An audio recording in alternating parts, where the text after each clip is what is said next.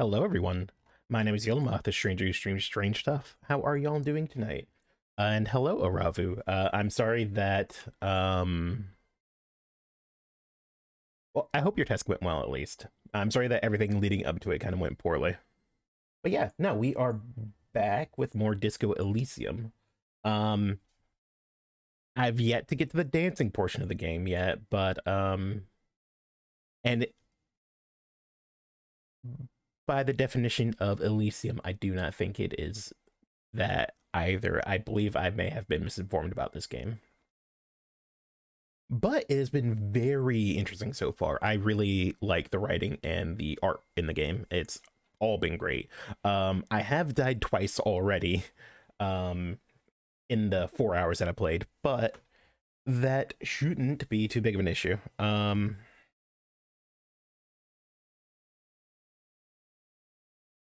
6:30. Okay, that's fine. But yeah, so far the game has been very interesting. Not sure if I describe it. No, no, I would definitely describe it as fun. It's just more complicated than I was expecting. Very well researched, I would say.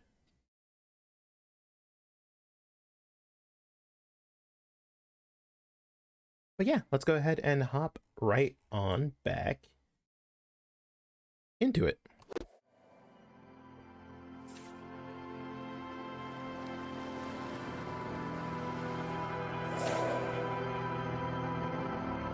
Move myself up just a little bit. There we go. Kind of tiny, but that's fine.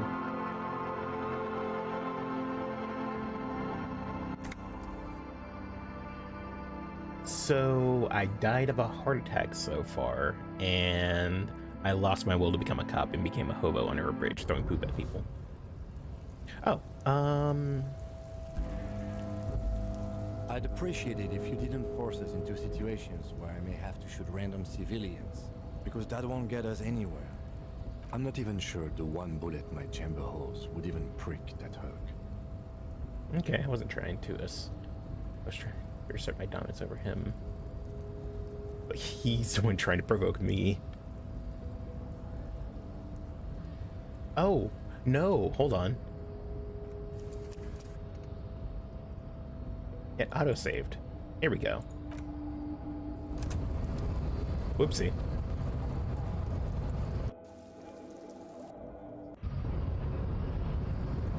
The unpromising Alright, give it a roll. Returns. Nope. Alright, it's worth a try. How did this happen? You must be out of your mind. I'm a Your cop. fist cracks in the words to this. Yeah, sure. Twist in his grip and the pain. Good. Now leave before you humiliate your homoerotic organ. Alright. Up. Just had to try that again. So hopefully I get a good roll on what's called without having to, or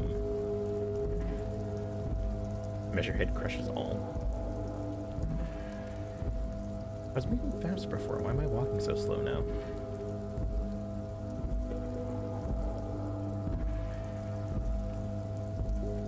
Oh, I have to have caps lock on to run. Interesting. Actually, I do want to talk to this guy again real quick. Right to work. Right to work. You don't have any tips on how to punch a guy out, do you? They a really big race theorist guarding the button. Not before you get in there and get your ass whooped. Learn by failure, I always say. He might have some advice, but you got to at least try to fight measure head first. Return if you fail. Nah. I'd rather not. Alright, so let's go ahead and buy some magnesium, I think it is, that I need for my mental health.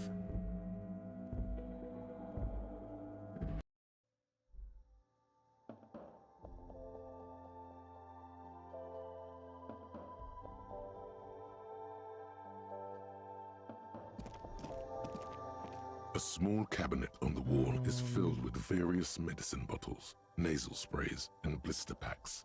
They all bear the Saint Baptiste Pharmaceutics logo. +3 health. Magnesium. +1 morale. +3 morale. Well, I only have 1 morale point currently. Okay, so. here. I hope Saint Baptiste makes you feel better or something. Alright. So I have an extra point, so I won't die instantly. Yellow roses, dozens of them. Tulips, too. I do still need to figure out how to get some cash for tonight.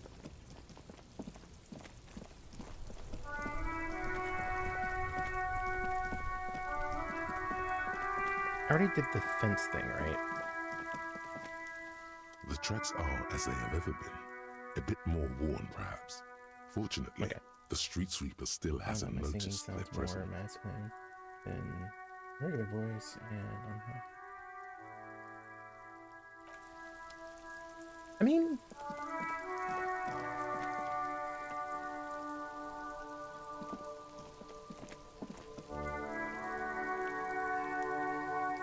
no, I mean, there's nothing wrong with wanting to sound more mask. Have you ever considered doing like voice training or anything like that?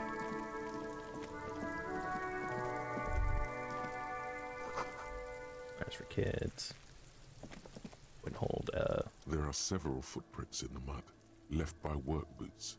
Anywhere from 6 to 12 pairs have walked here. What? What do you think you are? A super detective? You're hungover. Huh? No, I'm re-rolling that.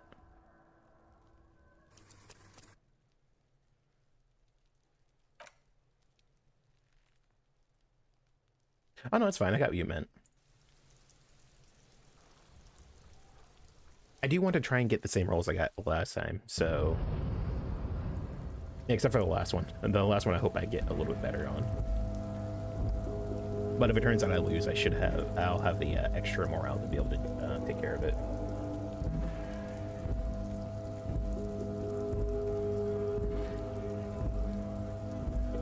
Songs. Wait, hold on, what? You've memorized over 400 songs? That's very impressive. Oh. Well, hot damn, I don't need to buy any.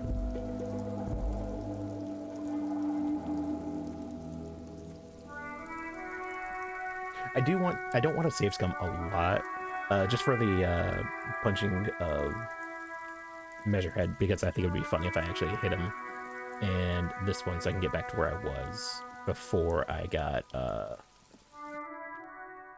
save. Only 500, including songs not on the playlist. Fair enough. There are That would be a several footprints in the very, mud, very left long by work boots.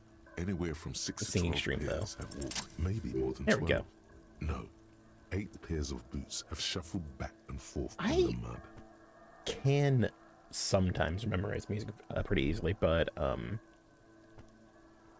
it depends on the songs, really. For 25 hours.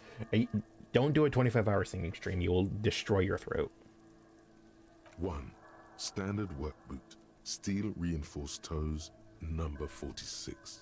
2. Standard work boot, steel reinforced toes, number 44. No. 3. Hobnailed work boot, steel reinforced toes, number 43. 4. Standard work boot, number 45 or 46. Which one? You don't know. It's a miracle you can tell the prints apart as it is. The cold must have preserved them. All right, count more. 5. Another standard work boot, steel reinforced toes, number 44.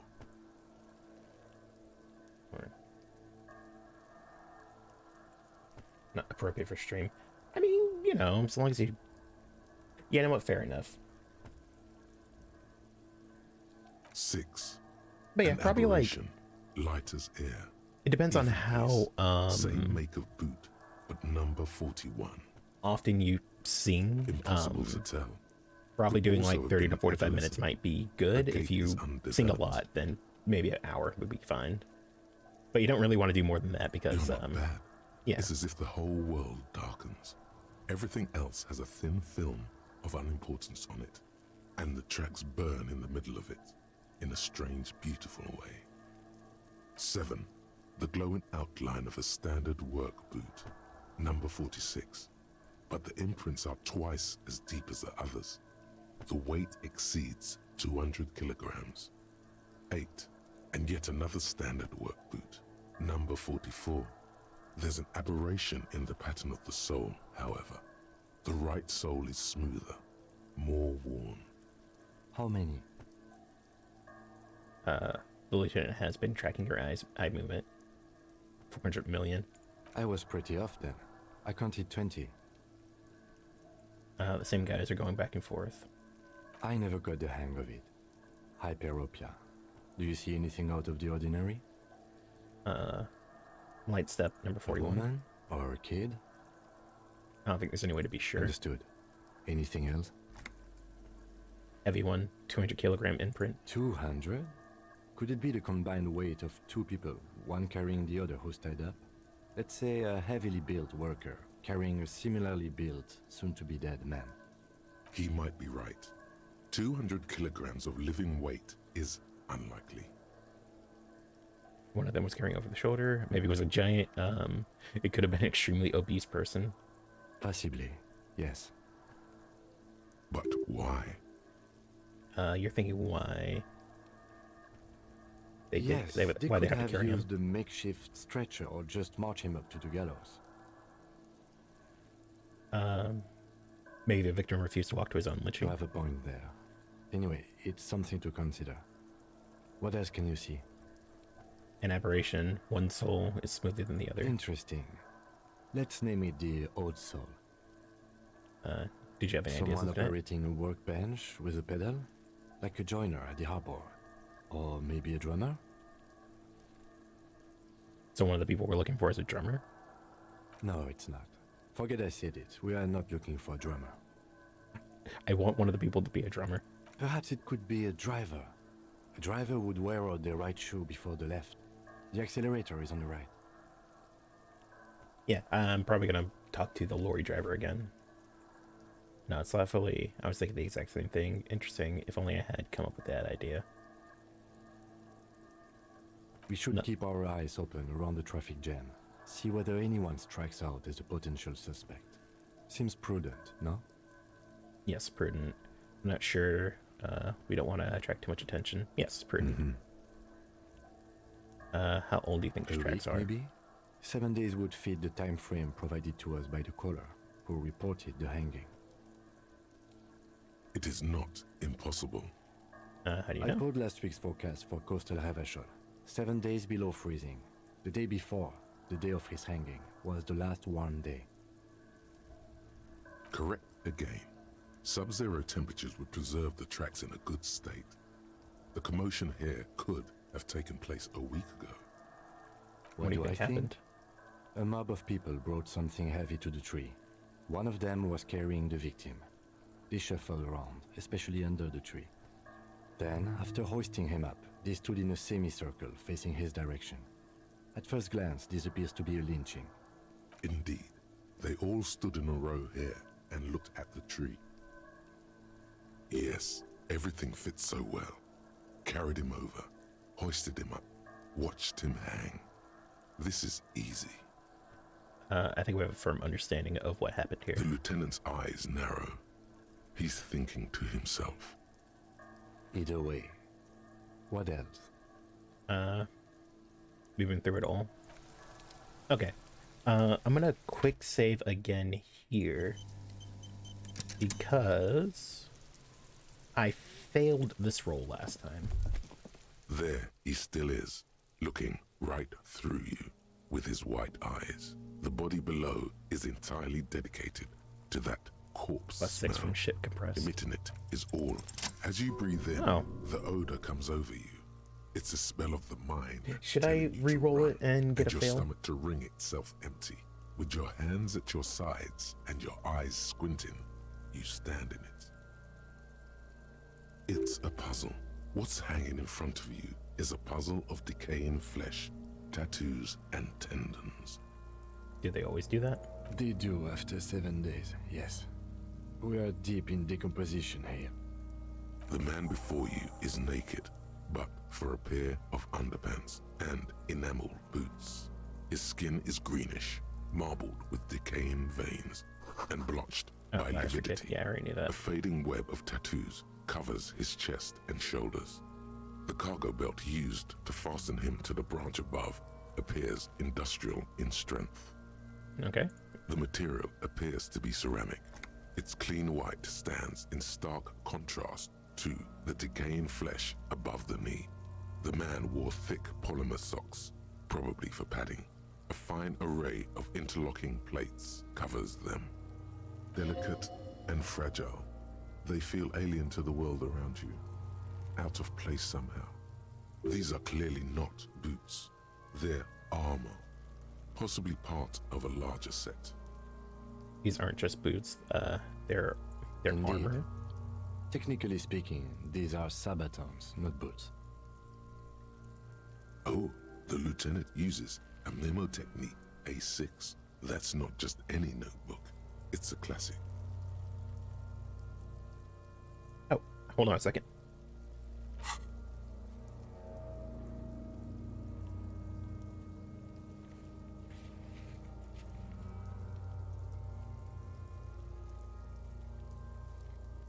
Hey, I'll be right back in just one moment.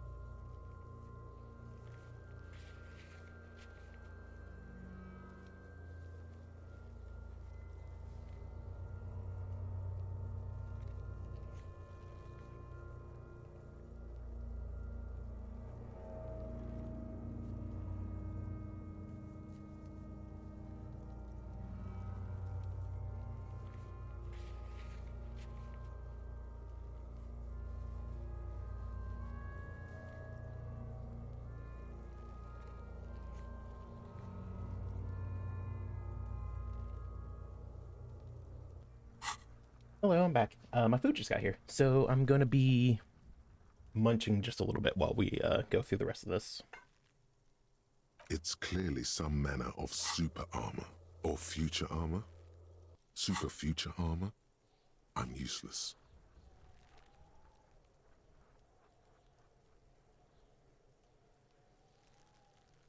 Oh no, I went with the wrong option there.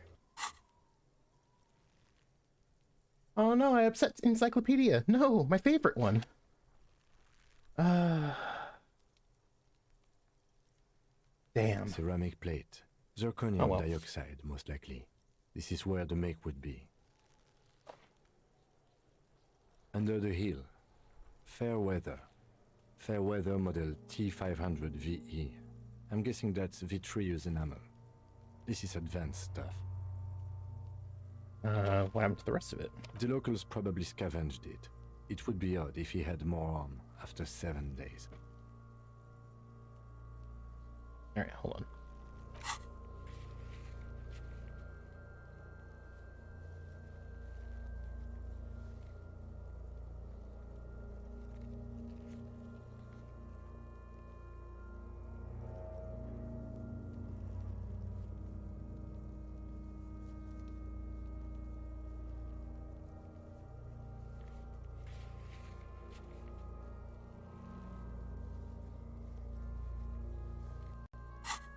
Okie dokie. I'm so sad that I upset Encyclopedia. My favorite character so far. We should keep a lookout for these pieces. The armor could yield information. Maybe he'll know something. Also, this has been this. It's interesting because this is different than last time I went through this. Last time I complimented Encyclopedia, and I was the one who found all that information instead of my partner. Maybe it's just wearing these boots and the rest of the armor, and there is no rest of the armor. No, he must have worn something precious underneath his clothes. They've removed all his clothes to get to it. They did not just strip him for the putrid rags.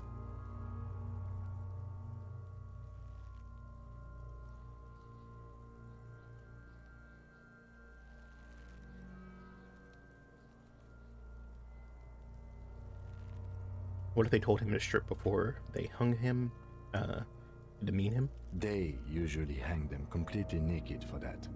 La puta madre, the Mazda, the Besmerties and the like. This one still has his underpants. Fucking talking about underpants. Clearly, Kuno would like to interject something here, but there's not enough for him to hold on to. The material looks out of place. It is. It's expensive.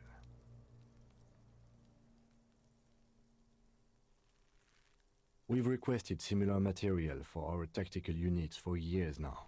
The constabularies deemed it too costly. In that time, we've lost 6 men to semi-automatics. How much are we talking about? For a full set, about 4 years of wages. For the northwest region of Revachol, an officer's average yearly income is 5,500 real, unadjusted for rank.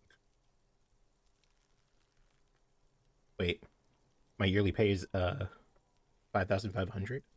Not too much, yes. Pathetic. I need to hustle more and hate less. Yeah, you know I what? have no idea what that means. How can a man afford such expensive hardware? That's for us to find out. Mr. Gart implied he was security personnel for the harbor company. This confirms my own assumptions. Just Initial something I report. scraped together from my station. An area report on Martinez. I'm sure you did the same. These look pretty advanced for a security guard. I agree. This equipment is way beyond what a guard can afford. Knock on the A boot. small bell-like sound fills the air, like tapping on the side of a porcelain cup. Sounds It's fragile. anything but. This material is a kinetic redistributor. It spreads kinetic energy horizontally, from plate to plate, dissipating it entirely. See? Faint organic lines cover the plates where they separate into smaller ones. These plates then divide into smaller plates until there are hundreds of them altogether. Like whirls of floorboards, the design looks organic, influenced by highly resistant wood materials like lignum vitae and ebony perhaps. What do these remind me of? If trees were made of porcelain, this is what their cross-sections would look like. Run your finger over the lines. The smooth, glossy surface fractures into ever more intricate interconnections, peaking on the right sabaton, where you notice the whirls are in the shape of a letter and number combination: E50, 100, 1000.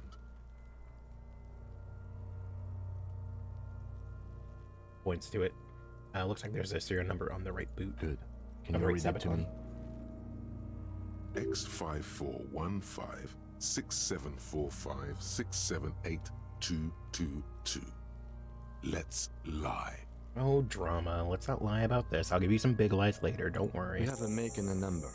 That's something. We can use the radio in my kinema when we're done. Either station can chase it for us. Pull the boot The off. stench fills your nostrils. As you push downward, an ominous creaking sound comes from above. Stop!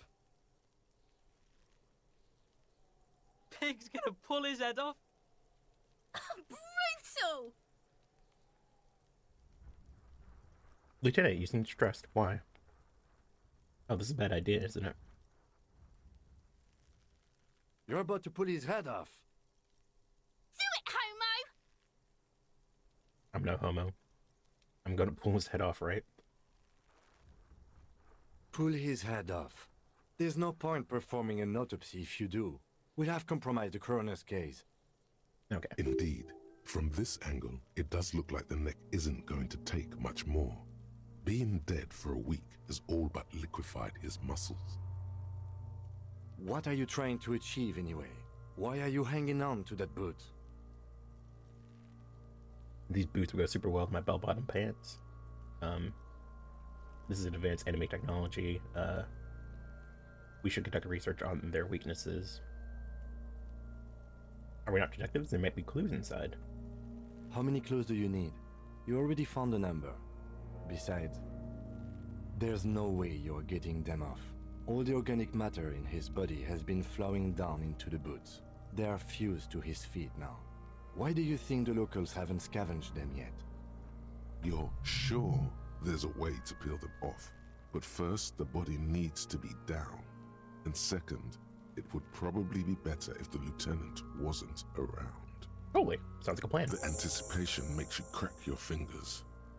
Feels nice. Nice and cracky. Nice. Okay. What's gonna happen to the boots then? Processing will take care of them. With the situation in the morgue, it will yield nothing. But we must pick our fights. Should we continue? Yeah. The cadaver slowly twists on the cargo belt.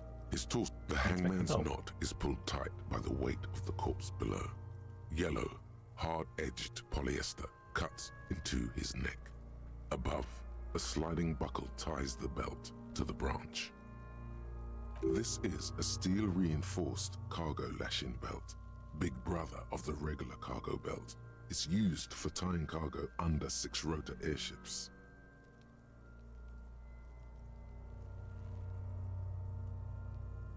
Wait, what corpse is you saying nowadays? Oh,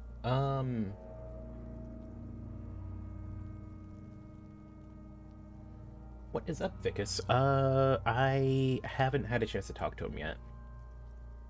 Airlifting. I thought it was used on Norway. I have to go back through all the other today. clues first. Apparently, this is reinforced kind for... Yeah, no, I died last time, remember? I gave up on being a cop forever because I missed shooting the belt buckle. Or shooting the buckle on the, No, it is a belt, so yeah. Insurance report, my brain tells me so. Then again, what do I know? I don't even... The local harbor uses 6 rotors to shuffle Yeah, containers but I around. got magnesium I this time, get I'm the good. sense they use whatever was on hand without paying much attention to not incriminating themselves. Or assuming the dockworkers did it. They sure wanted him to stay up there. The ropes reinforced with steel. How are we even going to get up there? The brief Yeah. suggested as much. Politically motivated by the ongoing strike. Did you not get a briefing? Yeah. No, they might have forgotten my briefing. My past has undergone total annihilation. Nothing remains. My mother, the love of my life. Certainly not a briefing. I'm gonna go with Then no. you should Go with ask me tiny the lies. first moment we get. I was afraid it would be. Thin steel wiring, parallel strands. This makes getting him down more problematic than I had assumed. How did he even get up A there? noose is one of those things that's easier to use one way around. Did they climb using that kid's ladder? That ladder can't carry a grown man. I didn't see any splintering either, did you? I think they lassoed the branch, then pulled on the belt to close the buckle. Could be. The shape of the branch supports the theory. The cadaver hangs from the cargo belt. Limbs limp. An intricate web of blue lines stretches across the torso, from the right shoulder to the solar plexus. Each time they intersect, a small white star is formed in their crossing. Hundreds of fading asterisks riddle his skin. Their concentration is highest around his heart. Is this a national pattern? Of no nation that I know of. If anything, it reminds Easy, me how's of it going? religious illumination, last or penultimate century. Men who live harsh lives often turn to innocentic worship. But which one? I see no trace of a humanoid figure. We're missing something here. I agree. Sudden ring fills the air as Lieutenant pulls down the zipper of his jacket. He wears a wide leather belt around his waist and a gun holster under his arm. It goes pretty well. I have to redo this part because I suffered emotional damage and quit being a cop and became a hobo under a bridge. He takes a thin piece of milled aluminium from his coat pocket and pulls it open. Sounds like a sword being unsheathed. A small lens appears. Some sort of camera. What is that? A Trigger Sunshine. Mini. Triggered is the world's leading manufacturer of intercommunication devices, primarily projectors. The camera before you looks familiar somehow. Shit, Kuno! What the fuck is that? An instant color camera. I have only 2 ampoules, so nobody move. I don't want to waste one. A sound, a shrill flash, followed by the breaking of a small ampoule of glass. You see streams of color pour onto the thick, glossy piece of paper, rolling out. In case we need it. Cool machine. Yes, it is pretty cool, isn't it? There is only one ampoule left. Use it wisely.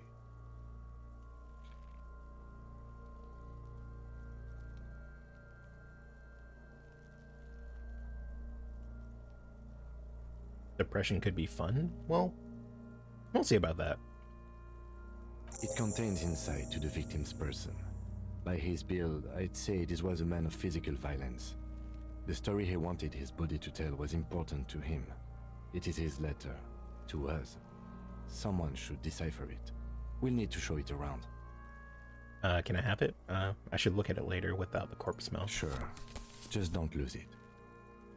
You can trust me. I've only lost my badge, my gun, and all of my memories. The glassy-eyed corpse looks by, his mouth mute and his skin as colorful as the chemical rainbow on the photo paper, teeming with opportunistic organisms. You've acquired an interactable item. Investigate this item further by going to the Interact tab in your inventory. Look him in the eyes. His eyes are milky white and blind to the world, protruding comically from their sockets. There is no one home. just subaquatic terrors there. Dark brown hair grows on his head. His face is ready to explode from the organic processes inside. The death's head grin has passed. What remains is an unrecognizable mess. All right, let's do the big roll again. Can we talk to the dead body? The corpse Damn. is dead silent. You have no idea why you just said that. Oh well. Who is he? He is male, 40 to 50, with an athletic build. Okay. The corpse looks right through you as you distance yourself from its stench. Eyes like a shark. I'll try it again later. Squint and take a step back. As you narrow your eyes, the monster before you blurs into a violent mess of green and pink. This is a trick. You've done it before. Pink is where the blood settled in the first hours post-mortem. You can use it to see if the corpse has been tampered with. Does his position at the time of death match the discoloration? Observe. Only the lower extremities are pink with a dash of blue. His fatted hands, thighs, and his neck, just above the noose. The rest of the corpse appears dark green in the cold spring air. His face and hands are pink. Thighs too. I see it. His neck too. The lividity goes right up his chin. We have good, well-pronounced discoloration here. Relax your eyes. The monster comes back into focus, an explosion of color coursing with dark marbled veins. His stomach appears pregnant with something. Black liquid streams down his thigh and onto his boot. So, what do you think? I think he's dead. I think it was upright after death. His hands, feet, and neck are discolored. Cover your nose. Something's coming out of him. He's beaten up. Let's see the bruises. Yeah, that's just Kuno. Agreed. Yeah. Especially on the neck. The belt acted like a tourniquet, keeping the blood in his head. The hypostasis supports a hanging. It could still be he was moved after death. Maybe was strangled by someone. Yes, there's always a chance we are wrong. We should check for ligament marks on his neck to see if they're in tune with the belt. We'll have to get him down first. Covered nose. Something's coming out of The him. pool of blood and feces has eaten into the frozen mud below the man's feet. Purge liquid is dripping into it, drop by drop. The victim appears to have contained no more than half a kilogram of digestion at the time of death. The fuck are you saying? Talking about shit. Goddamn random faggot. Maybe he went to the toilet sometime before death. Maybe.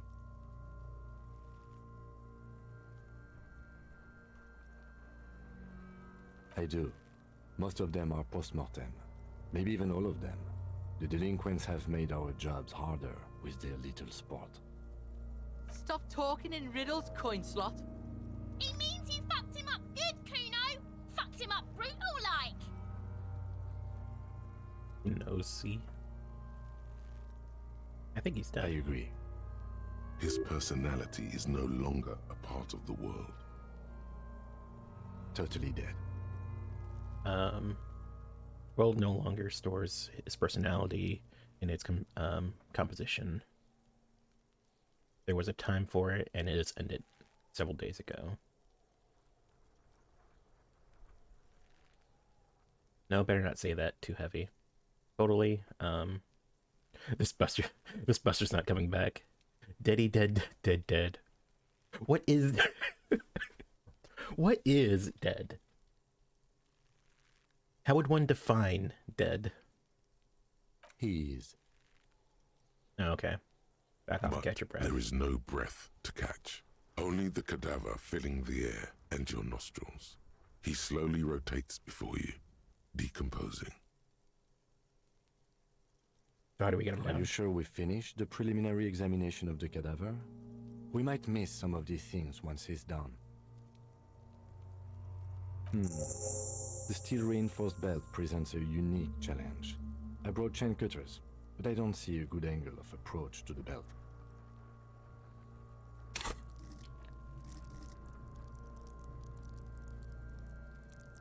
So I have 2 skill points now because I didn't need to use one on endurance to retry the roll. Sink under their noses, stun them with master machines, pick locks, and pickpockets. Straighten your back and keep your poker face.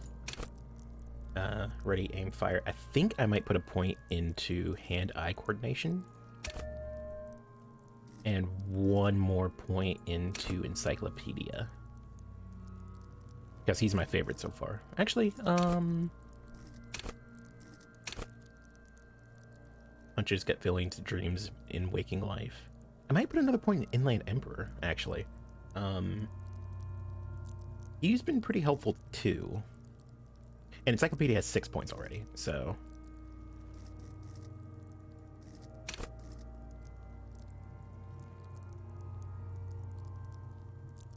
yeah, let's do that. So revert just gives me back my point, right? Except changes in class. Oh, okay, so I could change it around before.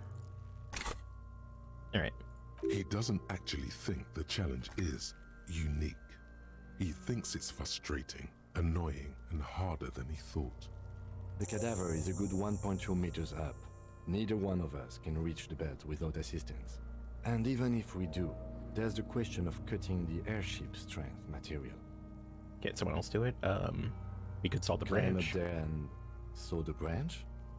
Yeah, it seems too There dangerous. has to be a less risky way, with less falling down of trees. Seems like a lot of hassle. Let's not do it. Maybe we could shoot him down. Bang bang.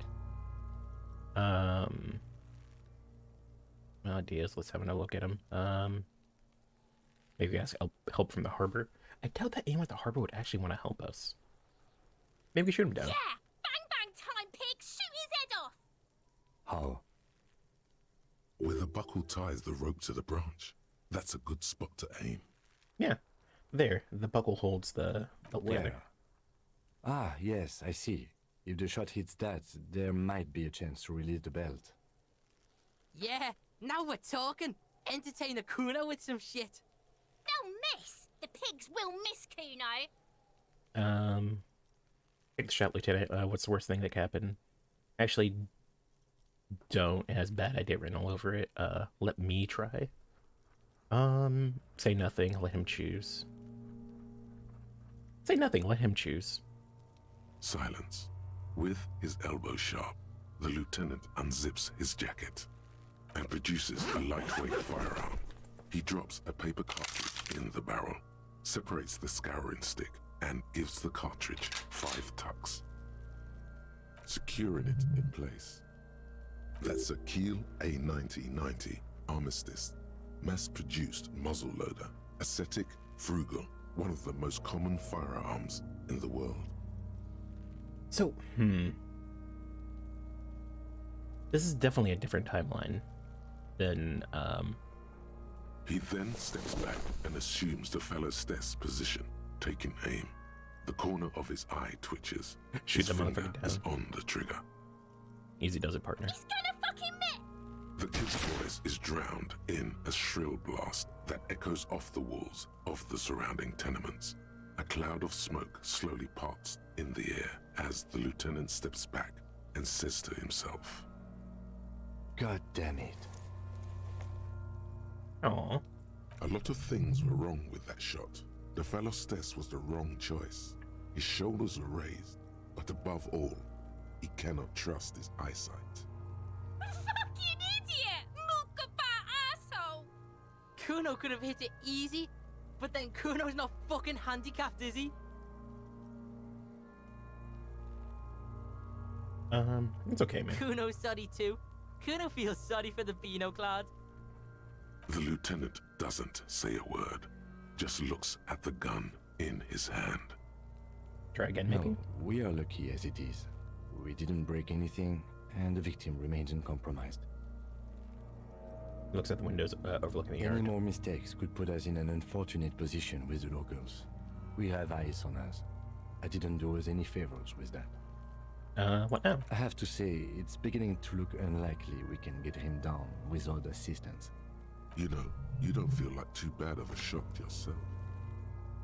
Can someone else do it? Can I have the gun? I should try. It's bad as it is. Us shooting firearms like punks.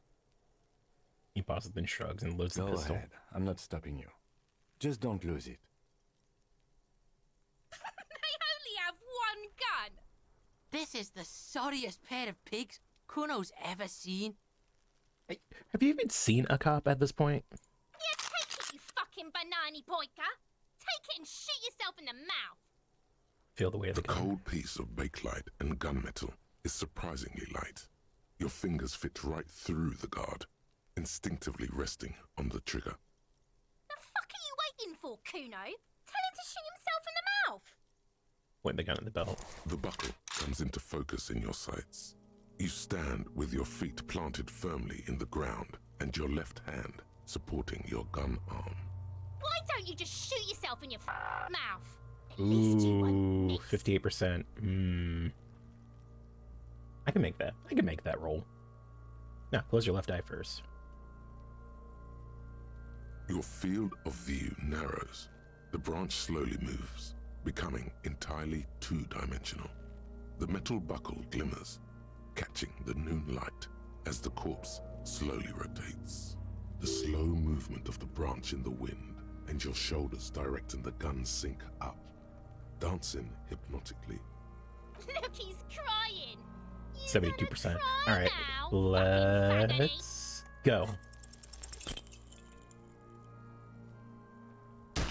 God, I missed. A plume of I missed smoke again. erupts from the barrel. Your hand goes At least I'm not numb gonna die from this the time. Explosion. With your ears still ringing, you lower the weapon to see what happened. You missed the belt, but All right, well. hit the corpse straight in the chest. Bits of ribcage protrude from the skin. No blood, only a murky sludge dripping down his belly. The sudden stink makes your eyes water. All right, so we're back exactly where we were last time. Oh my god, he's gonna fucking cry. I knew it. What a mulka. Ask for another shot. You'll get it with the next one. The goddamn light reflected off some window. Surely. There's something wrong with your weapon, Lieutenant. It keeps missing. I don't want to do it again. This is boring. Start crying. You're sensitive.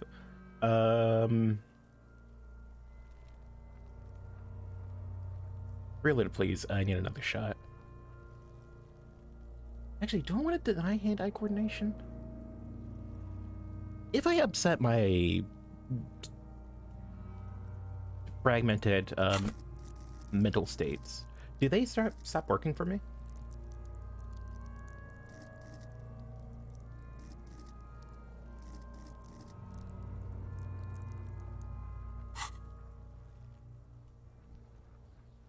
But I don't want to be petulant about it. I don't want to. No, yeah. The armistice is sufficiently precise, officer, especially at close range. He takes a sidearm from you and It's not holsters the it. gun's fault you can't shoot. It's your pig hands. Pigs don't have hands. They have, like, fucking hooves or something. Kuno has hands. Kuno can shoot that shit down for you. No, Kuno. If I can't shoot him down, no one will. Lieutenant, we shouldn't trust Kuno with your service weapon. He says he can shoot it down. That's preposterous. We're not giving you the gun, kid. That's preposterous. What are you, a fucking earl? We still need to get him down somehow. But The how? bad way. The way I didn't want us to. By asking the harbor for help. They have the tools and the men. If they put him up there, they can take him down too.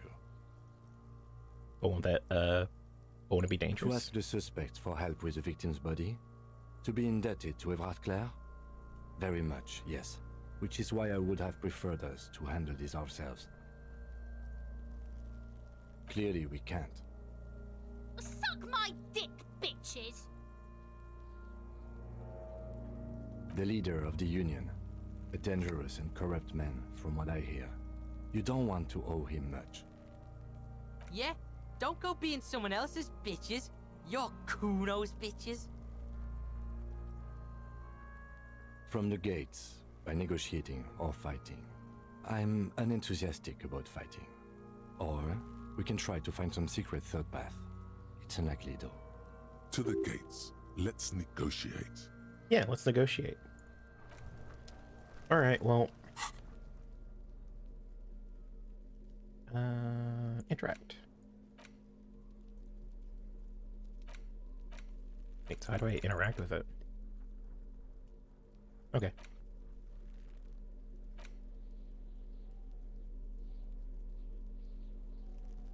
I need to come back for those boots later.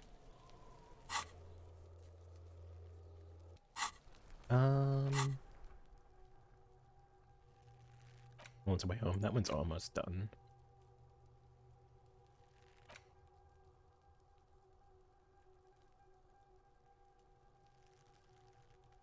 That's fantastic.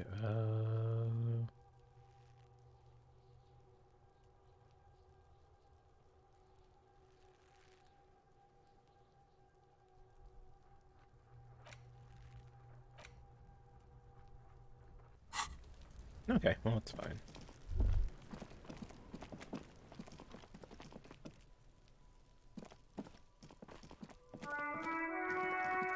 So I have to find my way into the harbor, or find some other way of getting them down.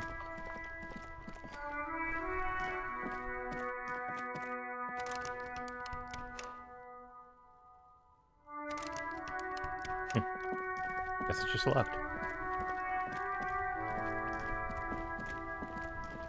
Oh, we should probably call about those boots. Hold on. Inside, you see a set of steering levers, a radio microphone, a pull-out toolbox, and the soft glow of the fuel preheater gauge. Right, this is Precinct 57. How may I assist you? Alice, please connect me to 41. I need you to connect me to a civilian. Could you run a serial number of a pair of armored boots for me? Third officer, what's the number? And the make of the armor, if you know it. E50100100. The make and model of the armor is Fairweather T500 VE. Got it. I'll contact the ICP database immediately. Call back tomorrow. Hopefully they'll have dug up something useful by then. All right. The International Collaboration Police, ICP, is an inter-Isolari law enforcement service, the crown jewel in the moral intern diadem, alongside EPIS and the coalition government.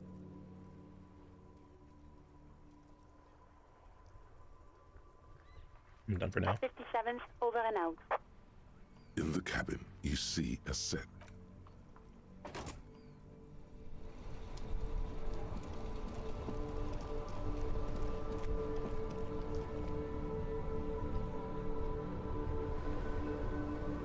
I keep hoping those voice lines go a little bit longer than they do. I'm trying to munch in between them, but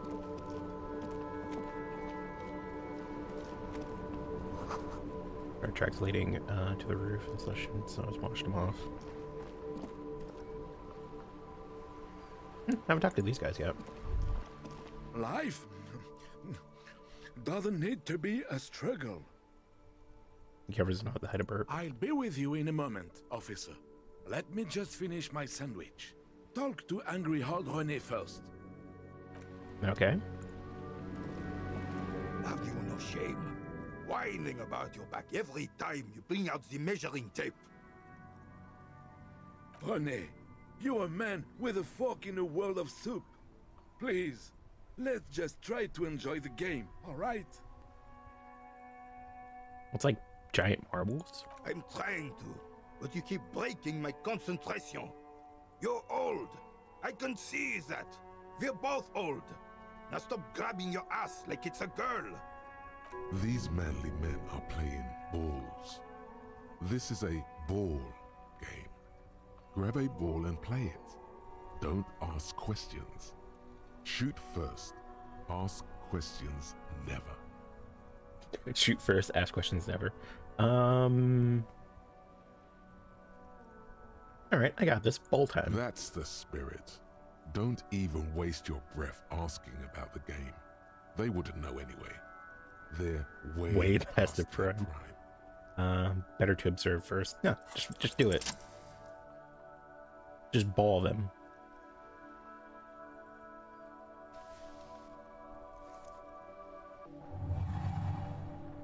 You are immediately surprised by the ball's lack of weight. No matter, you'll make it work. Let go, be the ball. Taking the surroundings. Feel the ball. The cold metal ball is surprisingly smooth against your neck. It has a pattern on it. Probably a sponsored ball. Yours would only be covered with bumps of learning and scars of victory.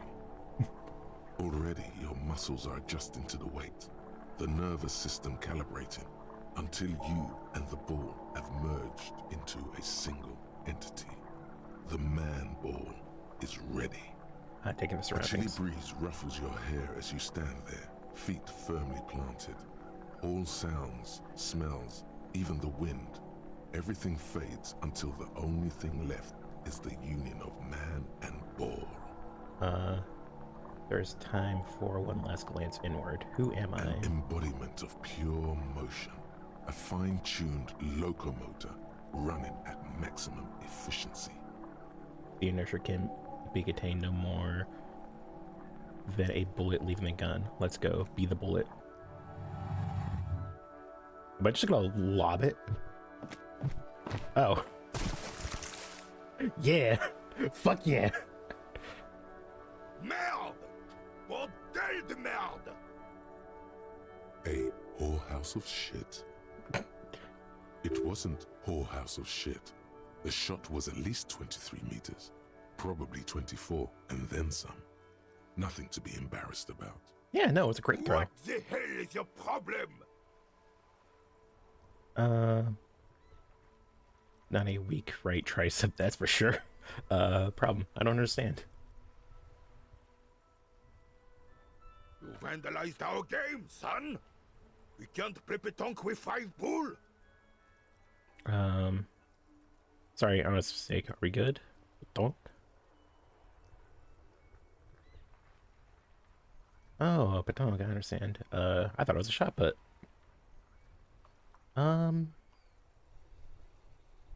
Yeah. Well, it damn well isn't. It's petanque. You ruined a petanque game. We want our bull back. Take it easy, René. This is just a misunderstanding, isn't it, officer? No harm done. Yeah, Of course just a misunderstanding. there's harm done, you orange slug. You owe us a goddamn bull.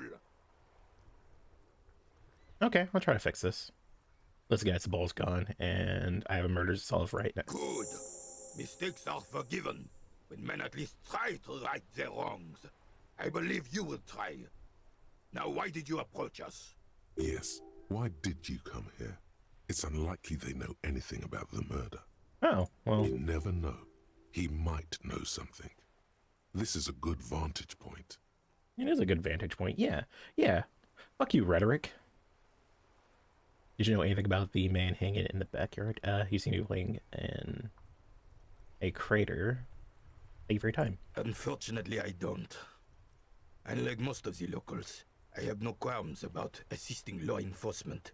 But this affair has passed me by completely. And most of the locals. In Martinez, the union is the law. So can you really blame them? I can. Cop is a pejorative term. I don't have a problem with policemen. On the contrary, I admire the effort to bring order to our streets. Mm-hmm. He doesn't know about the crime. Your time is better spent discussing politics.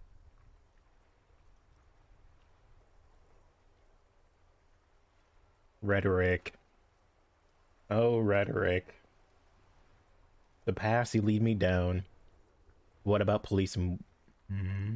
What about police? I'm confident they are indispensable in regard to all the paperwork and other administrative duties. Oh, I see.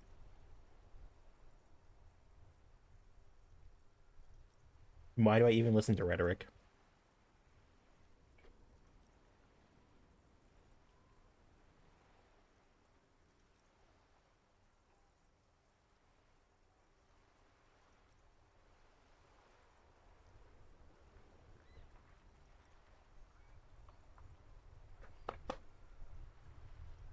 my god. My face broke. I didn't even notice. There are no duties RCM women couldn't carry out. But you must agree that nature, in her infinite wisdom, has made men more fit to perform certain, more challenging tasks. Don't you, my god. officer? Rhetoric, why? No, I don't think there's any evolution inequality at play here. Really, officer? Match an average woman against an average man in a dark alley and see who comes out on top. Gender equality is a very noble, very modern idea. But in real life, primal roles prevail. But I do not wish to discuss this matter further. Thank God. Alright. You seem to be playing in a crate. Yes. The terrain here provides an interesting variety to a familiar game. Do you know what created it? I do. Fire from heavy artillery. Okay, it's a critical lift by artillery fire, but why? Why what? Why was heavy artillery fire used? Because that's what happens when communards hijack your country, execute your supreme leadership, and turn your capital into a slaughterhouse. You use heavy ordnance to clean up your home. Wait, who are the comrades again? Did you use artillery fire against them? Maybe we can do this history lesson later. No. Commies, communists, socialists, anarchists, call them what you like. They just chose a name to feel special. Senseless sentimentality. I don't think it's senseless. Sadly, no. It was the foreigners who brought them to their knees. We fought valiantly. Too valiantly. So valiantly we got licked. Should have fought dirty, like they did with their suicide sex cult propaganda and mad anarchist women strapped to shrapnel bombs. We didn't though, and we lacked caliber. God bless him, but the suzerain's cannons simply weren't big enough. What? It was probably a bit more complicated than that. I shelled them here in Martinez. They should have chosen a place away from people and buildings. Look around. I understand. Bomb this place too. Because this place is a damn beachhead. Had to soften the commies up first. A beachhead? Yes. The military coordinated amphibious landing to take back Revachol. Martinez was used as one of the 3 footholds in Revachol during Operation Deathblow in 08. The other 2 are off in Stella Maris, and the Delta. So it was 45 years ago? Deathblow, that sounds grim. Non-stop fleet turns to the northeast. Shake your head and look down at the crater. This here is Blood Ground, where coalition boots first made landfall and cleaned those rabid dogs out. Most likely, we're playing pétanque on their mangled corpses. Christ. Blood Ground. You got old René going there. Like he isn't hungry enough already. Hold on. The coalition? Is that why everything is bombed out?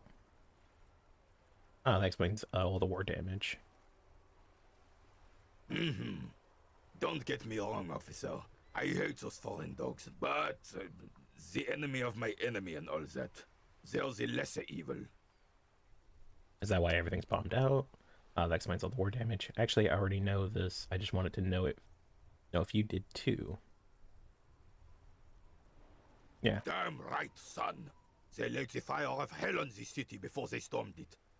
And it worked, too. The rest of the city got cleaned up, but Martinez they keep as a monument. And now the Union Socialists are practically running the place. Well, it's your own damn fault. You, we, the coalition, Revachol, whoever you want to blame, never finished the job. Officially, the party never surrendered. Of course they still hold influence. You don't even begin to truly understand the players at the table, let alone the specific circumstances surrounding the... What do you think? What do I think? Men have opinions on these things. Present one. That's how it should be. saw socialists paving the way for hard-working class to take over. Foreign powers cleaned up our RMS, and now they rule us. Shake your head in shame. The coalition seems to be quite capable, actually. Commies just don't understand how money works. Nothing. I don't think. I just do. For the hardworking class to take over. I think that's the path Rhetoric wants me to go down. It does.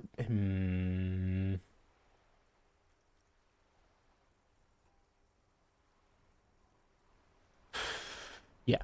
Preposterous! Surely you don't mean it. I'm just sorry it had to be them. After 8 years of fighting those commie hyenas, boiling cats for food and drinking my piss in the mountains. Why are you drinking your piss in the mountains? I would have preferred if the Right Honorable King Guillaume returned through Revachol, or even if that damn clan Frissel had risen from the grave and led us. Sadly, that was not the case. Instead, all that is just, holy, and beautiful in the world was wiped away, and now it's neon signs with toothpaste ads everywhere. Foreign influence peddling garbage and stupid music on the radio. This is just what the commies wanted. This was the plan all along. This is what they wanted to replace the role of the suzerain with. What exactly is the suzerain? Yeah. Damn Frissel. He was the king we couldn't protect. The Carabineers failed him, and the crown. He died in the hands of the Hyperlay, in a very public execution.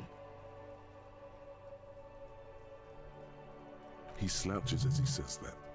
It makes him smaller, admitting they left the king to the mob. You mentioned... A true king in both blood and mind led Revachol before Frissel.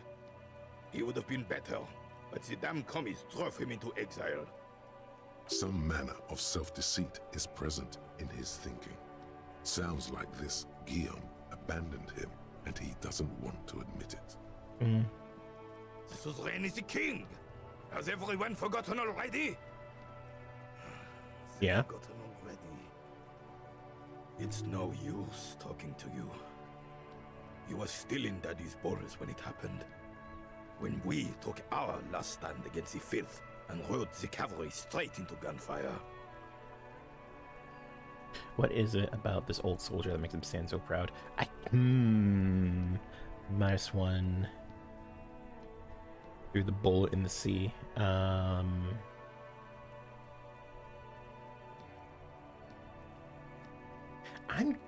gonna try and make the composure check. I mean, 70% on 0.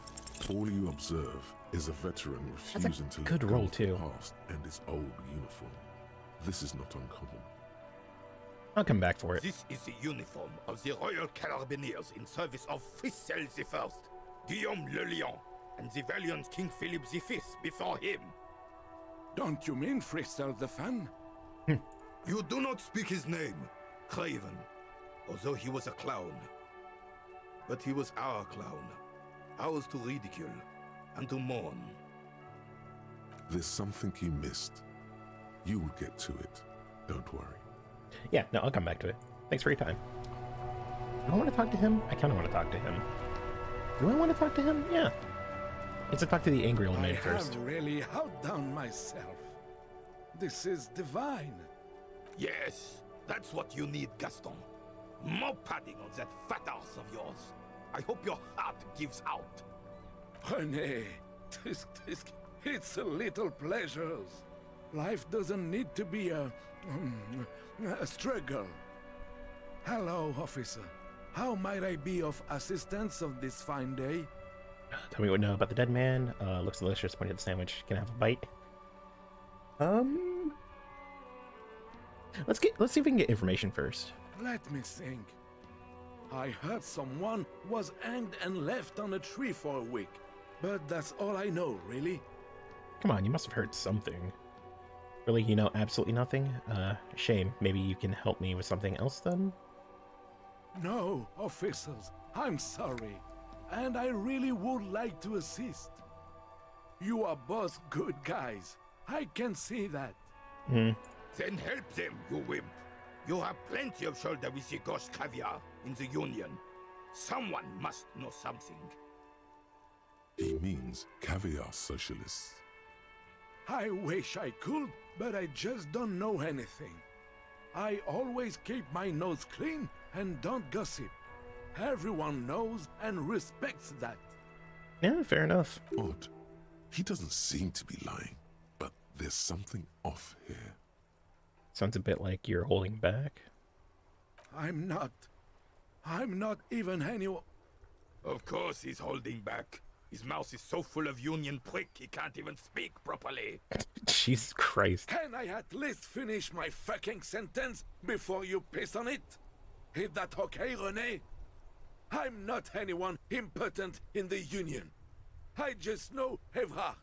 Oh. And who's this Everett? Can you help me get inside the harbor? Evrard Clare. Everyone in Martinez knows the Clare brothers. I taught these boys human studies and history in the gymnasium. What do you know about history? You never witnessed history. Only heard about it years later, when it had already moved on. You don't know history. Sounds like... The old soldier mumbles something under his breath and turns to face the sea.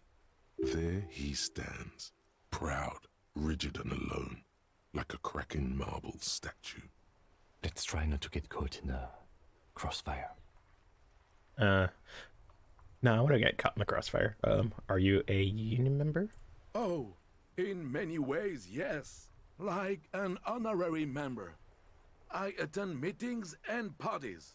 Help with little things. Parties? Evrard, Party sounds like Edgar, dancing. Let's go to the party. The older debarders all know me. In many ways? So you're not actually a member? Oh, yes. So you're not actually a Not member? in the technical sense. I don't have a vote or a membership card, but Evrard keeps me on the payroll, just for the little things. Oh, that's So nice. that's what it was before. Him hiding something. He tries to make it look like he's a big deal in the Union, and now the illusion is disintegrating before your and René's eyes. He doesn't know anything, because no one tells him anything. He's an outsider. Yeah. Of course he's not a member. He's not a member of anything. I knew that. He's a Weservein. Turns to where the wind blows and tries to look important. Damn. I hate the socialist rabble, but even siding with them is better than living your entire life on the fence. Never committing to anything. Pick a damn side already. What are the little things you do for Everett? Writing work mostly. Occasionally, he needs something written, and I happen to have a way with words, people say. What kind of things do you write for him? Oh, nothing official, I assure you. Just essays for the newspapers. About Martinez and how things are and how they could be. Evrard and I have these long talks where... Well, he tells his little pen man exactly what to say. It's commie propaganda, plain and simple. You should be ashamed of yourself. Are you a caviar socialist? I don't even consider myself a regular socialist. Politics is not really something I involve myself in, officer. Wait, how can you write those newspaper pieces if you're not political? So you are a weather fan? But you need to believe in something. The people, freedom, the people of Revachol, even money. Money. Ew. Patooey. That's smart. Keep your nose clean too. Yeah. How can you write those newspaper articles if you're not political? Officer, I have a vivid imagination. Mm-hmm. And like I said, I have a way with words. Mm-hmm. That's enough. No need to sink into politics. No. He just fluffs it up. Of course. Don't sink into anything. Don't sink into any fight. Only sink into your couch. But you need to believe in something. I believe everyone has the right to think and do whatever they want. Even if it's nothing at all. I'm very adaptable. I see. Mon Dieu. I think that's all. Wait. Remember the Union? Yeah. Oh, in many. Do not actually remember. So he does. Of course, I hate the socialist rabble. But even siding with them is better than living your entire life on the fence. Never committing to anything. Did I miss the opportunity to ask him if he can get me into the harbor? Let's try not to get caught in a... No, Oh. thank you. For being consummate professionals. You'll have this case wrapped up in no time. I wanted to ask you about the Union again. Sure, officer. They are the Damn. good guys around here. What do you need? No, thank you. That looks I'm delicious. sorry, officer, but I really don't share food. Nothing personal, it's just a principle. The only one you have. The sandwich looks like a culinary wonder. Well made and abundant in components. The author sure knew their craft. In addition to the obvious slice of ham, a fat one, you notice a brim of a tomato peeking from below. And is that mayonnaise? Do I want to try and steal the old man sandwich? Don't be a dick. Okay, I wasn't that hungry anyway. I mean, I probably do need some food in my stomach. I had thrown up literally everything that I had inside of me.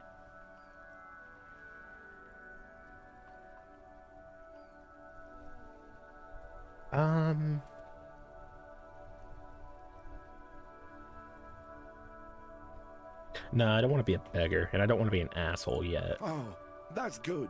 That's very good. You must have other Demonstration business to relinquish then? a sandwich. Bye for now.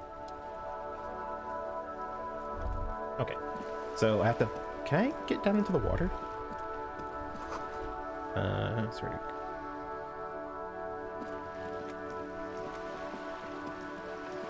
Oh, what's this?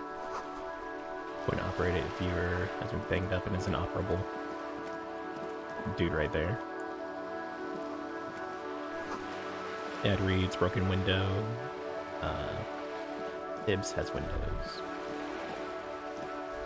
Hear a distant squall of seabirds. Oh yeah, definitely not going into that water.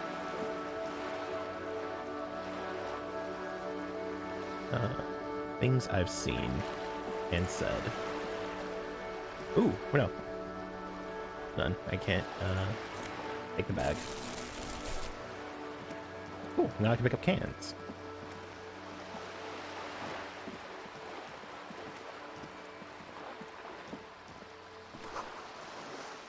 This boulder, bolus for the man.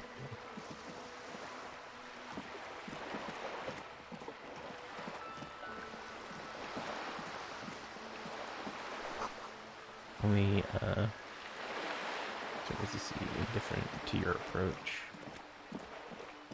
Is that blood?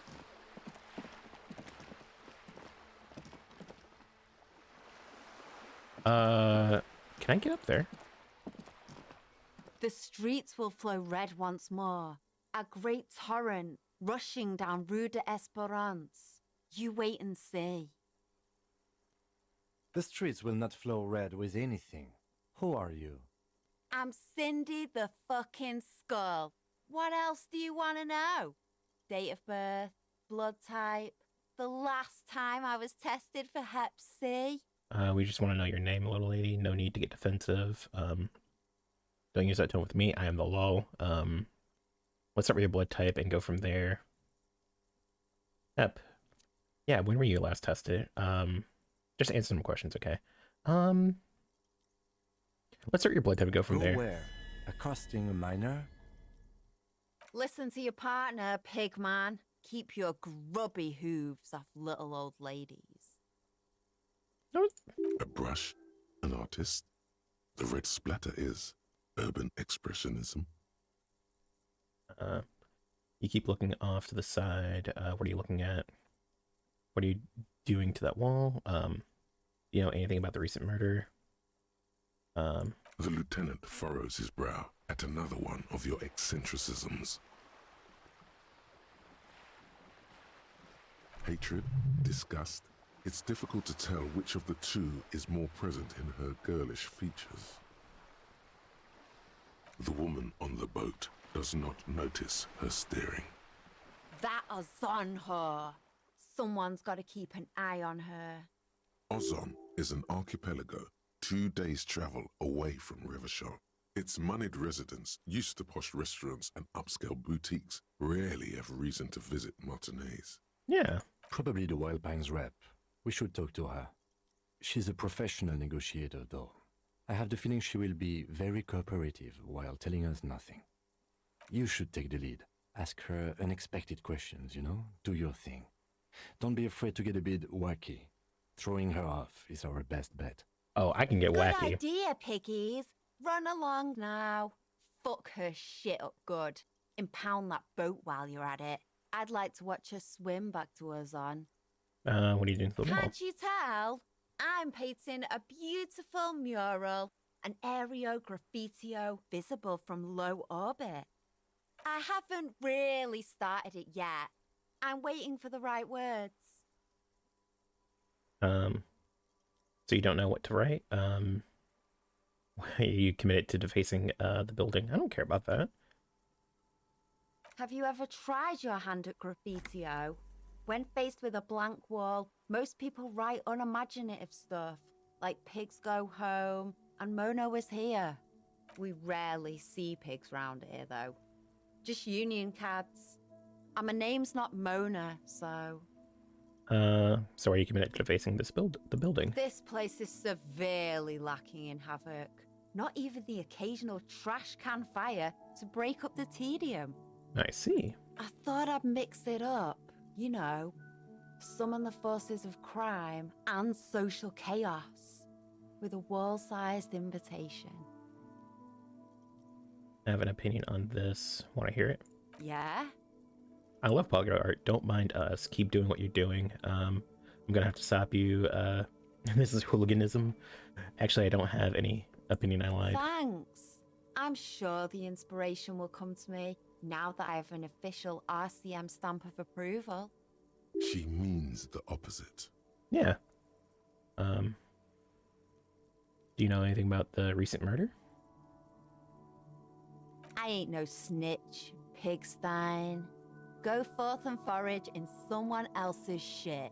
No shortage of squealers in these parts. Actually, there is a shortage of people who talk to us in a normal, calm, informative manner. We weren't put on this earth to make your life pleasant, fucko. Catch you later, Watch Cindy. your back, ungulate. You've got eyes on you. Lonesome, long way home. Oh, yeah. Here we go. Home awaits. Walk past Station 41 and through the market, past the Boogie Street spearhead to the other side of the lake, the frozen eye at the center of the district. Then past the video rental store on the corner. There, at the end of a street lined with pine trees, a small house no larger than a matchbox. 11 Voyager Road. You no longer live there. Those times are gone. And so are those people. Why did you come here? Why are you still here? And where's the dealer? You have to get back to work. That's all you have now. Okay. What does that give me? Learning at perception raised to 5. Speed gives you +1 psi. Oh. Okay. Well, good with that. Instead of frame of a motorcycle.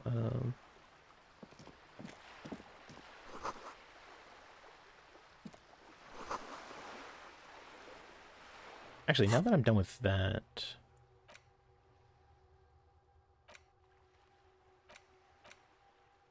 actually, I probably want to hold on to volumetric shit compressor.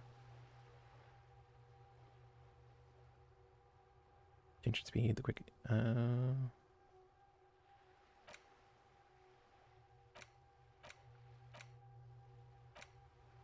So I can't actually internalize any of these other ones. Okay. Oh yeah, the bag. for collecting bottles, and I need a shit ton of them because I need money. I still don't have a map, though, yet.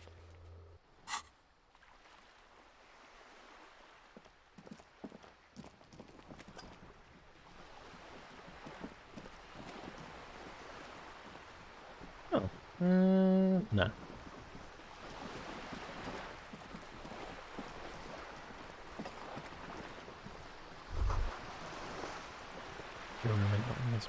Is it much bigger than the sloop? This is worth more than you'll ever earn in your life. A striking woman leans against the cabin top of her sailing boat, smiling as you approach. Her green raincoat glistens with droplets. A silk scarf is tied around her throat. Good afternoon, officers. I'm Joyce. Okay. Joyce L. Messier. I represent the board of Wild Pines, the owners of the harbor. You gentlemen must be from the RCM. RCM, what's that? I'm a little foggy here. What was the giveaway? Shake her hand. What's the L stand for? Baton, my maiden name. Sure, shake her hand. I'm glad to see you here. The grip is Like tight and cold. steel, there is strength there. If she wanted, she could sink her nails deep into your skin. I was dispatched to handle a strike, not a lynching.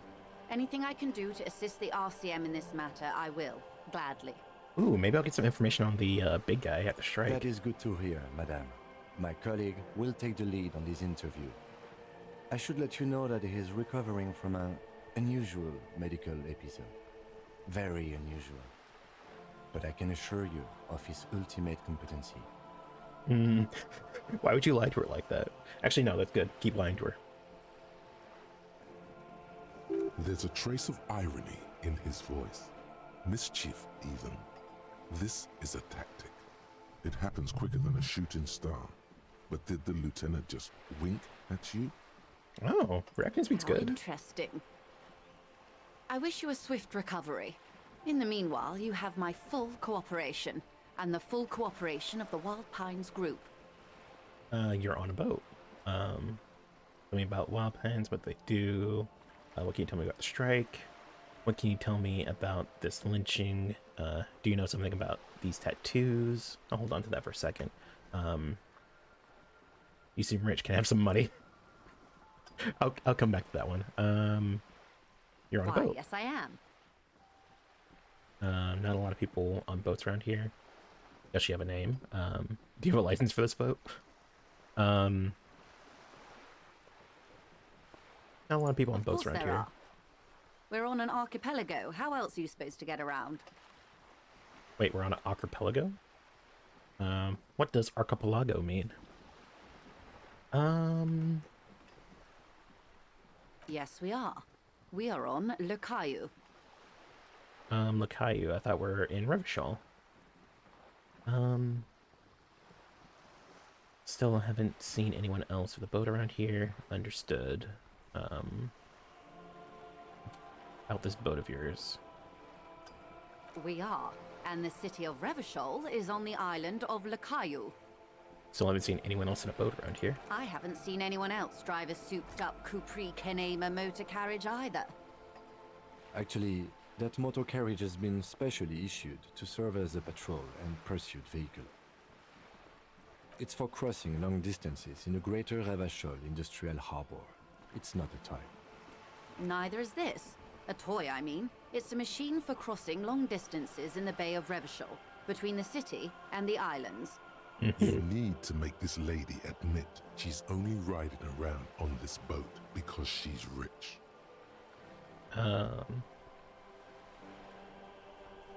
Yes, I do. Before you do, it would be pertinent to ask other questions.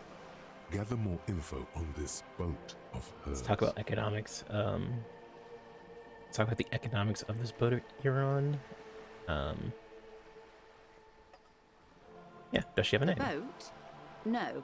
It is called Cor de Lady 19 because that's the type of sloop it is. Okay, but what kind of boat is it? It's a pleasure craft, a 19 pacer. It also happens to be rated for Category 1 racing. Though these days I mainly use it for business. How do you like it? My sloop? I like it a lot. It's the eel's hips, baby. The eel? Okay, sure. I'm enjoying this part of the interview. It has so little to do with the murder we're investigating. Hold on. Officer, I assure you I'm a highly qualified pleasure craft operator. The crowns of her teeth are porcelain, white as the boat's hull as she smiles. Her nonchalance might be related to something called the Wayfarer Act, a law that says she doesn't need a license. Sly Fox, you're not aggressive enough to harass her further on this. Okay. Going for the kill. Oh my, the E word. You mean to say that it's a symbol of conspicuous consumption? That I'm a member of the ruling class? Precisa Mundo, class wartime, baby. No, it's a symbol of our subjugation to foreign capital. The bad kind of capital. Yes, exactly. Detective, may I remind you that Mrs. Messier is a professional negotiator? Then what does that say? Does it say docking reserved for residents of Rue de Saint-Ghislain, 33A? 33A? This old proletarian haunt here. As I said, plenty of people drive boats of all social strata. Fire back quick. Your synapses flash. This boat was built before the revolution, or this house was built before the revolution.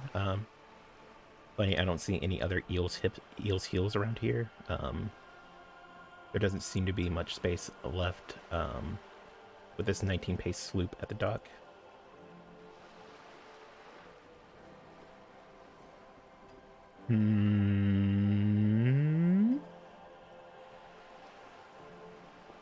Yeah. Okay, it is anti-centennial. The people who live there now lead different lifestyles, if you know what I mean. I assure you, they drove quite a hard bargain for this space. But you're right. I am a bourgeois woman, and this is my fast, lightweight, interminably bourgeois boat. Damn straight. Good. Tell me about the Wild Pines. What do you do? What we do? I'm afraid I don't speak for Wild Pines as a whole. No, of course it's not. It's a giant undertaking. There was a touch of discomfort there. She wants to merely represent. Fair enough. Tell me something else. So what do they do? The Pines' core competency is logistics. Container shipping, freight, that sort of thing. See those airships there, blinking? Those are the shipping side of things. And that is the terminal. Another subdivision deals with energy, oil and gas exploration, offshore platforms. Could have been a woman. The Wild Pines Group is one of the original Revacholian Indo-tribes. Companies awarded royal monopolies by the king, the suzerain himself, centuries ago. The king is long gone, but several of the Indo-tribes remain. Or the other Indo-tribes? You're in good company, it seems. How much money does Wild Pines have? Yeah, tell me something else. Son Baptiste, Elysium, an unknown entity known as Brightest Star. I feel like I've heard Brightest Star at some point. You're in good company, it seems. Why, thank you. How much money does Wild Pines have? I'm not at liberty to discuss the company balance sheet, but I can tell you that last year, the company booked more than 20 billion real in revenue. That's it? I thought Wild Pines would be big time. Number like that means nothing. The money I owe is so much less than that. That was supposed to be big time. And to think, there are years when the group books losses in the billions. Wild Pines employs 72,000 people, all of whom have families that depend on their salaries. It is a tremendous responsibility. Where does Wild Pines get all these billions? Yeah. They started as an exploration and cargo fleet conducting trade between the Samaran and Insulindian Isolas 250 years ago. when Pine ships explored the South Seminese and charted Lormantang on behalf of the suzerain. Centuries of care, deliberation, and madness have gone into this endeavor. Vessels pass through the great unrest to re-emerge with apricots in tow. The logic of the system is totalizing. It's taken everything from its employees to build it. It probably helps to start out with a role monopoly. What does such a huge system have to do with a place like this? Nah. You know more than you let on. Certainly it helped, but most of the original Indo tribes have failed or been absorbed. To survive, Wild Pines had to grow and adapt. No suzerain did that. Okay, yeah. You mean aside from being the terminal's legal owners, who are responsible for moving 8% of the world's cargo? 8% of all the cargo in the world? That's quite an endeavor. You don't keep it, you don't keep moving, the workers do. The company is nothing without them. Should probably just deflect that. 8%? There are no minor cogs in the system. Each terminal must be accounted for, lest the entire system break. Every hiccup in such a system means thousands lose their jobs, the world over. I'm here to assure that doesn't happen. Date. Wild Pines Felix Terminal. So why can't I internalize any of these other thoughts?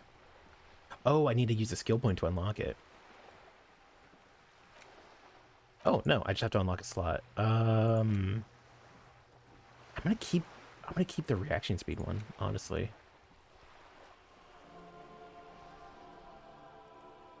Oh, learning cap for perception raised to 5. Maybe, how close am I to a level up? 40. So like 60 points away. I'll see where I'm at the end of this conversation, then I might get rid of one of my internalized thoughts. What can you tell me about the strike? Okay, actually I want to... What do you do at Wild Pines? There was a touch of discomfort do there. They do? The Pines, and that is the...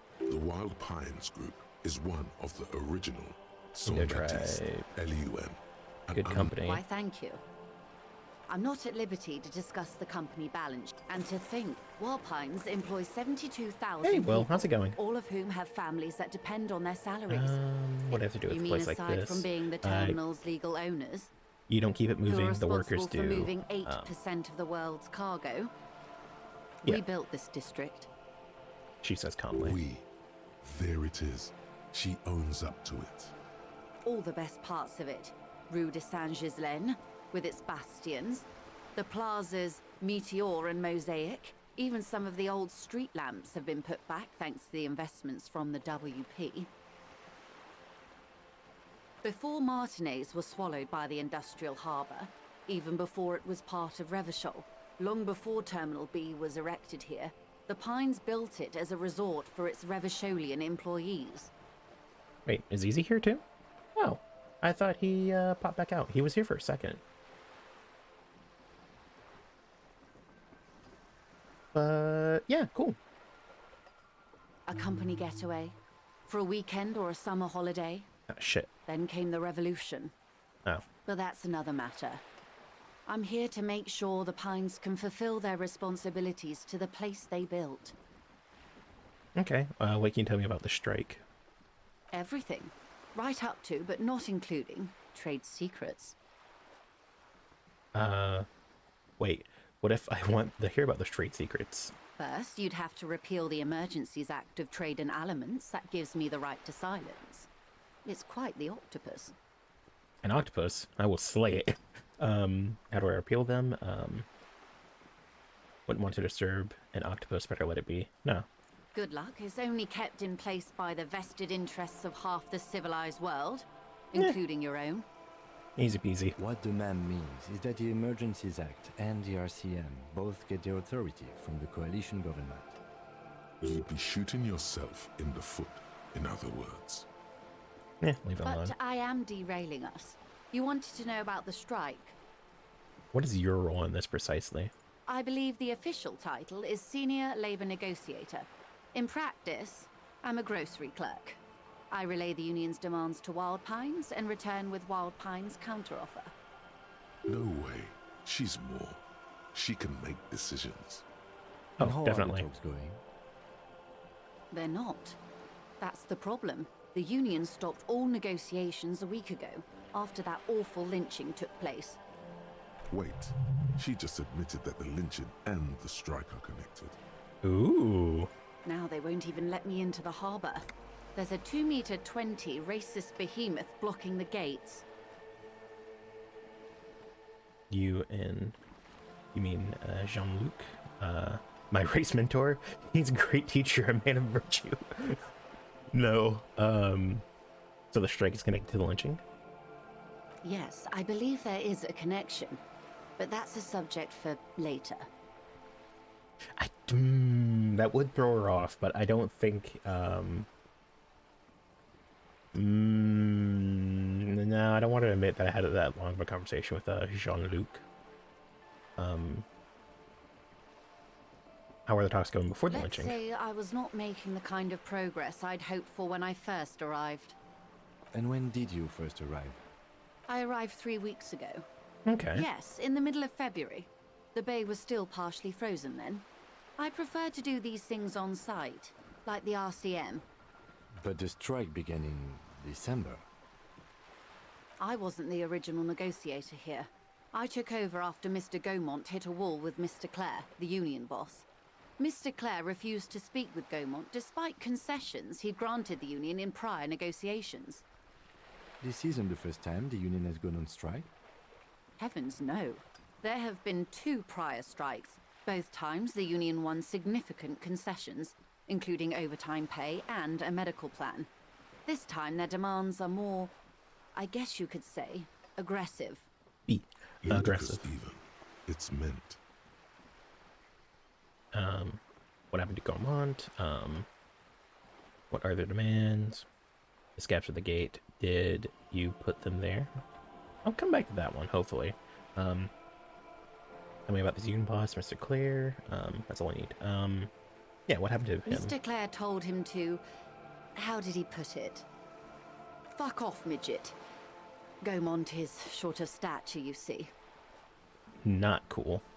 Keep in mind, this is a negotiator Mr. Clare has worked with before, and who was more than fair with him and the union.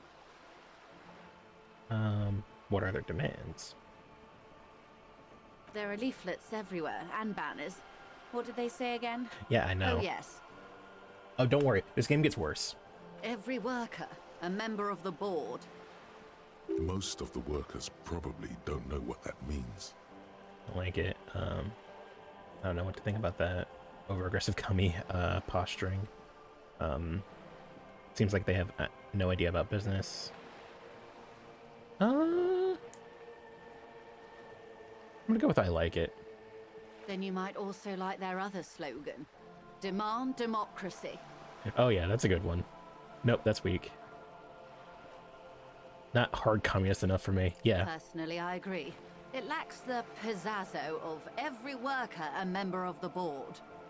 What exactly do you mean by it? What exactly do they mean by it, though? What do they demand? It's quite simple, you see.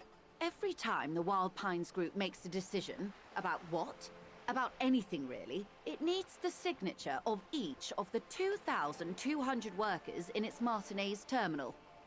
Just so you understand, this is but one of 22 terminals owned by Wild Pines. Essentially, not only are they kings of the company, they are also kings of the 72,000 employees of Wild Pines Group. It's pretty funny, I have to admit. The workers can't be kings. The king is king. The king is dead. Long live the workers. What are you going to do?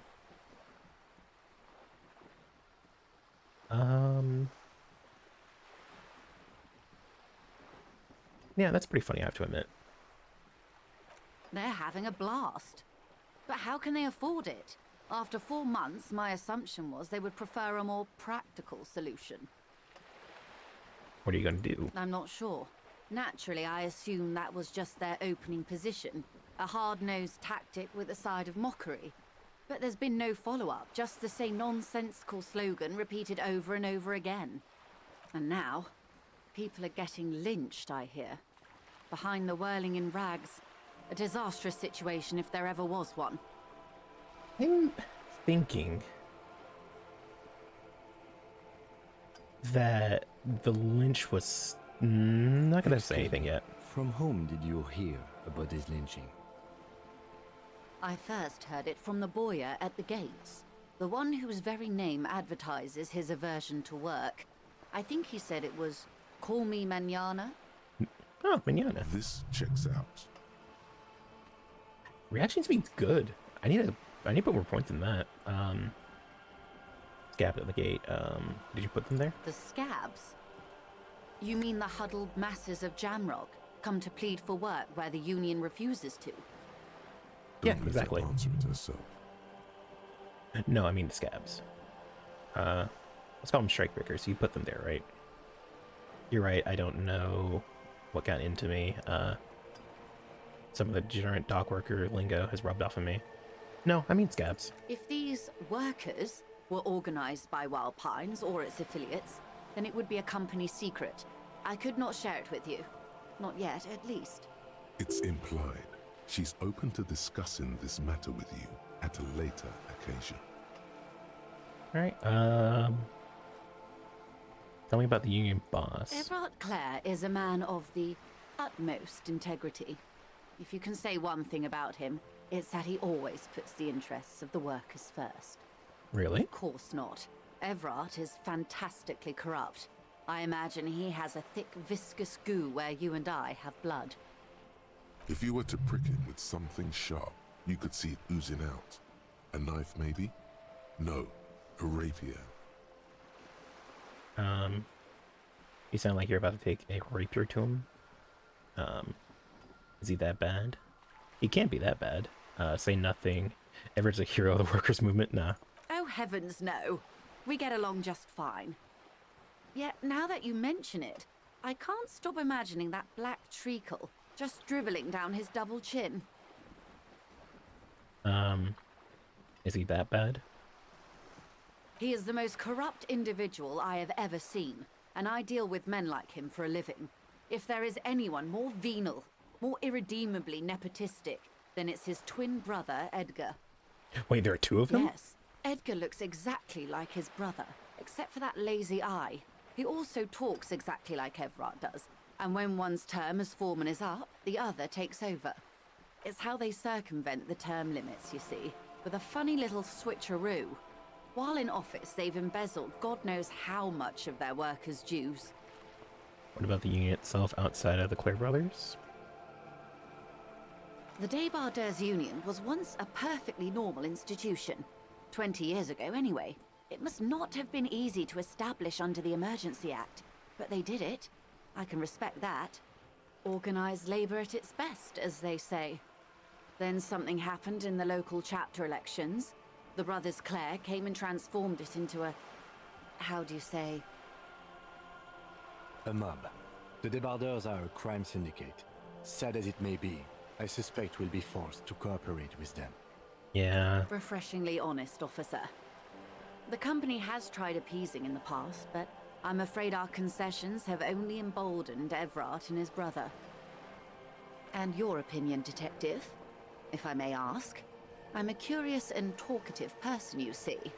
Would you say the Débardeurs Union is... an effective advocate for the right of the local working man? A giant leech sucking the life out of Rebishal? Yeah, there's two of them. Basically a socialist mob. I prefer not to have an opinion on these things.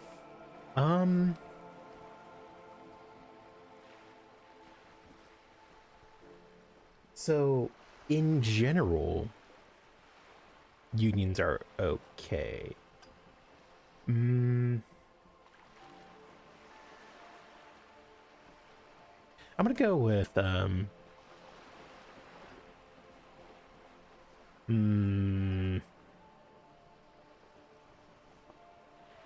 prefer not having opinions on these things. Actually, that would probably be Yeah, I prefer not to have opinions on these things. Of course, officer. One more thing. You said something happened in the elections? I'm glad you asked. There was a woman, the previous forewoman of the Union. She disappeared. Oh. Disappeared? Yes. On the last day of the local chapter elections, her daughter phoned in and said she wasn't running anymore, or coming to work. Ever. End of story. Interesting. This forewoman, her name? What was the name of the forewoman? Erie? It happens. Sadly, the company records do not even give a name. She's just forewoman in private correspondence, Holly. I don't even know if it's a sir or given name, and I don't have access to the Union's files. Eerie. Downright haunting, if you ask me. The Wild Pines suspected foul play, but what could they do? It was a Union matter. The point of the presentation is, these kinds of things happen around the Clares. Watch out when you're dealing with him. Thank you for your concern, ma'am. We'll be just fine.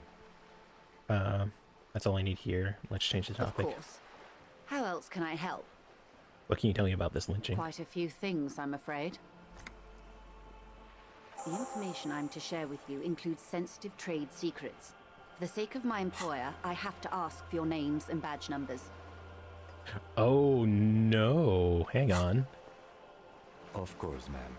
We should have introduced ourselves. I am Lieutenant Kitsuragi from Precinct 57. And this is my colleague from Precinct 41. I'm afraid he doesn't have his badge at the moment. I hope mine will suffice. How curious. Why is that, Detective? 'Twas stolen by some artist, surely. Best to pin the blame on them.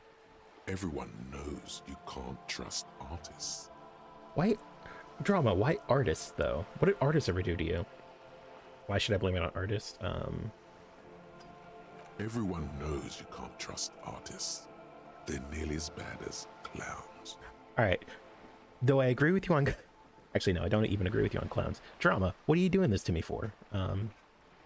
Remember when my partner told you I recently suffered an unusual medical episode? I lost my badge and some damn clown stole it from me. It's a long story. I have to go with that one. Some artist type stole the badge from me. It was my mistake to trust them. I mean, I don't know how she feels about artists. I can guess that she doesn't like clowns. Like, that's usually a pretty safe assumption for most people. But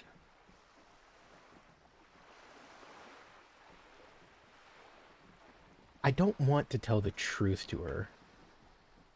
You mean So, yeah. that someone stole your badge? I'd rather not get into it, but yes, a bunch of clouds. Some okay. Arlequinos, you say? I'm afraid what I need to tell you is anything but fun. I really need to discuss it, however, with the RCM, and I need your badge for that. Unbelievable, sire. Even the Arlequinos didn't work. Damn.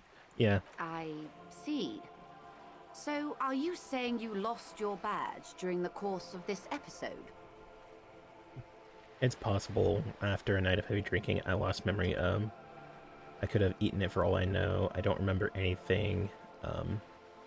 This world, the city, nothing. Oh dear. Some kind of encephalopathic amnesia. I don't even know how to respond. I do believe you, naive as that may sound. I simply can't imagine what you gain by faking such a condition. As I said, ma'am, his technique may be very unconventional, but he is an officer of the RCM. Of course, I sympathize, but I'm afraid I simply can't share anything more until I've seen that badge. She's a professional negotiator. She should be open to some sort of mutually beneficial arrangement. How do I negotiate my way out of this? You know what, Frederick? You know what? Yeah, sure. I'll give you a shot. Feelings will guide the way. Okay. But ma'am, I need to know about this lynching. It's very important to me. is the case I'm I solving. assure you, it is no small matter for me either. We all share the responsibility for disarming this situation. I hope you have a badge for me as soon as possible. Damn it, that means I have to wait till tomorrow to talk to her again.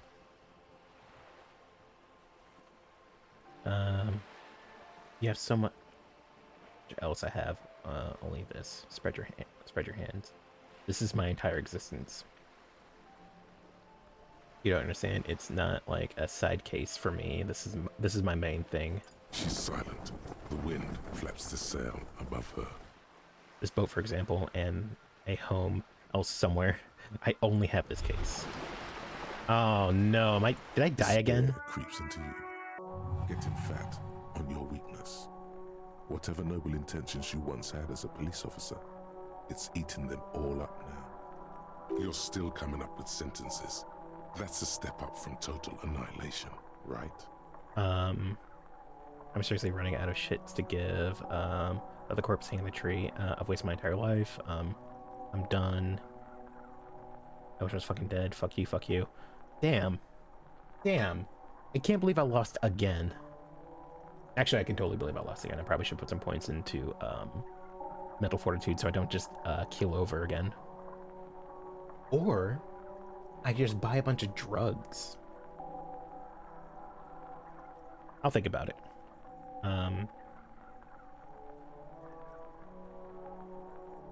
I don't dispute that you have been charged with protecting the people of a particularly challenging district. But poverty does not make one a loser. Poverty is just poverty. Nothing you can say would make you feel any better now. Cop gives up the detective genre for social realism. Another police officer resigned from the RCM following a nervous breakdown. He now lives under a bridge, yeah. Drinking and occasionally throwing excrement at passers-by, shouting, "I never..." Yeah, I already had that ending. Well, I guess we are at about 2 hours, so I am going to take a quick little stretch break, get some feeling back into my legs, and that gives everyone else about 10 minutes to get up, stretch their legs, use the restroom, grab a drink, grab a snack, ask a minute passing cars, don't do that one. But yeah, I will be back in about 10 minutes, and I will see you then.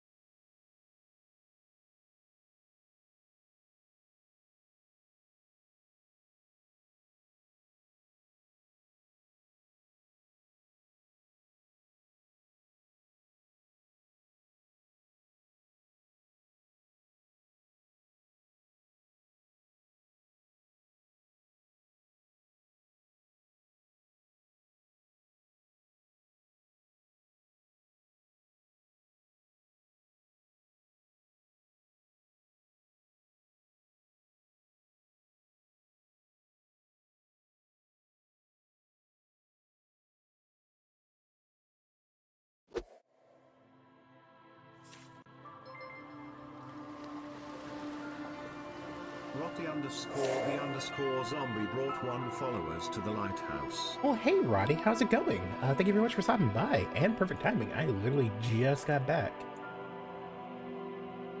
Up, SO. And... Does it work? Does it work? Does it work? It does. Wait, what? Where the fuck is the pizza cutter? Where the fuck is the pizza cutter? Random shapes broke me. I can't golf again because I'm a star. But I'm moving because I'm on the thing. I'm stuck. This is going to actually end the game for me. Oh, wow. How unlucky. Because I'm still considered moving. Oh, when you... Anyway, how's it going? How was your stream? You were... Dyson Sphere program? I haven't heard of that one. What is that? It sounds cool. But I am playing Disco Elysium, and I just died again for the...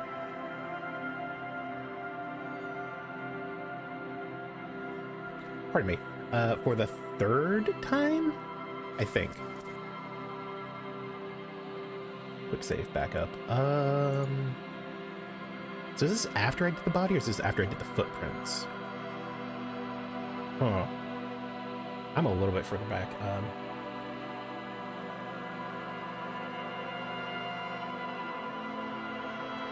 Yeah, that's fair, yeah. It's back or somewhere again. Oh, kind of like Factorium or Minecraft. I see, I see. I don't want to go all the way back here. That's my autosave, which is after I try to fight him. Okay, yeah, let's go back to the dead body then. Ooh, I get another shot at it. Basically, you're an AI mech sent the real world to harvest its resources and get power back to for your homeland. Interesting. Alright. So, this is after I did the footprints, right? There are several footprints in the mud, left Oh. by work boots. This is Anywhere from before. 6 to 12 pairs have walked here. Yeah, but I have a pretty high chance of getting it. Maybe more than 12. No. 8 pairs of boots have shuffled back and forth in the mud. So this is the 3rd time I've been through this. Do you mind if I just kind of like skip through it? Basically, I'm playing as a detective with schizophrenia and amnesia, and I'm trying to solve a murder case. Which is actually, the amnesia is used very well because this world is similar to our own, but very different in like the level of technology and the point in time in history that it's in. So, oh, okay. Well, never mind. I'm just gonna stop explaining then. 1. Standard work boot. 2. Standard work. 3. Hobnailed. 4. Standard work. Wait, which you one? Don't know. 5. Another 6. An aberration. Male or female? Impossible to tell. Could also have been an adolescent. The I'm pretty gate good at is this, ain't I? undeveloped. You're not bad. It's as if the whole world dark. 7. The glowing outline of a standard work boot. 8. And yet another standard work boot. Number 44. There's... How many? Tracking your eye movements. 8. I was pretty off then. I counted 20. Same guys going back I and never forth. got the hang of it. Hyperopia. Do you see anything? A Lightfoot woman ship. Or a kid? Can't be sure. Understood. Any 200? Heavy. He might be right. 200 kilograms of living weight is... One of them was carrying him over his shoulder. Yes. But why? You're thinking, Yes, why? they could have used a makeshift stretcher or just march him up to the gallows. Maybe the victim wasn't conscious. A reading of the prints could be wrong. Maybe the victim refused to walk to his own lynching. Anyway, it's something to consider. Interesting. You have any ideas? Someone operating a workbench with a pedal? Like a joiner. The one that people look for is No, a it's drummer. not. Forget I said it. We are not looking for a drummer. That would be great, actually. Perhaps it could be a driver. A driver Not would wear all thoughtfully. the right shoe. Actually, before the left. The interesting. accelerator is If only I alright. thought of it. He doesn't seem to hear you. Looking south toward the traffic jam instead. We should keep our eyes open. Yes, prudent. Anything? How old do you think these tracks are? It is not. I pulled last week. Correct again. Sub-zero temperatures would preserve the tracks in What do you think What do I happened? think? A mob of people brought something heavy to the tree. I don't know One if this of can them actually was be a carrying the movie, victim. though. They shuffle around, especially under the tree.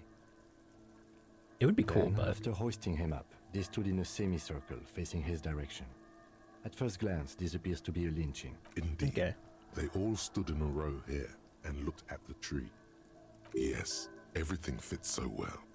Carried him over, hoisted him up, watched him hang. This is easy. it would be very neat. The lieutenant's eyes narrow. Either way. What else? Okay. I'm going to quick save because I don't want to do the corpse part again after this, so I want to make sure I get it right this time.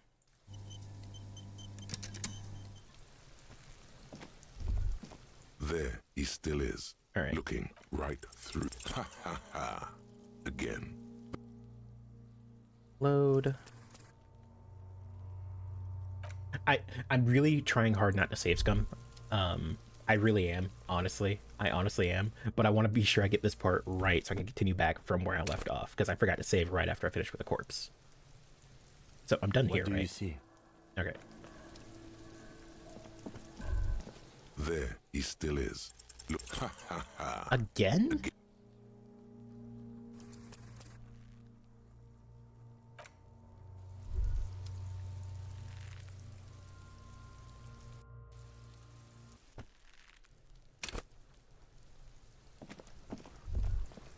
There. 72% high. I mean, what's the chance of it? As you breathe There we in, go. the odor comes over you. It's a puzzle. What's hanging in front of you is a puzzle. They they do always after 7 days, yes. The Look man closer. before you is naked. Inspect the The boots. material appears to be so delicate and fragile. They feel alien to the world around you, out of place somehow. These are clearly not boots.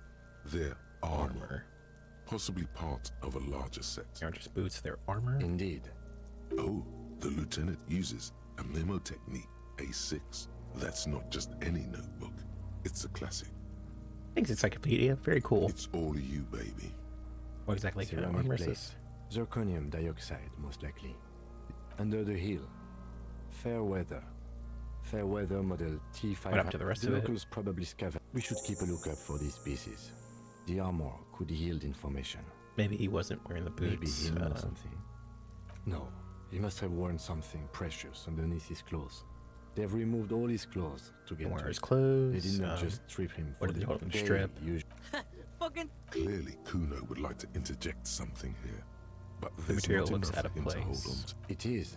We've requested for a full set. For the northwest region of Revachol, an officer's average Ching, yearly baby. income is 5,500 real, unadjusted for rank. Not too much, yes. It's enough. Pathetic. I need to hustle. I need to hustle more and hate less. I have no idea what that means. How could this man afford such expensive That's hardware? for us to find out. Mr. Gart implied he was security personnel for the harbor company. Internal Just report. something I scraped together from my station. Pretty advanced. I agree. This equipment is way beyond. knock on the A boot. small bell-like sound fills the air, like tapping on the side of a porcelain. It's anything but. This material is a kinetic Faint, organic, like whirls of floorboards. The design What does looks it remind you if of? trees were made of porcelain. This is what their cross-sections would look like. The smooth, glossy surface fractures into ever more intricate interconnections, Thanks for, peaking on the right sabaton, where you notice.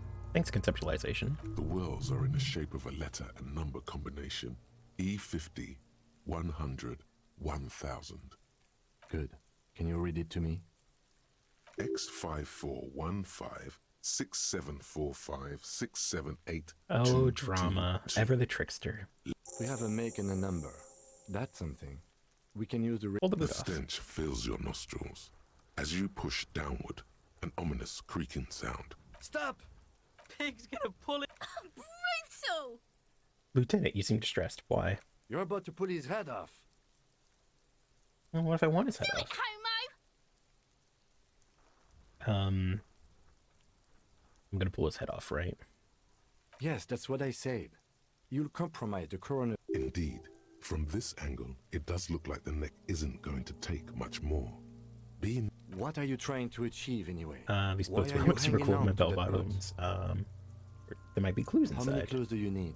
You already found a number. Besides, There's no way you're getting... You're sure there's a way to peel Yeah, sounds like a the plan. anticipation makes you crack your fingers. Feels nice. What's gonna happen Nice to the and boots? cracky. Processing will take care of them. With the situation in the morgue, it will yield nothing.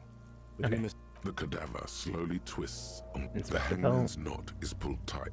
This is a steel-reinforced cargo Don't ask me lashing. how no. Airlifting. I thought it was used on lorries for strapping cargo to them. Apparently it's The local reinforced. harbor uses 6 rotors to shuffle containers around. I get We're the assuming sense the dock they use workers whatever was for the on harbors hand did it. without paying much attention to not... The brief suggested as much. Politically motivated by the ongoing strike. Did you not get a briefing? My past has undergone total annihilation. Nothing remains. My mother, the love of my life. Certainly not the briefing. Okay, you should ask me for one the first moment we get. He just kind of took that with stride. That's cool. They sure wanted him to stay up there. I was afraid it would be. Thin steel wiring, parallel strands. How did he even get up A there? noose is one of those. I think the lasso could be. The shape of the Back off, the look at the cadaver corpse. hangs from the cargo belt. Inspect the An intricate tattoos. web of blue lines stretches across the torso, from the right shoulder to the solar plexus. Each Is this a time they microelectric intersect, a system? small white star is formed in their crossing. Hundreds of fading asterisks. I have only a cursive knowledge of the science of cybernetics. I would not know if it were. But it's not quite complex enough, is it? It doesn't seem familiar from the insides of any radio computer your mind can imagine. The somewhat organic lines remind you of old filament memory units, but not quite. No, you're nowhere near right. I'm missing something here. He wears a wide leather belt. He takes a thin piece of milled aluminium from his coat pocket. What is that? Triggered is the world. An instant color I have only 2 ampoules, so nobody move. I don't want to waste one. A sound, a shrill flash, followed by the breaking of a... In case we need it. Cool machine. What do we need the photo for? Yes. It is pretty cool, isn't it? There is only 1 ampoule left. What do we need It the photo contains for? insight to the victim's person. By his build, I'd say this was... Can I have it? Sure. The glossy-eyed corpse looks... You've acquired an interactable Okay, item. look him in the His eyes. eyes are milky white, and dark brown hair grows. Try to on make this his head. try to make His this roll face again. is Wait, ready did I to already? explode from I the organic haven't spent my processes points yet. inside. The death's head grin Oh, I only have 1 is point. past. I'll spend a What both after remains this. is an unrecognizable mess. All right, inlaid emperor or inlaid emperor. The corpse Damn. is dead silent. You have no idea why you just said that. Who is he? He is male, 40 to 50. All right. The corpse looks right through. Squint. As you narrow your... This is a trick. Observe. Only the lower extremities. His face and I see. hands. The monster comes... So, what do you think? I think he's dead. Agreed. Especially on the neck. Yep, seems like a The lynching. belt acted like a tourniquet. Could have still been keeping moved the blood after in his head. death. The hypostasis supports a hanging. Maybe someone strangled yes, him. There's always a chance we are wrong. Cover your The pool nose. of blood. The victim... The fuck is... Talking about shit. Maybe went to the toilet. Goddamn right, No, I'm not gonna yell at the kids. I'm just gonna Maybe. ignore him. He's being I do. bruised. Stop talking. It means you fucked him up. I agree. His personality is no longer... Totally dead. This world no longer stores his personality in it, in its composition. There was a time for that, and it has ended That 7 days sounds ago. about right. Yes. But there is no breath to catch. So how do we get Are him you down? sure we finished the preliminary examination of the cadaver? We We been might through miss it. The steel reinforced belt presents a unique challenge. There we go. He doesn't actually think the challenge... The cadaver is a good 1.2 meters up. Neither one of us can reach the belt without assistance. And even if we do, there's the question Maybe we of could shoot him down? Bang bang time, pig. Shit. how. Where the buckle ties the rope to the branch. Actually, I That's think a good this was a spot to point because aim. I took another point in hand-eye coordination right before shooting it. And...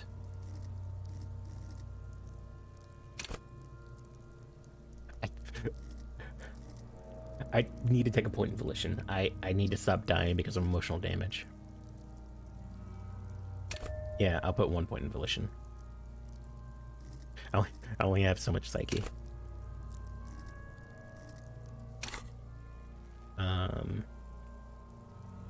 Well.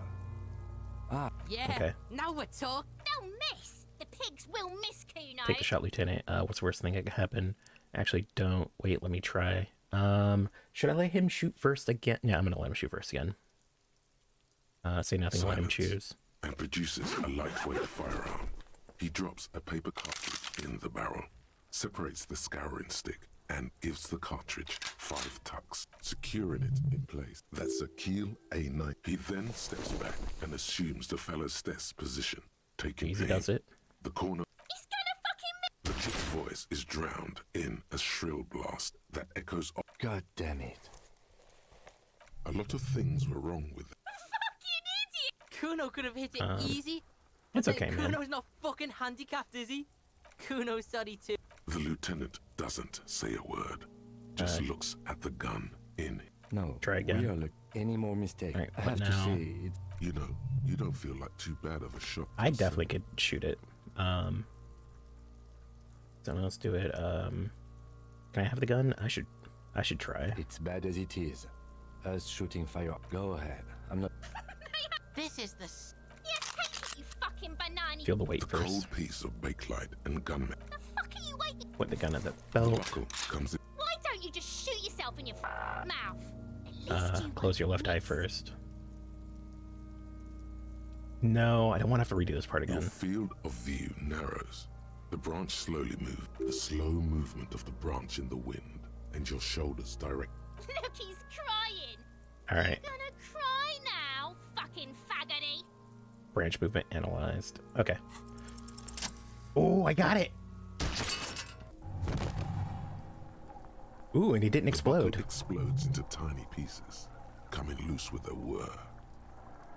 With your hand numb from the recoil, you look at the body slump down. For a moment, the man appears to kneel in front of you, looking straight at you, helpless, trapped within itself. Ooh, I get another roll. Who killed you? Communism. Communism? It takes a millisecond for the association to flash within your cortex. You have no idea where it's coming from, only that it's right. Then the rigor in his muscles gives up, and he smashes sideways into the spring mud, letting out a horrid stench. You've been policed. How did I do that? Who's laughing now? You little shit. You've been Ace is policed. The ace is high, a custom invented by the aerostatic brigades during the revolution, is used to celebrate success in Revachol, especially in sports. The gesture is spread across the world, despite the defeat of the revolutionaries themselves. Slap it. Yeah, high five. Fuck yeah. The lieutenant takes a little hop to perform the customary salutation. Your palm hurts from the slap. It's precise and down to the point. I knew these guys were. No, we're not. Yeah, we're faggots. Got a problem with that. What now? We will perform a field autopsy and determine the cause of death. But before... Excuse me. Slumped on the ground like that has not improved the way the corpse smells. The fall seems to have released something deep inside it. It looks like I feel like taking a break from the stench. I'm sorry to interrupt the jubilations here. Just a little breather before we do the autopsy. Wait, field autopsy? What precisely is an autopsy? Yes, the 4 phases of a murder scene. 1. Investigation of the scene. I can't say I'm satisfied with that part yet. I still want to know what's in that trash container. Oh, yeah. 2. Initial examination of the victim. We were exhaustive in our efforts there. Good job. 3. Field autopsy. This will not be pleasant or easy, and it will have to be performed on the scene. The fuck are they on about? Cops are gonna cut his shit up next. 4 and final, transport of the coroner's case to the district morgue. I'll do that. God, this stinks. Then we have someone else do the autopsy, like a doctor. No, you and I are detectives. The honorary rank of detective signifies our ability to handle the entire incident chain. From crime scene to autopsy to cleanup, we do it all. Yes, I feel like a detective. Your station would not have assigned you the case otherwise. This case is important. Alright, give him back his gun. In the meantime, we should try to interview Evrard Clare, the leader of the Union. Harbor property was clearly used in the hanging. The harbor just east of here. Getting in might prove a challenge, though. Yeah. Or we could ask around for the representative of the logistics company. My initial information says the Wild Pines have sent some sort of strike negotiator. You could ask the gardener for directions. Is this the famous list of initial interviews? Yes. And those were the interviewees. Let's go. Is it just the flyers for kids? He said he wanted to check. Wait, these trash cans over here? Or I can't actually see those from here.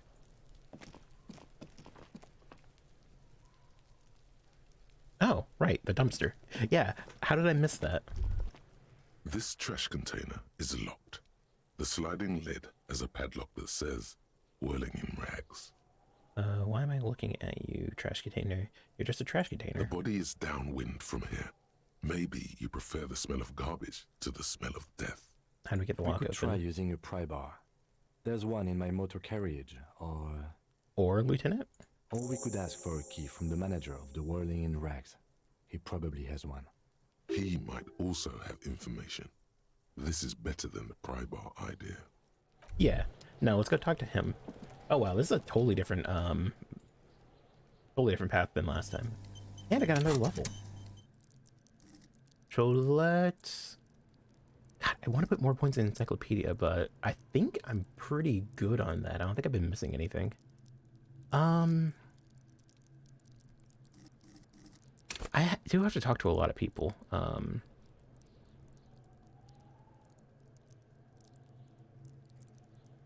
Yeah, putting some points in, like... Also, Inland Emperor's been talking a lot. I might actually give it to him. Charm women, men and women. Play the Puppet Master. Contact Station 44. Oh, what's that? I love curse knowledge. F-light. Let the body take control. Threaten people. Shivers. Voice mod. Create a text-to-song AI. Oh, so you can speak to it and it will turn it into a song? Interesting, actually. Oh.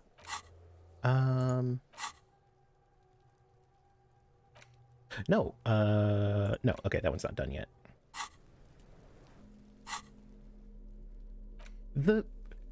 I do have to say, I really, really love the, sort of you type out the lyrics and chosen AI voice and the beat to go with it. Oh, I see. Okay. But I do like the skill point and level up system in this game so far, even though it has fucked me more than once.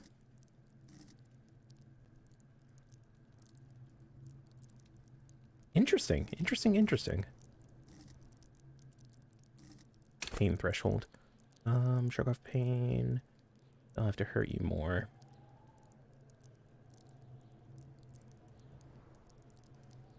Like, everything in this game has been on point, like, so far. I'm about to get a boost reaction speed from... Even though I am failing miserably at it.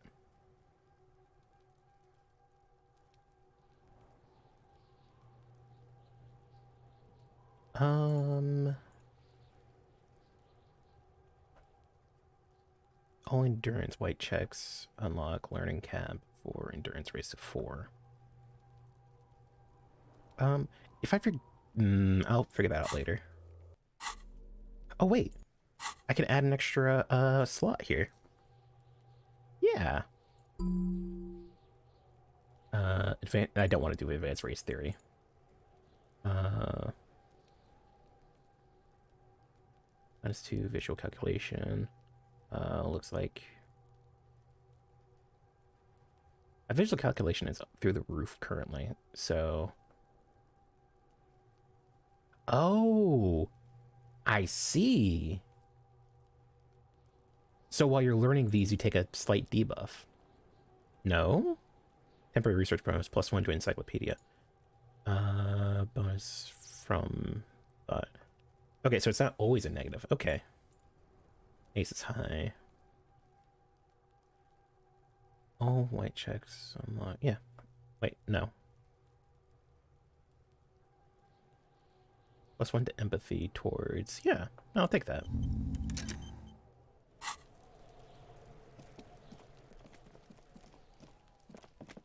Alright, let's go talk to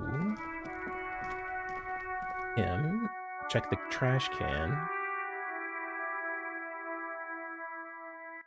And move on from there. See, I've already talked to the lady. I don't think she's going to give me anything new.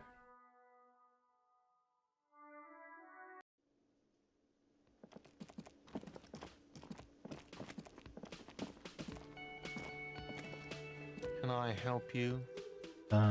Is a trash can back yours? So about that money I owe you. I've seen something here at the Whirling Gates, a thing I need to talk about. By the way, I'm going to sing karaoke here. Okay. Mine? No, it belongs to the Whirling in Rags. Oh, that's what I mean. Thank you for clearing that up. Why do you keep the container locked? Why? To keep the hobos and drunks out. That's why. And the neighbors too. They put their trash there and they don't pay for the garbage company. I thought as much. And are you the only party with access to the trash container? Well, yes. Us and the garbage disposal company. It seems a little callous, doesn't it? Something stirs in you. I wonder what this feeling is. No, it doesn't. Nothing stirs in me, and it isn't callous. It's common sense. Prod at him and find out. Doesn't it seem callous to you guarding even your leftovers from the poor? Callous? What are you, Kras Mazov? Almost all establishments in Revachol keep their trash locked. The Whirling in Rags is not special in that regard. Krasmazov, nom de guerre, was an economist and a historical materialist. He was a leading figure on the Grad side of the Centennial Revolution, where he headed the 9-day government. Mazov is considered the father of scientific communism, Mazovian thought, or Mazovianism. No, I'm not Cars. Yum Yum, tell me more. Huh, okay. Well, thanks. I'm no Krasmazov. Maybe I am. What are we talking about? Was this not about the trash container? No, wait. Whispers and point to the back of your head. If I'm Krasmazov. We should return to the case of your mistaken identity at a later time, officer. This was about the trash container. Could have played along a little bit. What for, Mazov? Are you planning to nationalize my trash container? Yes. It concerns the case. Please cooperate. Just bring them back once you're done, please. Something here at the Whirling Gate. Sure, what is that? Thing. I saw a sign that said mess hall reserved for the Union. There's something I wanted to ask you about. Yes, not the whole damn Union, thank God. Just the nastiest and loudest faction. They come here in the evenings. Dumb, unruly types. Think they're big shit. But they're good customers. They place big orders and always pay on time. Hey now, that's just rude. We should find out who this loud faction is, occupying the booth. Loudness means talkative, and we need info. Yeah, totally. We don't.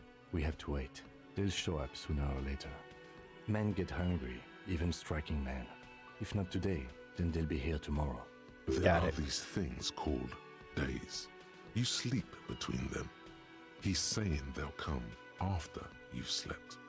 Just making clear you got that. Of course, Logic, thank you. What? By the way, You should come back to this thing-based questionnaire if you see anything interesting in the whirling later.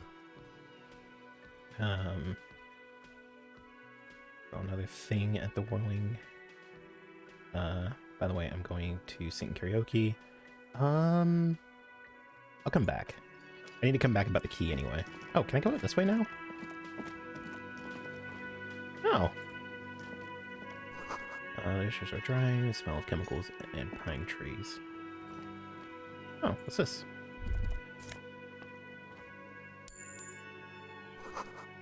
Aroma of space, alcohol, and tomatoes.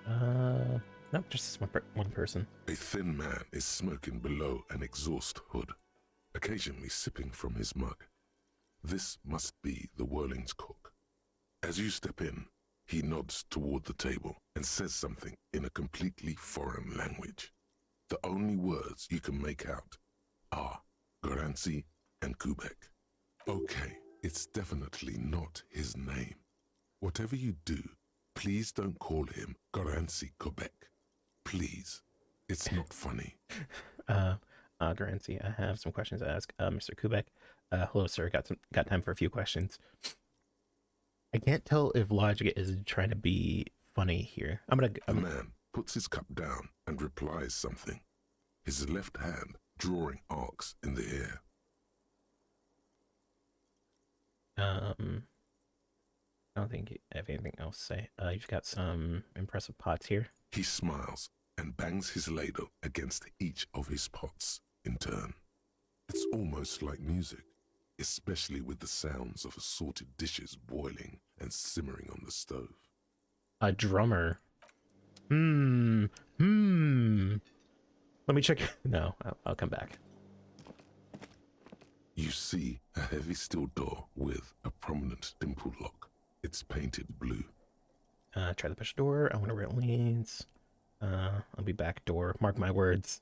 The cobalt blue surface feels rough to touch. The stainless steel door is flush with its frame on every side. Old cobalt paint, rough on the fingers. 40, 50 years since this was painted, maybe. It leads to a side building, adjacent to this one. The old building next to this, half ruined. Whatever is behind it must be older. Try to push the door? I wonder where it leads. You do? It's a door in the back of the kitchen. Why do you care where it leads? I'm drawn to its cobalt blue. It's part of the whirling in rags. There's something about this place makes me want to know. Out of duty, we might find something prominent in there. You're right, it's not important. Let's go. It is quite pretty. I suppose we could look into it as a side investigation. Yeah. It's hardly a side investigation. You already have a name for it. Yes. A mini side investigation. No, this door is a mega investigation. I'm calling it behind the blue door. The door and the main investigation will merge into a stereo investigation. Yes, the main investigation. Is the person to ask about this. The cafeteria manager. Oh, hang on. You see, the door does not budge. All right, I'll be back for you, door.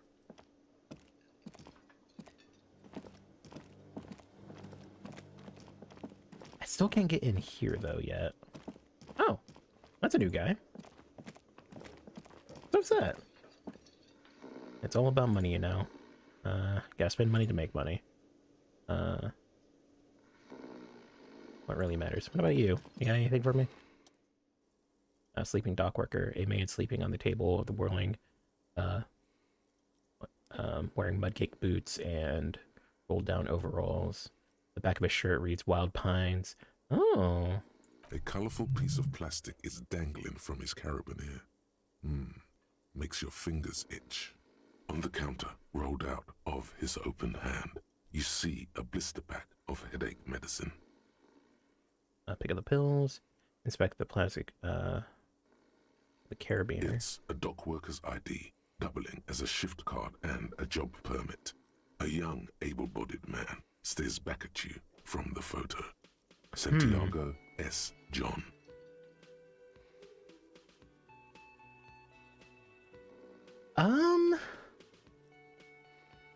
Let's swipe it, yeah. Your fingers find their way into the shackle, flicking open its spring-loaded gate. The metal loop holds the plastic ID and a leather-bound pocketbook.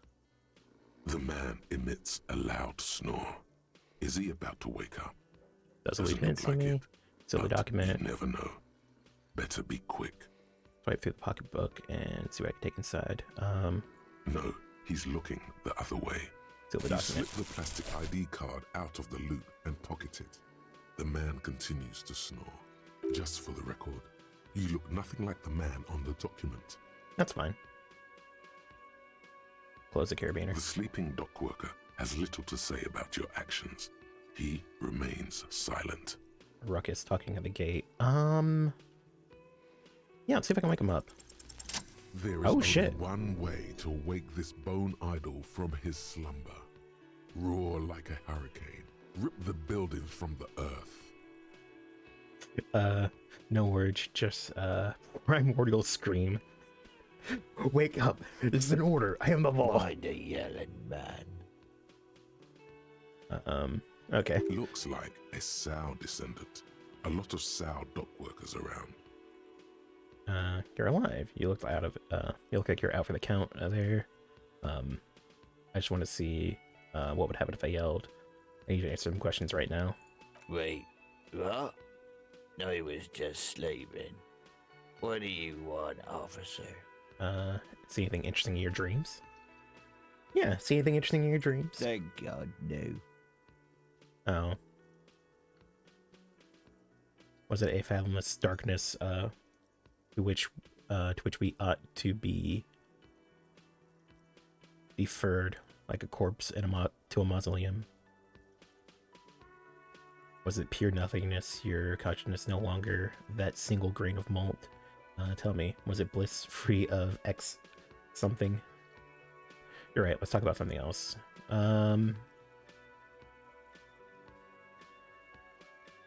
Let's go with the middle one. The worker stares at you, his eyes dry from sleep. A web of wrinkles covers his tanned forehead. I don't know what you're talking about, kind sir. But when I'm out, then I'm really out. No malt grains or whatever, no poetry stuff, just quality time. Damn, must be nice. Tell me about the Wild Pines, point to the writing eyes overalls. That's the name of my employer. I work in logistics. How's that going? How's it going?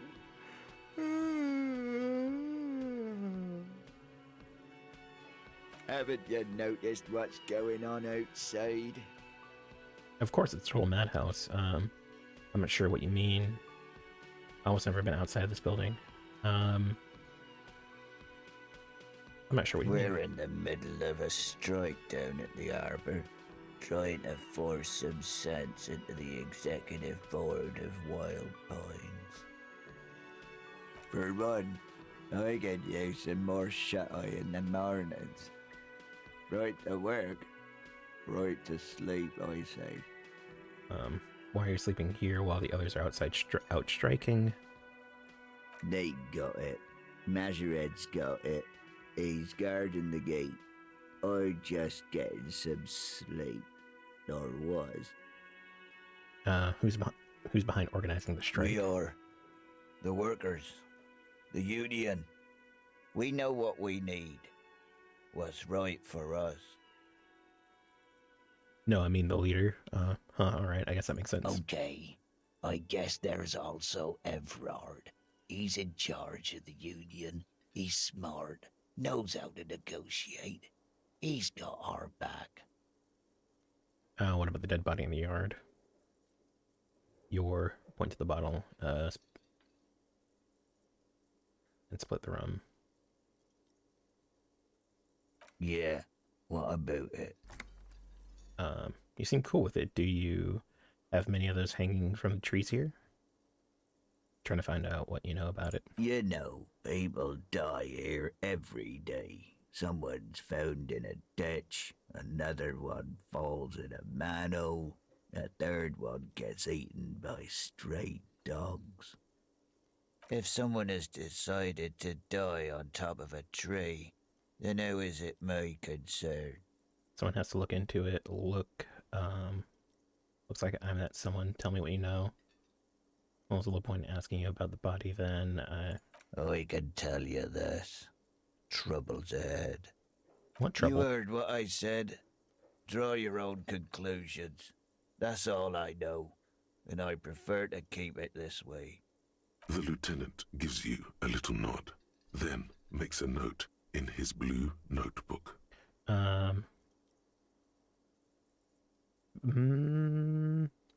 Yours? Indeed. Help yourself to some. Wait. No.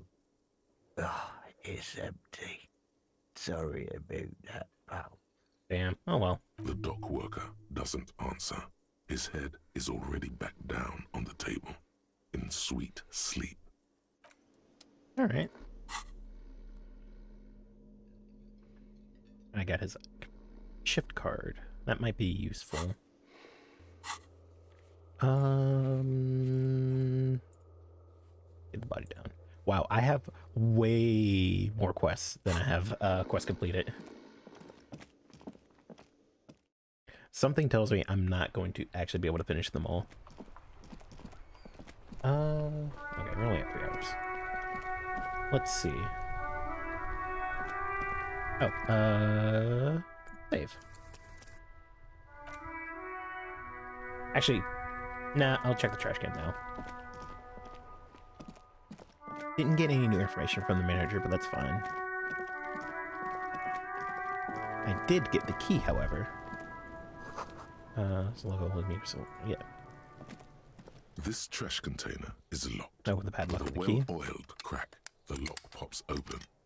It should now be possible to simply raise the lid. Don't. Maybe you shouldn't. Alright, Emperor, why? What's this? Just the feeling. A warning from some part of you. Open the lid. The smell of rotten food rises to greet you. You see soggy cartons, dirty rags, and organic waste. We're just in time. This hasn't been emptied for over a week. Look around the boxes and cartons. Pick up the rags. Search the food waste. You see milk and egg rest with one broken egg in it. Some pasta wrapper. Picking up the soggy packages somehow feels familiar. You've done this before. The movements are recorded in your elbows, the methodology in your fingers. You're used to this. Used to what? Dumpster No, diving? searching for evidence in the trash. Dive further. A box falls into pieces in your hands. Batiste Soleil cereal.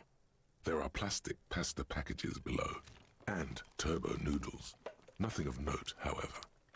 Among the threadbare kitchen towels, something catches your eye. A pair of denim trousers. Oh. As the legs of the slime-covered jeans begin to unspool from the garbage, a rank corpse smell fills the air. The victim's clothes? Cadaverine odor is faint. If these belong to the deceased, they were removed when he was still in the early stages of decay. Drop them in here, officer. A black plastic bag marked as evidence. Guitar marked blue jeans. Pockets empty or emptied. He wore them with a belt, too. A white belt. The loops appear stretched, but the belt is missing. That's it. Do you see anything else in there? I have another bag here. Something slimy catches your eye. Reach for it. A drab, long-sleeved shirt, olive-colored, appears from the food waste, dripping with pus. This is a military-type overgarment. No label or serial number. This is the kind of rib-knit shirt that's worn over light armor to conceal it in an urban scenario. Anything more? The rest of the rags are just kitchen variety waste. A yellow old mug that catches your eye. But other than that... Thrown out towel in a mug, that's all all. right.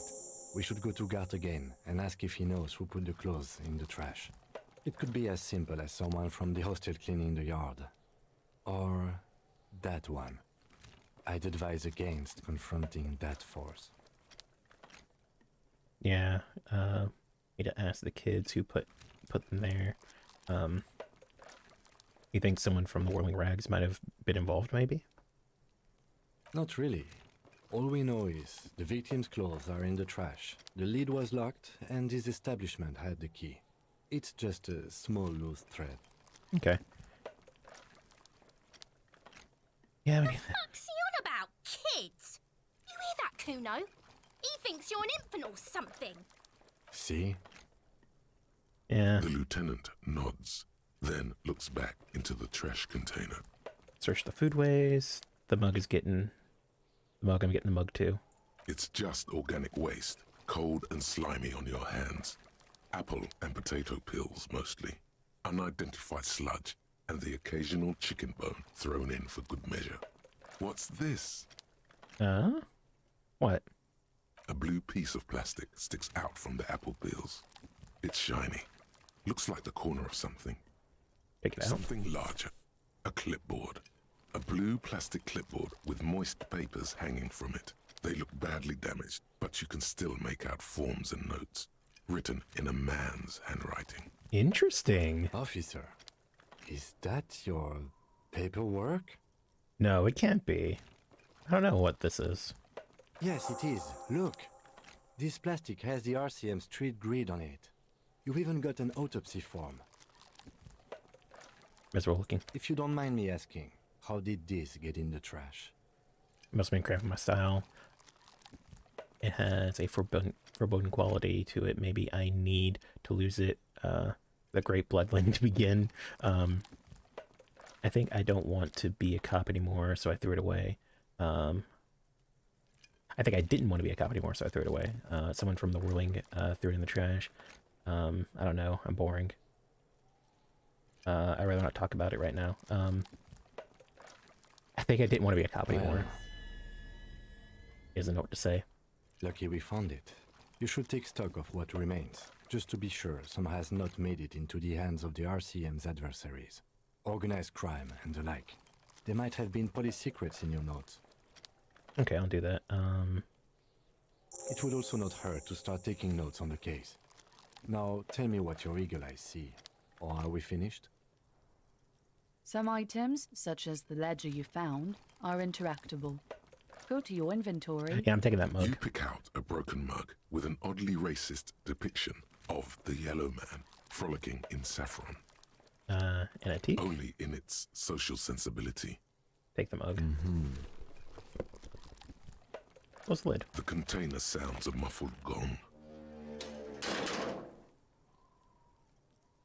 That's one thing off the list.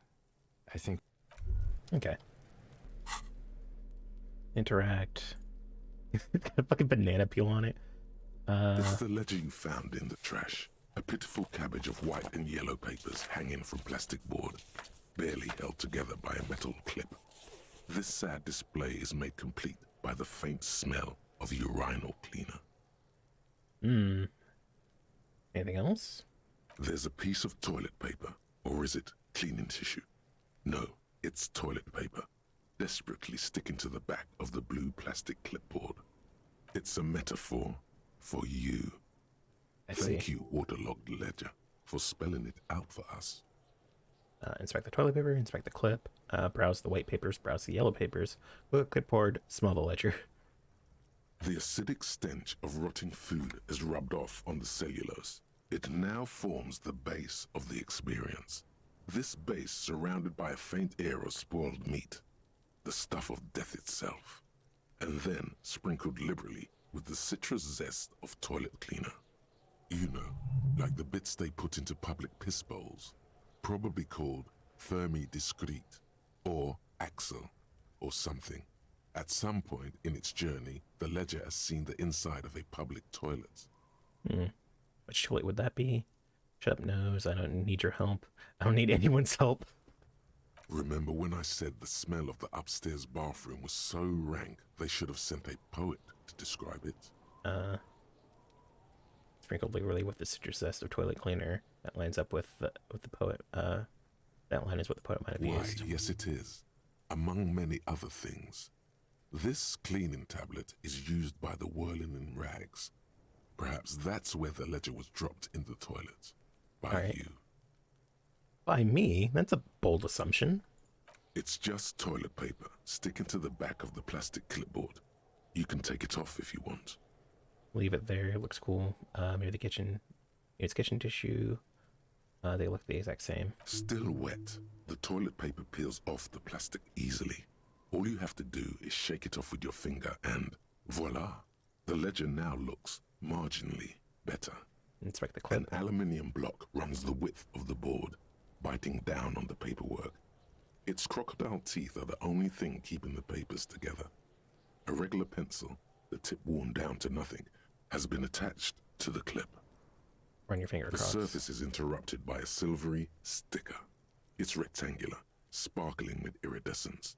You don't know how you didn't notice it before. Looks like an official mark, made to be low visibility outside the right circumstances. Okay. It is similar to the RCM watermark on your blazer the lieutenant mentioned. Didn't he say something about the headlights of his motor carriage? That you can read these there? Lieutenant, is this one of the hologram watermarks that you mentioned? What? Yes, halogen watermark used for adding information to RCM property. Interesting. What kind of information?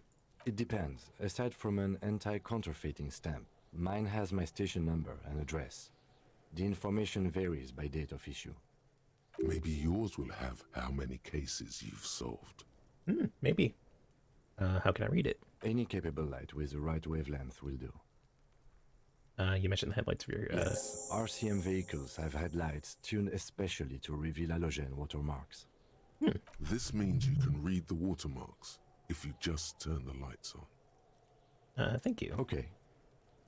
While a bunch of sodden papers sag from the clipboard in your hand, it's a sorry sight. Browse the white papers. They're not exactly white. They're yellowed in patches by sunlight and alcohol, and covered in dense blue handwriting. Ink escapes into watercolor patterns, reaching its tendrils across entire pages. The paper itself is checkered, with faint red lines, forming short paragraphs. Once in a while, there's a red stamp that exclaims, "Case files commit to paper." The case files themselves are plenty. You count more than 100 sodden, crumpled up, earmarked pages falling apart in your hands. They appear to be sufficiently organized and extremely dense, if mostly illegible. What is in there? What are they about? Work, strife, poverty, the Jamrock Quarter.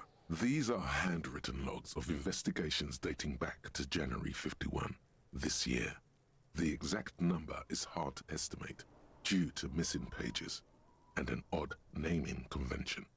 But there are at least 20, maybe 30 cases undertaken, not completed, mind you. It's the middle of March. You have attempted 2 cases a week on average. Damn. What do you mean? Is that all? That's it. Is 2 cases a week a good caseload, Lieutenant? There's a mention of a name convention here. Got the pages. I have to open visual case. Is there room? I don't know if that's gonna... I'm gonna ask. 2 complex cases to undertake is a lot, yes. You really have to push yourself. I would not suggest it, lest you start making mistakes. 2 cases a week appear to have been my workload, Lieutenant. I'm not sure I completed them, though. 2? That's a lot. I didn't mean to say you are making mistakes, by the way. That was presumptuous of me. I'm sure I made plenty of mistakes. I burned out all right.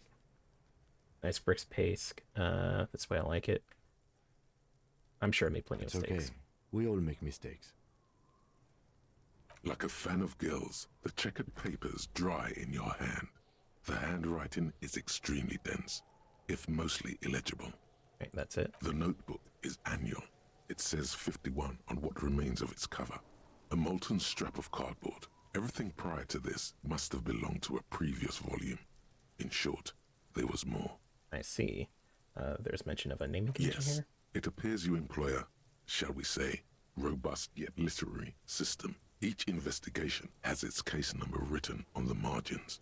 Yet, Still more tellingly, most are accompanied by a name. A title, one might say even. One that draws inspiration from snoop fiction and vespertine cop show staples. I see. Oh my, and they're written in capital letters too? Yes, all caps. One is called The Next World Mural. Another, The Square Bullet Hole Murders. Another yet, The Unsolvable Case. More? Others appear more light-hearted. The guys on a couch in an unexpected location, and the murder at the hookah parlor. Even the rare article-free collapsing tenement. Murder features prominently throughout. It's going to take an effort to piece these case files together, but it can be done. Once you're done inspecting them up close. Can they appear to employ some kind of naming convention? You mean the alphanumeric?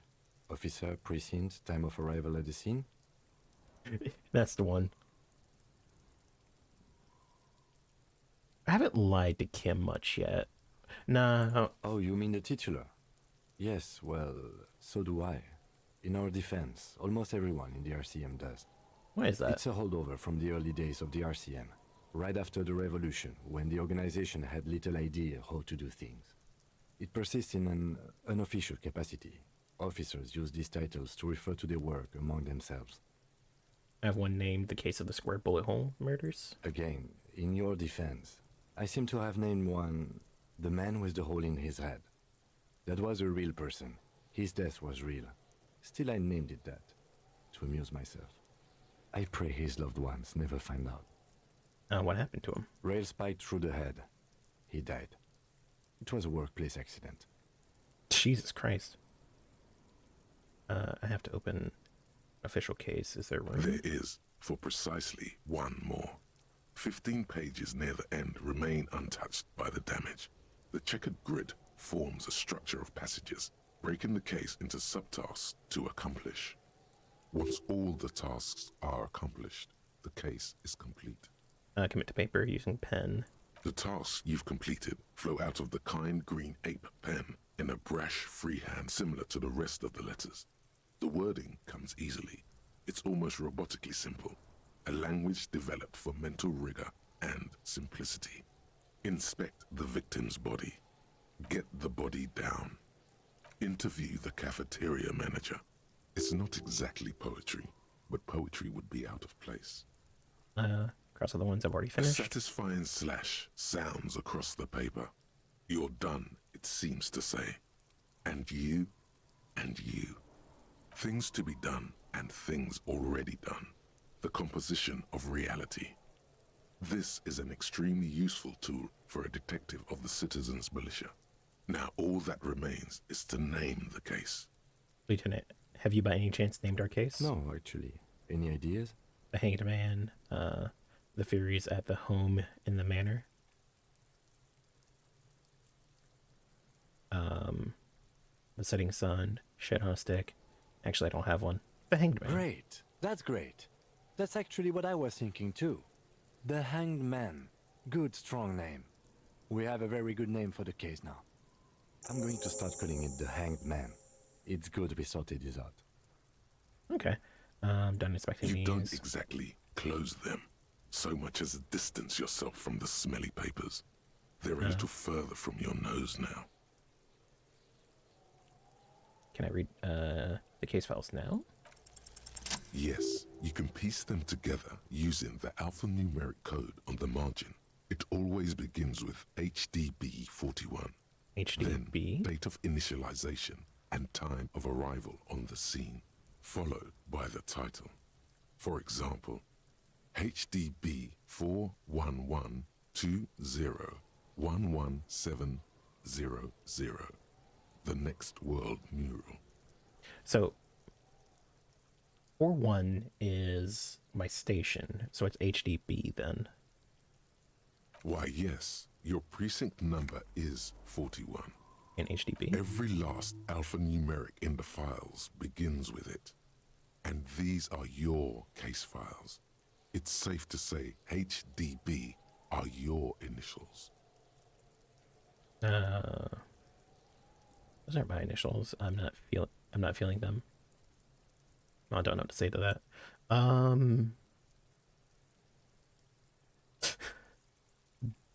I do like Officer Biskin. That's a good detective name. That is improbable. Yeah. How long does it take to read a case? It takes about half an hour to piece one together, using the system you've devised. Okay. Where do you want to start? I'll revisit this. Yeah. Not much has changed in the meanwhile.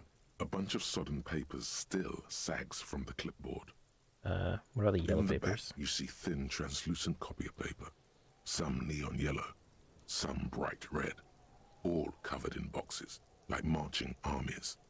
These look like official forms, waiting to be filled out. Then rip them from the binder and hand them out, according to type of form. What? What type of form are there? 3. The topmost are misconduct fines. The middle ones are station calls. And the bottommost are field autopsy forms. Hey. Each is easy enough to make sense of. You don't have to be an intellectual giant to do police work. Misconduct files, station calls, field autopsy. A monetary penalization ranging from 20 to 250 real. Severe cases allow for 1,000 real, but that requires special paperwork. The details of issuing these fines are spread out over the rest of the fields. But they appear pleasantly vague. Okay. These are quite sinister in turn. They give a date and time for the person to appear at the specified precinct police station. Below the call are the criminal charges you risk by not appearing. All in a print so small it could be considered downright cute. Field autopsy. A dozen pages of thin copy paper, bright red in color. You see the parameters of a deceased human form waiting to be filled in. Age, sex, condition of internal organs. All right, enough of these. Yes, all that remains now is to fill those forms and hand them to people. Fines for wrongdoers, interview requests for bad guys, and field autopsies to dead guys. The rest of the stinking cellulose is much worse for wear. Being sandwiched between the board and the rest of the paperwork must have spared the fragile copier paper. All right, look at the clipboard. It's made of dark blue plastic, hard enough to beat someone to submission with. The edges are rounded, however. The U4 size board feels thick and heavy in your hand. Light shimmers on its wet surface. On the back you see the embossed letters, RCM. Something rattles inside, ever so lightly. Is there a hidden compartment? And something small inside, light, made of paper or cardboard, or dried flowers perhaps? Permeables. It's not hidden per se. The compartment is made for permeable materials that would get damaged if something happened to it. The plastic shimmers like lapis lazuli, but it is not see-through. You cannot see to its center. How do I open it? With your hands, U4-sized pages hang from the clip, screwed to the top of the board. Lonesome Way Home. Lonesome Way Home isn't done? Wait, how do I get to... Oh, I probably can't do it right now because I'm in the middle of a thing. Put the ledger away. I'll come back to it in a second. Lonesome, long way home. There we go. And I've already finished that one. So I just need to finish up Aces High. I'm close to a level up though. That's nice. All right. So let's try and... It's just a racist mug. What's there to read here? Not much. It's quite a lot to read here into it, actually. Look at all the content. Oh boy, here we go. What are you going to say about a broken, tossed-away mug that you dug out of the garbage? I'm going to push the face of every merchant I find and tell them, this is your insane ideology. The mug will be useful by documenting it. I can earn potential capital by making a badass hustle, i.e. fraud embezzling. The mug didn't belong in the trash. It's just a funny mug. It can't anyone laugh anymore. It's just I'm gonna use it as an example of what not to do. Sure. But it was in the trash. Why not just call it out when you see it? Or do some volunteering work. Just finish. Yeah. It's the ledger you found in the trash. A cabbage of papers Oh hanging wait, from the it's a board permanent -1? with the permeables drawer inside. It's barely held together by a clip, then made complete by the faint smell of urinal cleaner. Temporary research bonus, +1 empathy. Bonuses from the thought. Learning cap is raised to 5 for perception. Wait. Learning cap for perception raised to 5. Speed gives you +1 psi. Gives you 1 psi. So, why does it still give me a minus for that? Okay, that's fine. The two sides of the board appear slightly misaligned, like a drawer that's come off its slides. If you bend the plastic on your knee slowly, the slides snap back into place. It should be possible to just, slide open the drawer? Wait, somehow I don't want to. Fuck no, put the ledger back. No. Without resistance or sound, the two panels move against each other. Oh The man, is my compartment badge? is now open. 2 ticket stubs and a handmade postcard. Oh. Pick up the ticket stubs. 2 octopuses are smiling, reaching their tentacles toward each other in the colored pencil drawings. The tickets permit access to the zoo in Revachol East. The aquarium costs extra. These let you go there too. Oh. You got the postcard. Fucking kill yourself, you asshole. Wow. Okay.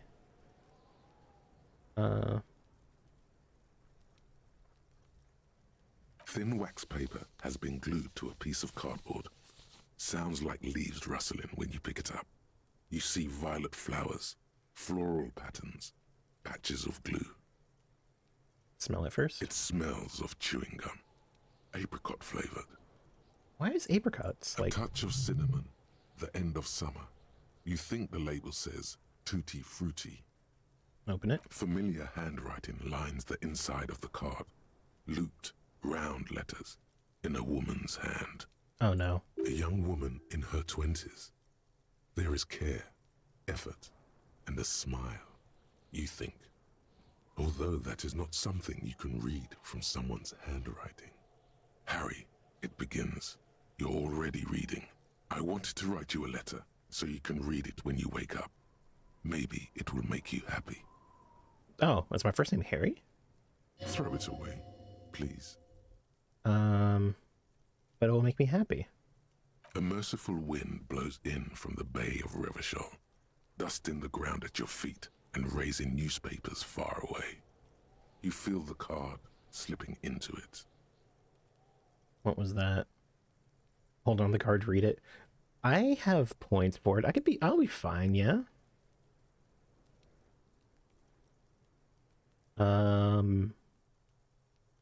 What was that? Frisson covers your entire body.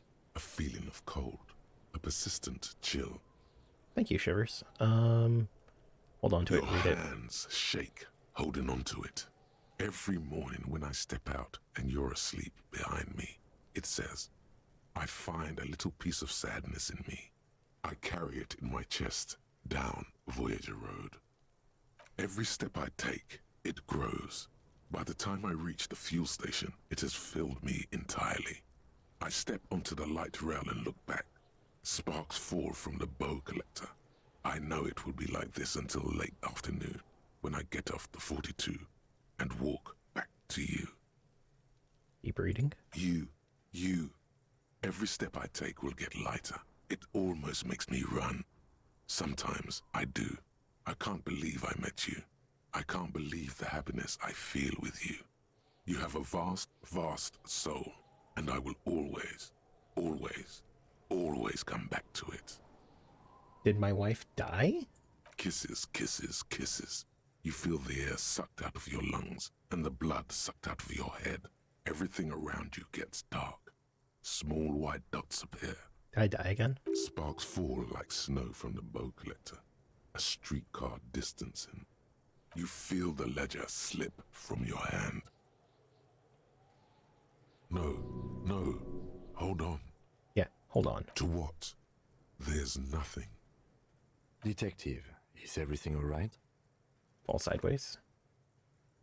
Did I die again?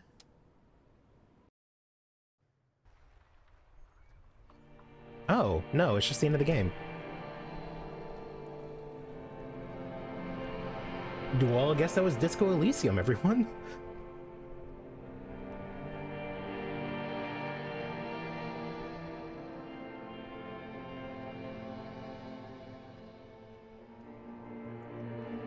There is nothing. Again. Huh, okay.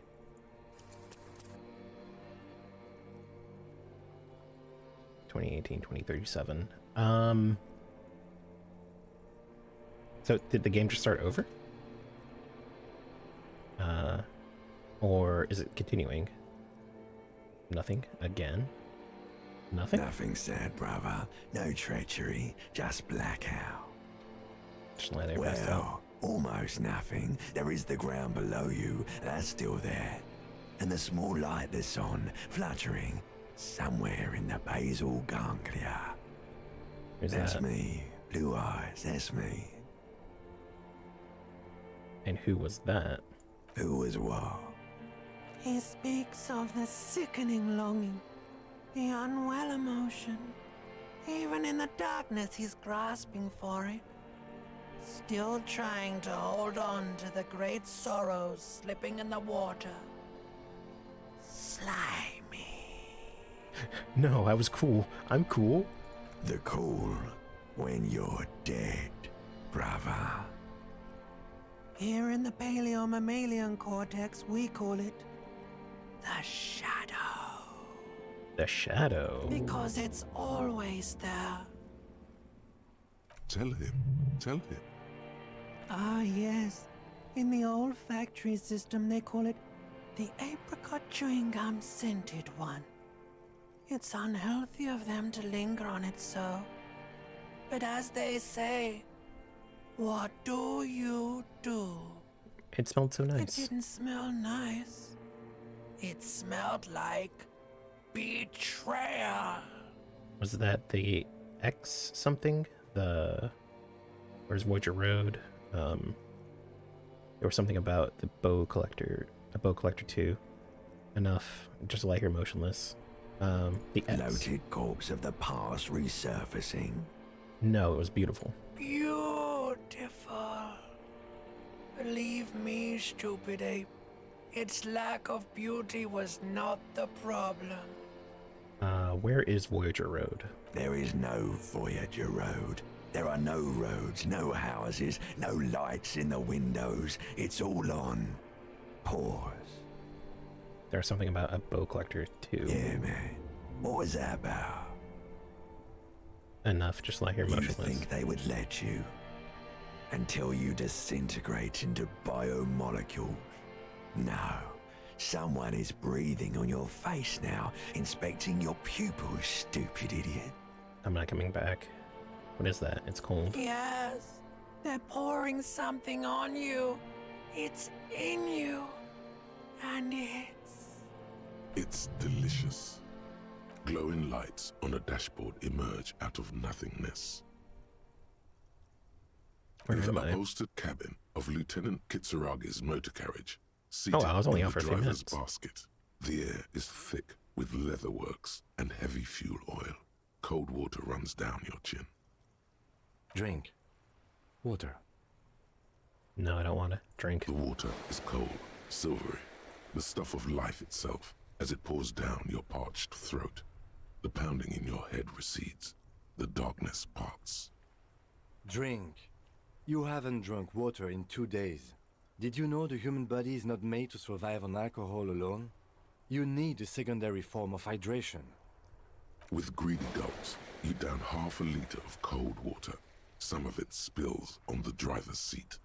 The lieutenant pays no heed to it. What happened? I should ask you the same. I came in contact with the burnt ruins of the past lieutenant. I was dehydrated. Won't happen again. Fuck it. Starts climbing out of the motor carriage. I should ask you the same. You were reading your paperwork. Then you passed out. I carried you to my kinema to take you to a hospital. Then you came to. How long was I out? 10 minutes, maybe. Seems about right. I came in contact with the burnt ruins of the past, Lieutenant. That sometimes happen. He replies with such understanding, it's as if the burnt-out ruins of the past were an occupational hazard. Athlete's foot for cops. You dropped these. Are you okay to proceed? Let's solve this case. Good. The Ledger of Failure and Hatred is a special item that can be used both as an interactable and a tool equipped in your held slot for skill bonuses. Find it under the Tools tab in your inventory. Oh. The Ledger of Hate and Failure. +1 to Inlaid Emperor and Empathy. -2 to Authority. I don't know. Having a clipboard does make you... I feel like having a clipboard would make you pretty authoritative. I would probably... I'd probably replace the empathy with a +1 to authority, honestly, but...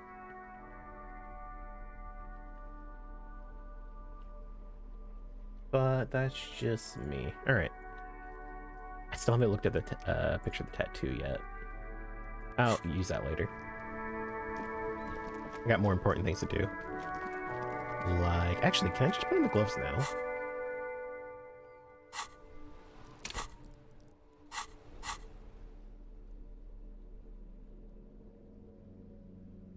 It doesn't seem to have any, like, negatives to wearing them. Thick latex, gardening gloves, classic and yellow canary. Maybe you should retire and take up gardening as a hobby. It's worth it, though. +1 to interfacing.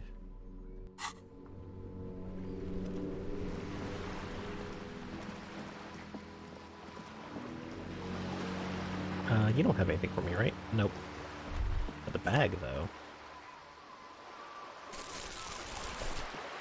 And there wasn't anything else down here. Spider of bullet holes lined the wall. Probably from the war. Unfortunately.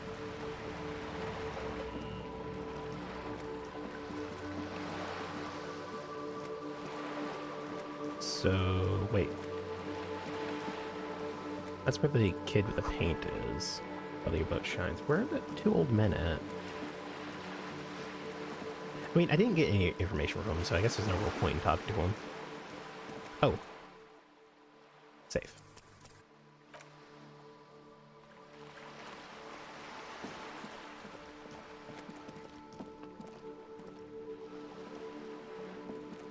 Oh. Wait, hold on. Is there anything else? Ooh.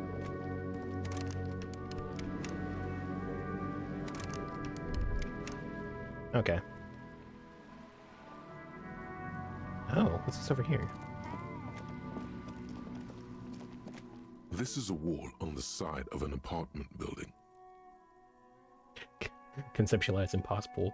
Why am I looking at this wall? You have no clue. It's just a wall. So many walls all over Martinaise, weather-worn, cracked, their paint peeling. I see. Thank you, Shivers. Very cool. Yes and yes. Oh, this is the other side of... Okay. Doesn't seem to be anything interesting over here, though. Orange bum hat. Reaction speed +1, -1 to rhetoric. And hull spray. That's a location. I think I can actually get up there. Just a closed door, but it looks... But you look at it suspiciously. Another door. A body that I need to wait to come back to. There's a person up there.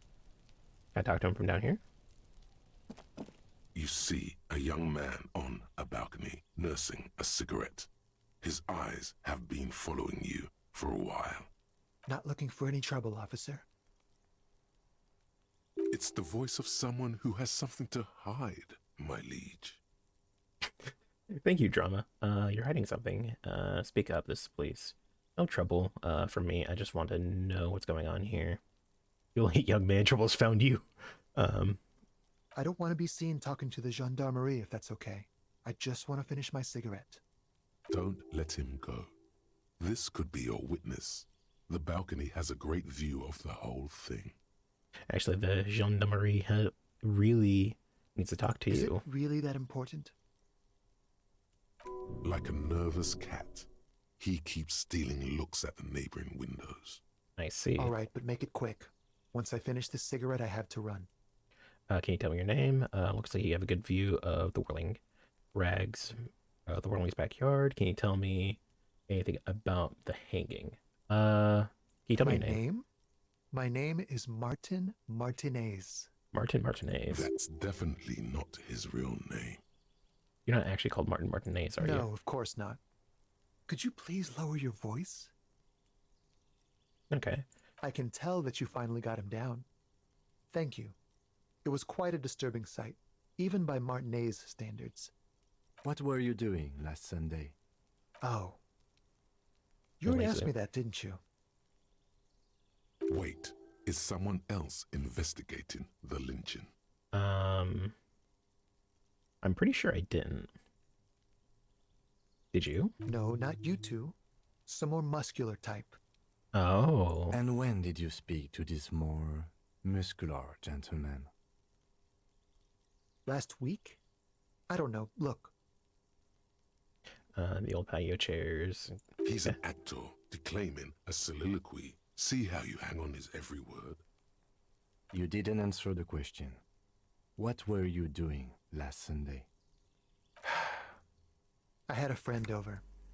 Okay. It was my Sunday friend.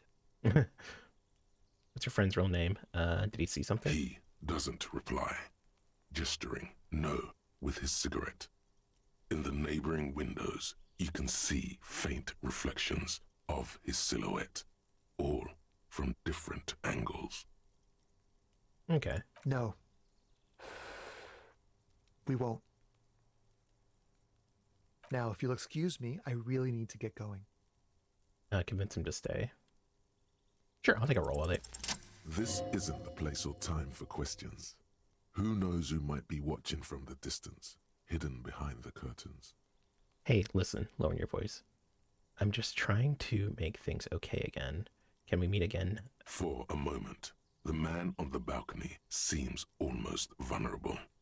Something moves in the depths of his feline eyes, compassion and a hint of understanding.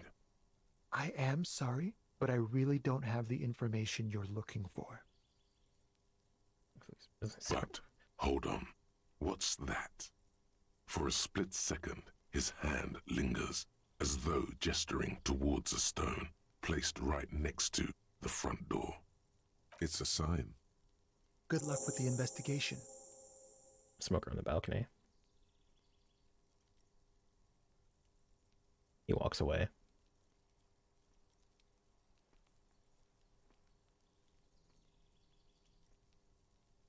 He's gone. Oh, we should not run after him, see where he No went. point in running. Tenements like these often have multiple exits. If he You're doesn't right. want to talk to us, then he'll know how to hide himself. So we just He give could up? be a witness. Him or his Sunday friend. Either way, we need to look into that muscular type who's asking about our case. He did leave us a sign. Did you see that? He wanted to draw our attention to that stone right over there. Yeah, no, I saw that. If we find a way inside the building, we can ask around for his apartment. I'm guessing there's a key there. A stone, like any other, lying in a whirl of sleet and mud. Maybe there's something under it. Turn it over. There's a key beneath it, rusty from the dirt. This must be for the front door. Pity doesn't have the apartment number on it. This building has many apartments and the man can be in any of them. We'll just have to go in and see. put the stone back. Alright, well, I'll come to that in a minute. I want to talk to the kid and run. Why does it run sometimes but not others? The streets will flow red once more. A great torrent rushing down Rue de Esperance. You wait and see. The streets will not flow red with anything. Who are you? I'm Cindy the fucking Skull. What else do you want to know? Date of birth, blood type, the last time I was tested for Hep C. We just want to know your name, little lady. No need to get And defensive. here I was trying to be polite. Just can't win with you pigs. A brush, an artist. The red splatter is urban expressionism. You keep looking off to the side. What are you looking at? The lieutenant furrows his brow at another one of your eccentricisms. Hatred, disgust. It's difficult to tell which of the two is more present in her girlish features. The woman on the boat does not notice her staring. That is on her. Someone's got to keep an eye on her. Ozon is an archipelago 2 days' travel away from Rivershot. Its moneyed residents, used to posh restaurants and upscale boutiques, rarely have reason to visit Martinez. Probably the Wild Pines rep. We should talk to her. She's a professional negotiator, though. It's like 4 I have o'clock the feeling already. she will be very cooperative while telling us nothing. You should take the lead. Ask her unexpected questions, you know? Do your thing. Don't be afraid to get a bit wacky. Throwing her off is our best bet. Good idea, piggies. Run along now. Fuck her shit up good. Impound that boat while you're at it. I'd like to watch her swim back to Ozon. I might. Can't you tell? I'm painting a beautiful mural, an aereo graffitio visible from low orbit. I haven't really started it yet. I'm waiting for the right words. So you don't know what to Have you write? ever tried your hand at graffitio? When faced with a blank wall, most people write unimaginative stuff, like pigs go home and Mono is here. We rarely see pigs round here, though. Just union cards. And my name's not Mona, so... Why are you so committed to defacing the This building? place is severely lacking in havoc. Not even the There's a occasional body trash hanging. can fire to break up the tedium. I thought I'd mix it up, you know, summon the forces of crime and social chaos with a wall-sized invitation. I have a opinion on this. Want to hear it? Yeah? I love public art. Don't mind us. Keep doing what you're doing. You're gonna have to stop. I'm gonna have to stop you. Yeah. Thanks. I'm sure the inspiration will come. She means the opposite. Do you know anything about the recent I murder? ain't no snitch, pigstein. Go forth and forage in someone else's shit. No shortage of squealers in these parts. Actually, there is a shortage of people who talk to us in a normal, calm, informative manner. We weren't put on this earth to make your life pleasant, fucko. Catch you Watch later. your back, ungul. Okay, I'll go ahead and save again. Because this would be right before the conversation that I had with her. Which is where I died last time. An orange beanie. With a couple of big ass holes in the side. It looks like it might have been used as a mask during an armed robbery. I'll hold on to that for later. I still don't have a map yet.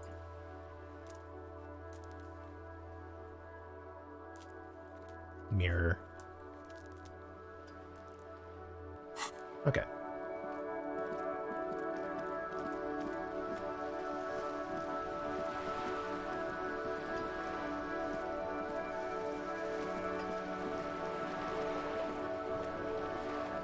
All right. Striking woman leans against the cabin top. Just trying to die this time. Officer Joyce L. Messier. I represent the board of L. Wild What's the Pine. L stand for? My maiden name.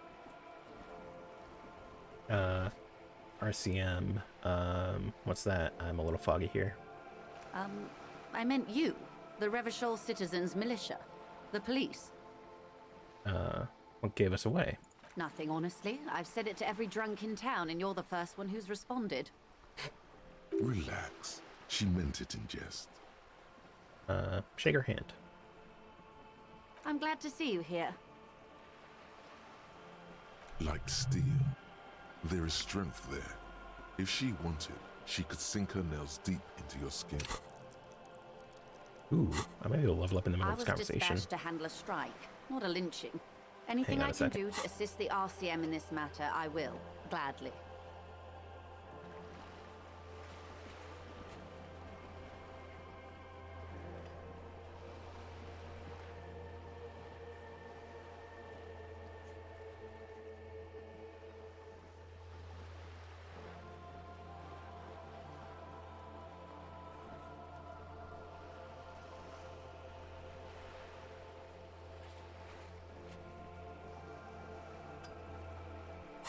I could probably play the rest of this game standing up, or at least a part of it.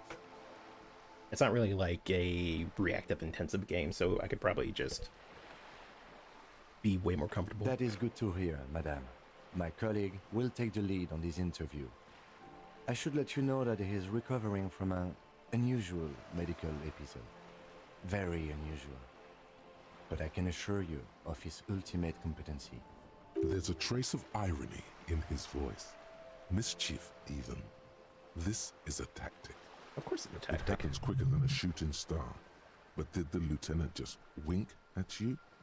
How interesting. I wish you a swift recovery. In the meanwhile, you have my full cooperation, and the full cooperation of the Wild Pines group. You're on a boat. Why, yes I am. Not a lot of people with boats are, not a lot of people on boats, are there? Of course there are. We're on an archipelago. How else are you supposed to get around? What do you mean, archipelago? I mean, we are on Le Caillou, are we not? I thought we were in Revachol. We are, and the city of Revachol is on the island of Le Caillou. Still haven't seen anyone else sail a boat around here. I haven't seen anyone else drive a souped-up Capri Kenema motor carriage either. Actually, that motor carriage has been specially issued to serve as a patrol and pursuit vehicle. It's for crossing long distances in the greater Revachol industrial harbor. Neither is this. A toy, I mean. It's a machine for crossing long distances in the Bay of Revachol, between the city and the islands. Seems kind of like a toy to me. You need to make this lady admit she's only riding around on this boat because she's rich. Why? Why what? Stop thinking. Take her down. I'm a little... I'll come off like I'm envious, and I'm not. Why, I'm not even thinking about this. I have police work to do. Actually, yes, I need to nail her for this. You're not? Okay then. Just keep on admiring the boat then, unburdened by envy.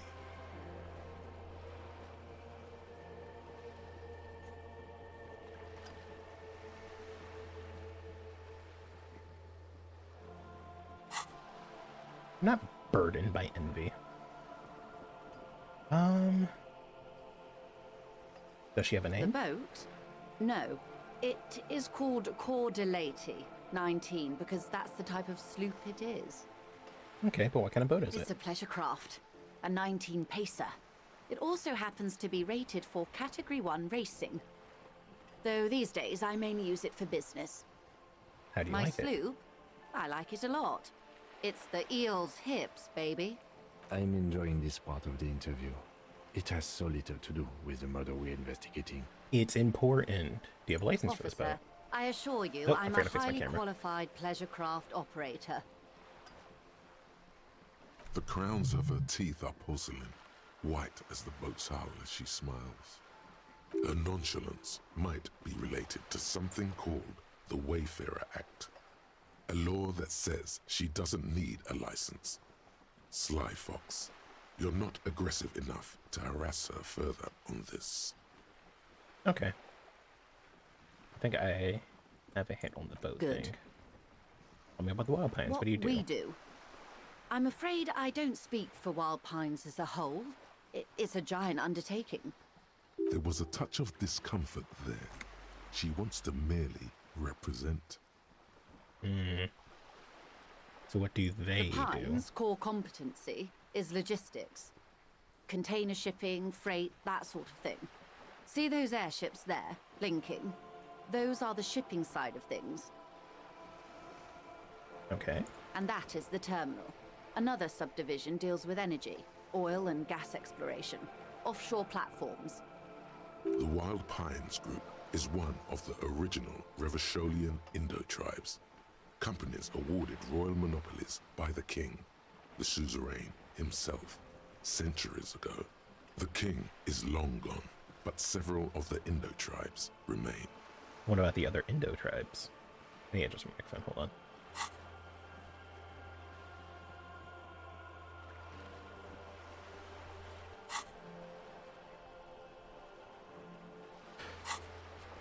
All right, there we go. Much better.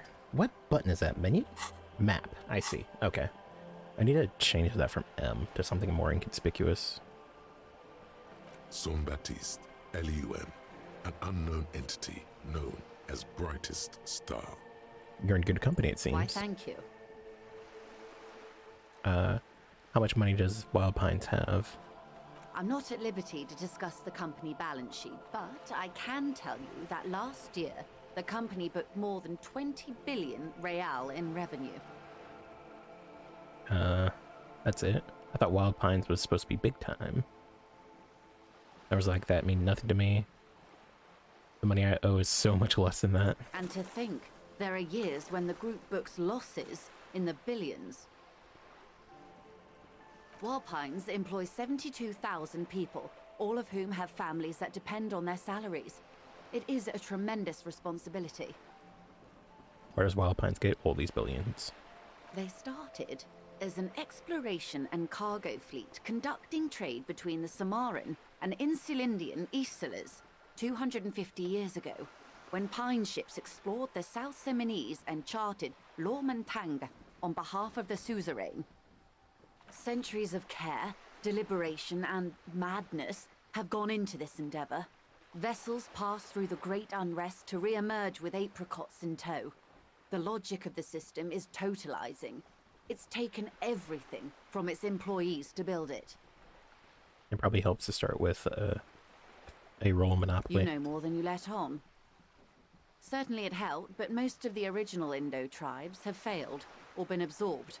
To survive, Wild Pines had to grow and adapt. No suzerain did that. What's a huge system want with a place like this? You mean aside from being the terminal's legal owners, who are responsible for moving 8% of the world's cargo? 8%? That's quite the endeavor indeed. There are no minor cogs in the system. Each terminal must be accounted for, lest the entire system break. Every hiccup in such a system means thousands lose their jobs, the world over. I'm here to assure that doesn't happen. Temporary research bonuses, none. That's good. There's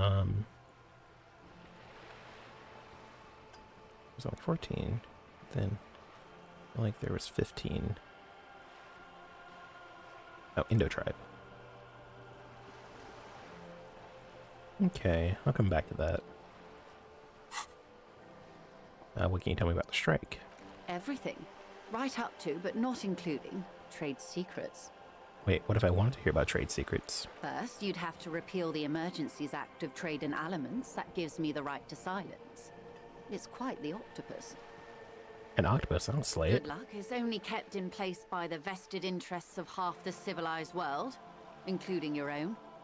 What the MAM means is that the Emergencies Act and the RCM both get their authority from the coalition government. I see. You'd be shooting yourself in the foot, in other words. That's fine. But I am derailing us. You wanted to know about the strike. What is the role in this precisely? The official title is Senior Labor Negotiator. In practice, I'm a grocery clerk. I relay the union's demands to Wild Pines and return with Wild Pines' counteroffer. That's a lie. No way. She's more. She can make decisions. And how are the talks going? They're not. That's the problem. The union stopped all negotiations a week ago, after that awful lynching took place. Wait, she just admitted that the lynching and the strike are connected. Yeah. Now they won't even let me into the harbour. There's a 2-meter-20 racist behemoth blocking the gates. A man of virtue. No. So the strike is connected to the lynching?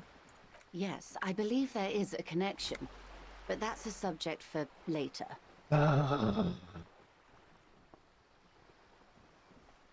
That probably would throw her off if I mentioned my connection to Jean-Luc.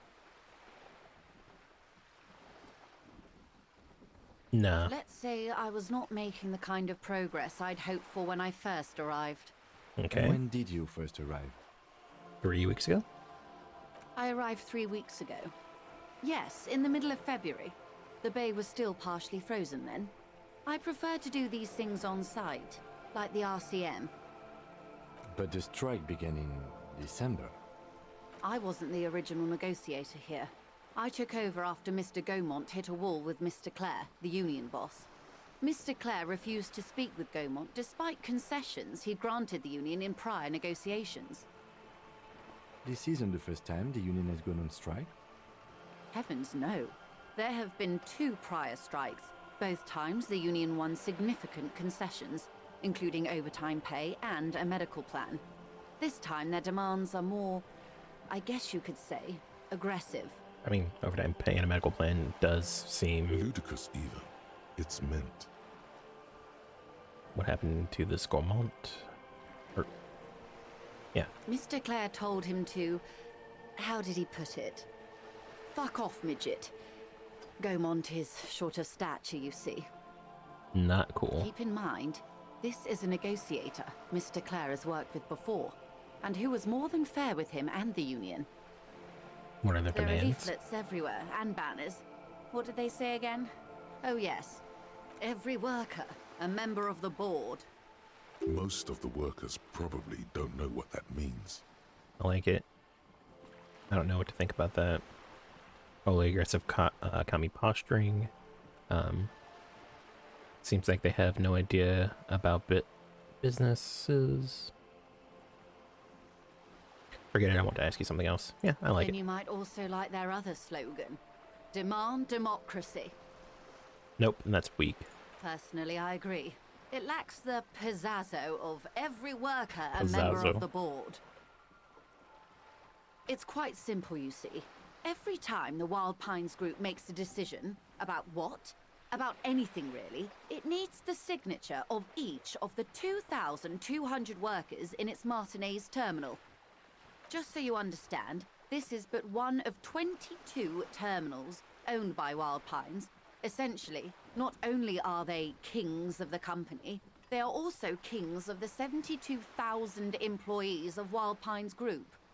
The king is dead. Long live the workers. That may well be. It's not up to me to decide who is king, but as negotiations go, it's not a swell start. I'm not sure. Naturally, I assume that was just their opening position, a hard-nosed tactic with a side of mockery.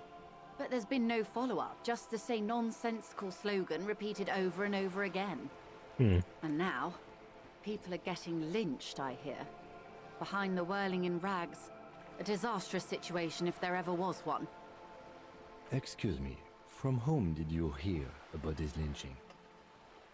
I first heard it from the bowyer at the gates. The one whose very name advertises his aversion to work.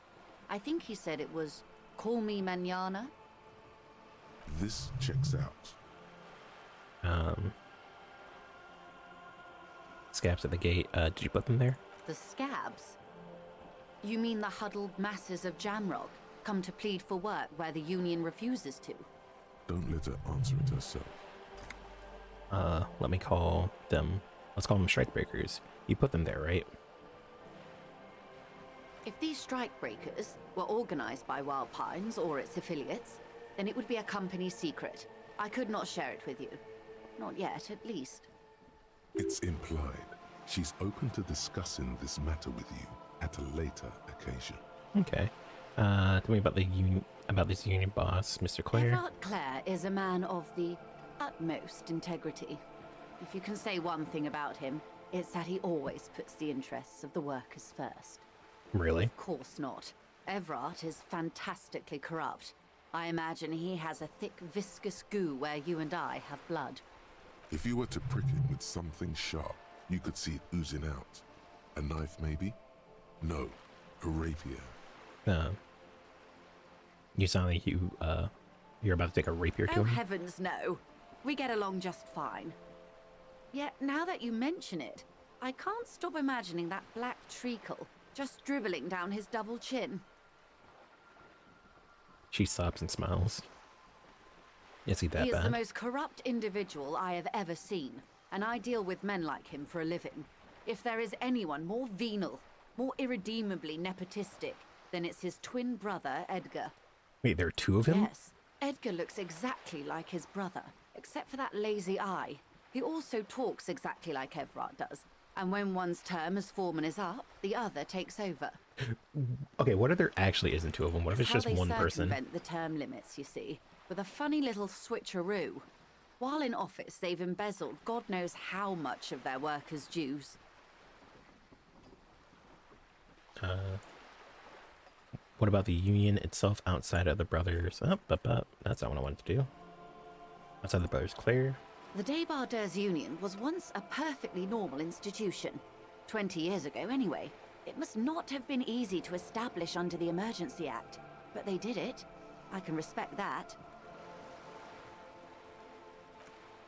Organized labor at its best, as they say. Then something happened in the local chapter elections. The brothers Clare came and transformed it into a... how do you say? How do you A say? mob. The Débardeurs are a crime syndicate. Sad as it may be, I suspect we'll be forced to cooperate with them. Refreshingly honest, officer. The company has tried appeasing in the past, but I'm afraid our concessions have only emboldened Everard and his brother. And your opinion, detective, if I may ask? I'm a curious and talkative person, you see. Would you say the Débardeurs Union is... An effective advocate for the rights of the local working man? Doubtful.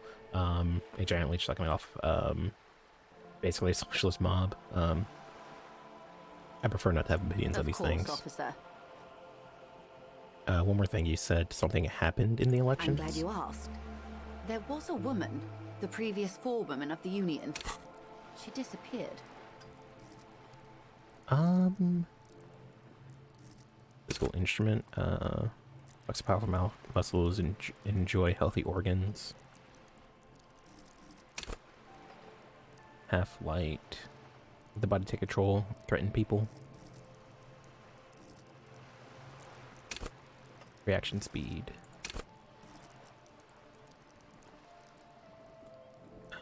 Sink on their nose. Stun them with immense patience. Yeah. Interfacing.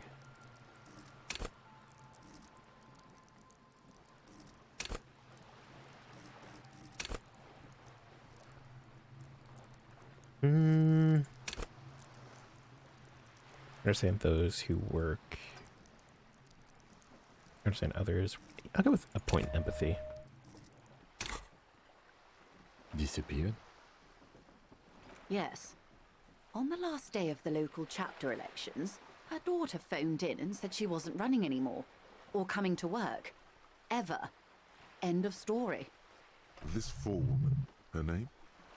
Yeah, what was her name? Sadly, the company records do not even give a name. She's just forewoman in private correspondence. Holly.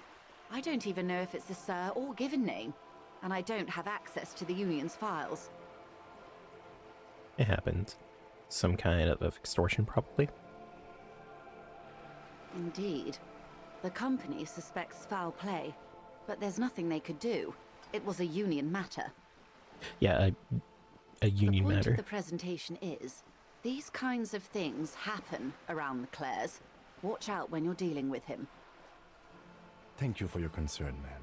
We'll be just fine. That's all I need. That's all I need here. Let's change the topic. Of course. How else can I help? What can you tell me about the lynching? Quite a few things, I'm afraid. Fall silent for a The moment. information I'm to share with you includes sensitive trade secrets. For the sake of my employer, I have to ask for your names and badge numbers.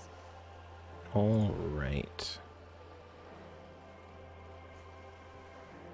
Where's the rest of the armor? A ton of little things. Of course, ma'am. We should have introduced ourselves. I am Lieutenant Kitsuragi from Precinct 57. And this is my colleague from Precinct 41. I'm afraid he doesn't have his badge at the moment. I hope mine will suffice. How curious. Why is that, Detective? Breakthrough moment. Oh, Ace's High is done. Cool. It's done cooking. 'Twas stolen by some artist, surely. Best to pin the blame on them. Everyone knows you can't trust artists. Why should I blame it on artists? Everyone knows you can't trust artists.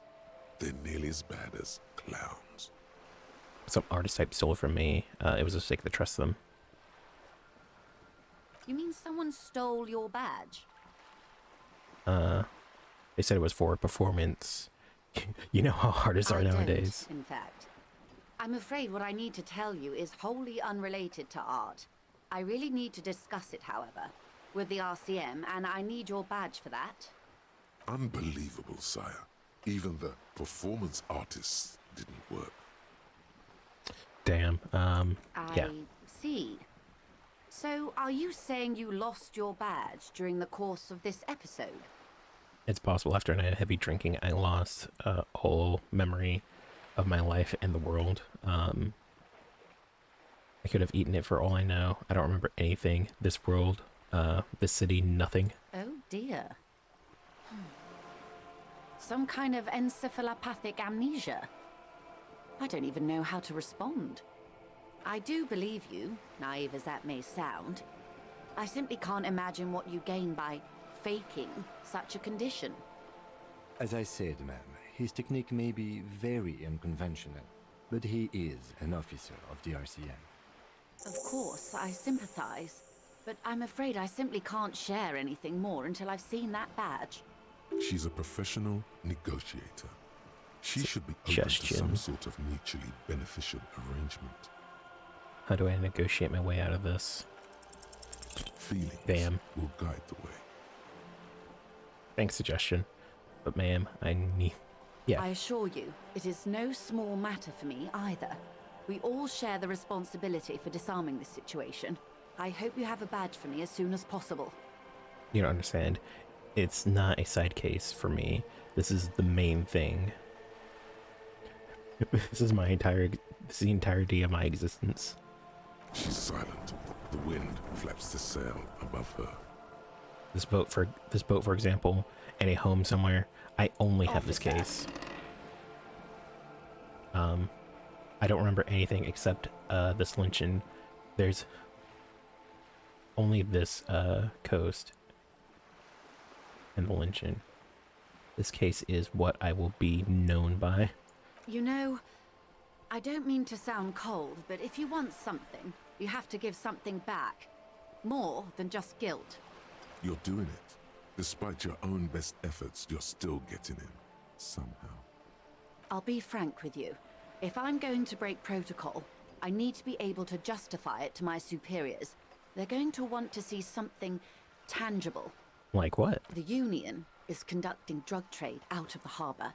It's an Really? open secret in Martinez. Surely it must not come as a complete surprise to the RCM either. Perhaps it's time to look into it. I could just come back with a badge. I don't feel like Or busting in the drug trade. You can find your badge, which honestly seems like a lost cause. Detective, a word in private before we continue. Excuse me for a moment, ma'am. Aces high. For the rest of the world, the Aces High is just a cool Revachol thing, politically neutral. In Revachol, it still holds revolutionary connotations. Also, have you looked at Lieutenant Kitsuragi's clothes? He wears a bomber jacket, just like the ones worn by aerostatic brigades, and those cargo pants could store tools for hot-fixing your aerostatic. Maybe you should ask him about this. Yeah, I will, actually. I'll ask him about it later. +1 empathy, your roots in the RCM. Alright. This is not going quite as I hoped it would, Detective. Lieutenant says in a hushed voice. How'd you hope would go? Honestly, I was expecting you to use your unorthodox technique to keep her off balance, and you know, not volunteer us to be her henchman. Oh, so we're henchmen now. Really, I thought it was going well. This woman is running circles around us. She might have known about your misplaced badge all along, or she's simply an adept improviser. Either way, we've played straight into her hands. Maybe this is all her plan. She might have heard about you. The company must have more ears on the ground. She could have known about my condition. Would you propose we don't investigate the drug trafficking? I mean, that's not our case. We could just, you know, find my badge.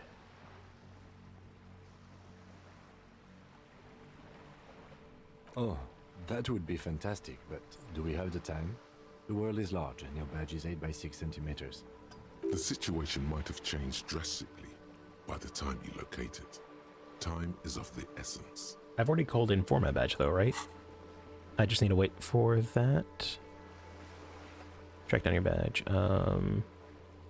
It's unclear how you should go about finding a tiny piece of plastic in the world. We made the call reporting the crime. Yeah, but didn't I call in for my badge? Done. Read your ledger, name of the case, find your paperwork, open the trash container, interview Wild Pines, report your missing badge. For precinct, the lieutenant said that you can use the radio in his motor car. Yeah, but I already did that, so... Are they sending me another badge or not? Favor the images, track down your badge.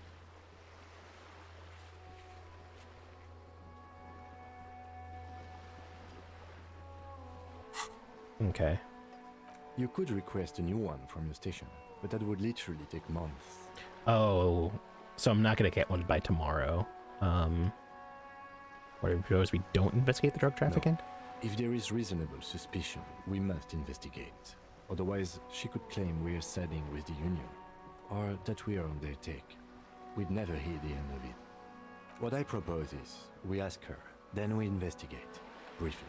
But do not share the outcome of this investigation with her. We tell her it's done, and demand for her information on the lynching. Okay. The company must have... I wouldn't go that far. Her reaction did come off as sincere to me. I think she's just quick to adapt. She's a professional, after all. Alright, let's get back to her then. See us at the moment, might as well save. You're back. Good. What can I help you with? Okay, tell me about this alleged drug trafficking. Do you know something about these tattoos? That's the man who was killed. I'm afraid this is a discussion for once we've cleared the lynching question. Okay. So you know something about the tattoos? Why? How? Looking at the photo. Why? I was looking at the photo tied to the lynching. Better not tie the fourth day to the bat stay on this. I hope there is something else I can help you with. You seem smart. I need someone to give me the lowdown on this reality we're in. This reality? Yes, reality is your side case. An experimental side case. I'm conducting a personal investigation into the world I find myself in. It's related to that medical episode. I have trouble remembering even the most basic terms of reality. No time to explain, just give me the lowdown. Actually, now's not a good time. I'm conducting a personal investigation into the world we find ourselves in. Truly curious. A sort of philosopher detective. My theory is that this inquiry into the nature of reality will ultimately converge with our murder investigation. They are really one and the same. Actually, that's not why I need you to give me the lowdown. Are they now? Lieutenant Cox an eyebrow. Deep synthesis. I'll assist you however I can then. Oh. Go ahead. Ask. All right, we're in. I know these all look good, but begin with the first, okay? Okay, Encyclopedia. Where are we? We're in Martinez, baby. Baby. A casual term of endearment popular among the 50-plus crowd. It's a disco holdover, pay it no heed. I'm a disco holdover myself. Aren't we all? She refers to your corresponding ages. And what is Martinez? Martinez is a district of Revachol. A very small district tucked away near the industrial harbour, north of the 881 and Jamrock. You would be excused for not knowing about it. Unimportant, they say. Forgotten, even. Shelled to smithereens during the Revolution. It has its charms, just not this time of year. Tell me more about Martinez. Tell me about this phrase, even more fundamental aspect of reality. Or tell me another phrase, even more fundamental. Okay, tell me more about Martinez. I'm not a good ambassador. I've only been here once before, as a teenager. Not a lot has changed. There are ruins, a terminal, fishing boats, reeds, boys with boxy shoulders. This place used to be a province, a workers' resort before the city swallowed it and the artillery did its work. The reeds are the real star of the show here now. The further down the coast, the wilder it gets. You mentioned a sea. What do you see? It's not really a sea, it's the Bay of Revachol. And the bay feeds into the ocean. Are we near the ocean? Yes. We're on an island in an ocean, the world's largest body of water, the Insulindic. Known to the early Revacholians as Les Immensités Bleues, the blue immensities. I see. What's the name of this island? Caillou, as you already know. Imagine a pebble. A smoothed-over pebble amidst a great blue sea, misshapen, cracked. The cracks are the River Esperance. We're in the delta of this river, on the 6th branch, the Martinez distributary. It is clear this pebble is of enormous value to her. I see. And to humanity at large. Okay, okay, that's Martinez. What is Revachol? Revachol? Revachol is what you call a city. What kind of city is Revachol? Great kind. What makes Revachol great? History detective. They built this city to resolve history. Our part in it, at least. Our centuries. Okay, who built this city? The nations of the Occident, or migrant workers from Seminine and Ile Marat, depending on your creed. When was Revachol built? In the DeLorean century. 380 years ago. That's a while ago. And why will it resolve history? They say it's where the terrible questions of our time will be answered. The tensions are highest, the fault lines deepest. By that I mean conflicts. Ideological conflicts. The stuff of men. Why here? We are standing on a fertile, self-sufficient island able to sustain up to 200 million people. Ah, in the middle of the Insulindic Ocean. I keep forgetting I have that alarm. Connected tissue. It's where the money is.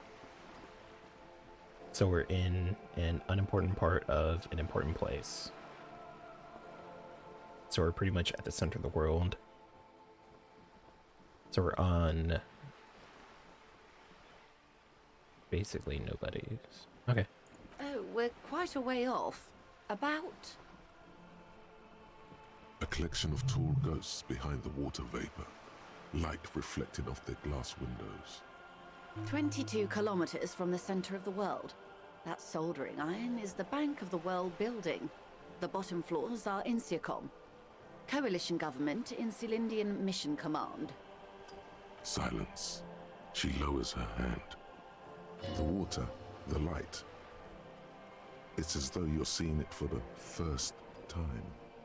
There is no recognition, only the immensity of the sea and the cold radiating from it. Where are we? I don't know any of this. Say nothing, observe the large body of water, swelling, cold. Where are we? We are where we are. I have no truer answer to give, unfortunately. To watch you closely as you scan the This is horizon. one thought you need to complete. Where are you? Was there something else you wanted to know? I remember something about a lowdown. This has been informative. Thank you, man. I'm sure my memory-impaired partner has many more questions to ask, about even more fundamental aspects of reality. Of course I do. do. Just not asking them all right now. Ma'am, Monsieur will be here later too, and tomorrow.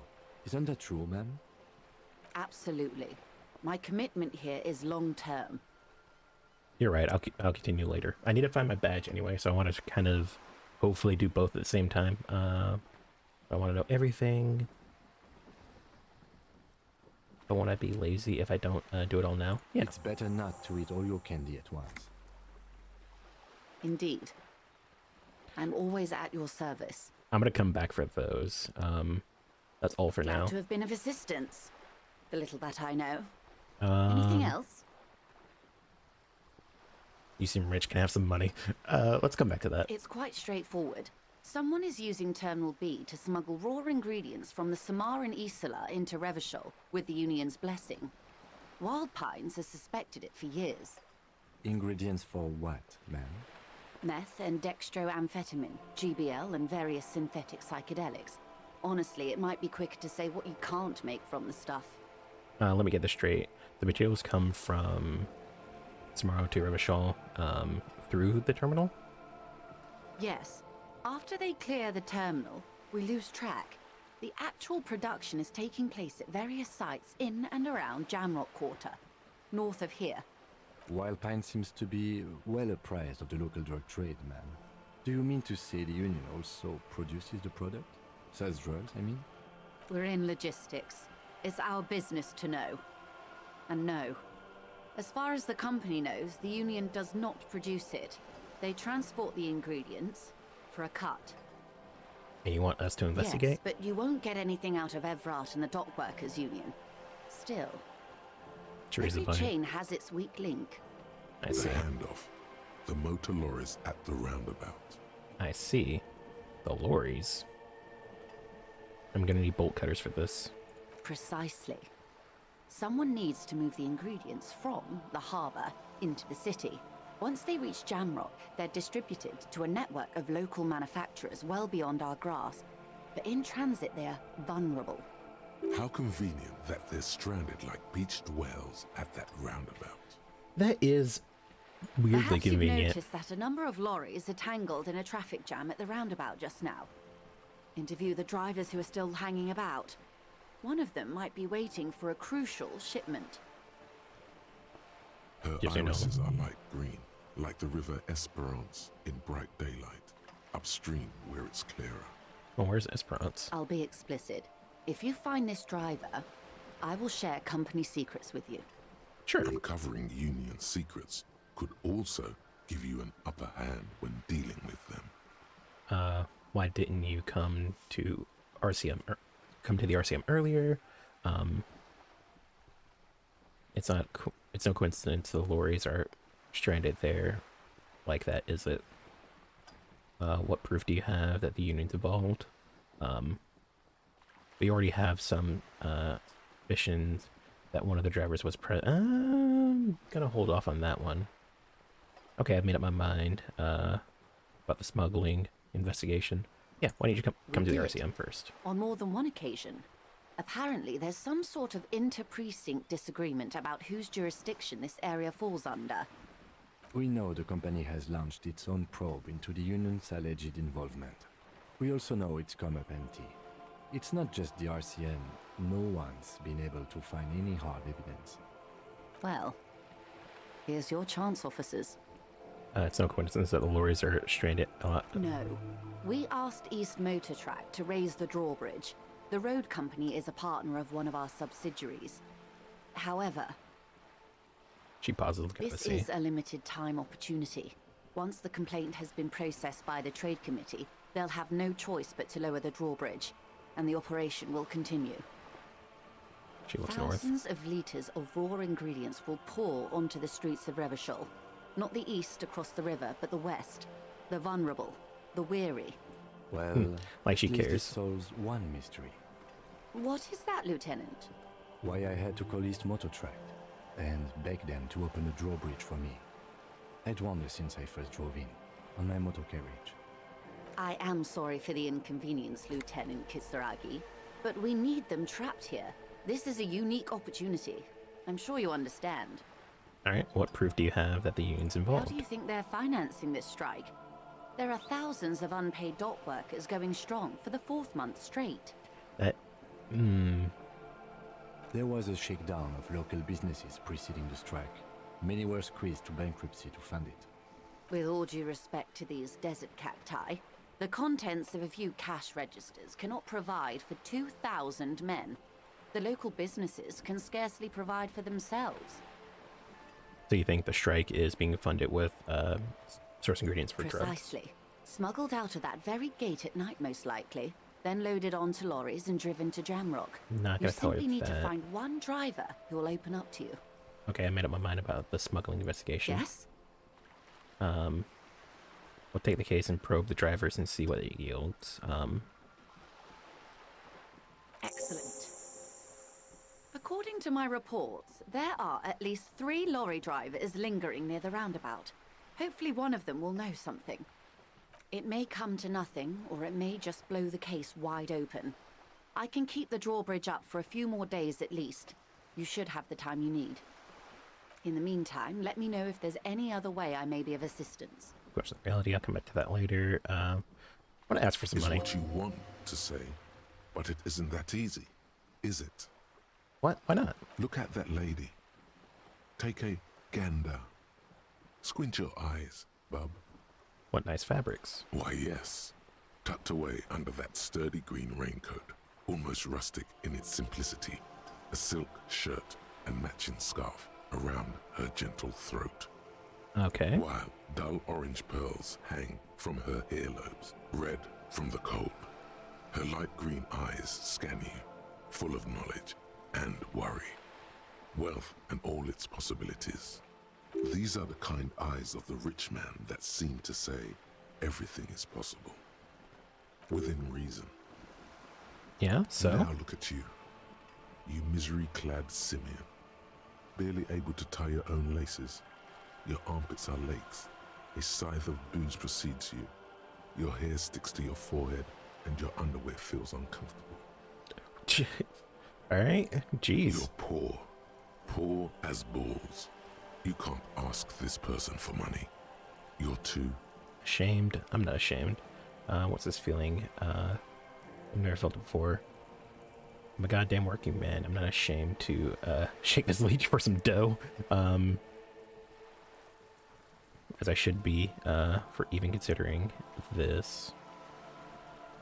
For even considering it, this is a woman and I'm a man. Yes, I should make my own goddamn money by now. Ashamed? Yes. You're too ashamed to ask this person for money. Too scared to belittle yourself in her eyes. Those half-precious stones of Odin. As I was saying, if there's any way I may be of assistance, please don't hesitate to ask. Thank you, that's all for Of course, now. Detective.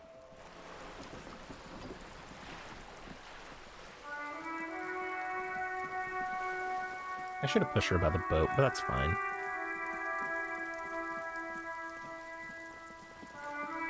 Alright, so. Get a reality lowdown. That's for the future. And take the jam mask. Okay, so there's one lorry driver in particular that I want to question about some stuff that came up. So I might as well. Oh. What was that? The sight of bullet holes stirs something in you. making you forget the lieutenant's surname. Look closer. Look, bullet holes.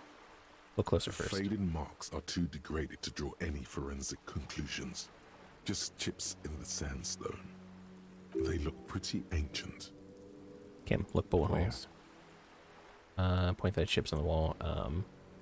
Someone has been shot. We're cops. We should investigate it. But I already know where the bullet holes come from. I mean around this. Those are old. Oh, you mean like from the Revolution? What do you mean old? Okay then. Yes, the one that happened half a century ago. Those bullets were fired during the Revolution and do not warrant an investigation by officers of civil law. Okay, what can you tell me about the Revolution? Alright then. We should focus on present crimes from the present century. Right. Getting up there in points. Do I want to talk to the old man again? Nah.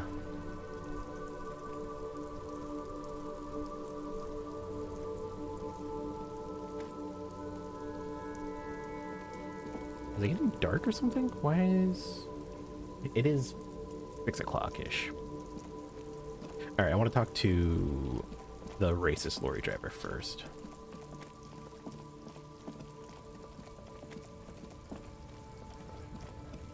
Looking for something, Aunt? Come I found this mug in the trash. Again? Yours? You're a lawyer man, right? What's your stance on drugs? Yeah,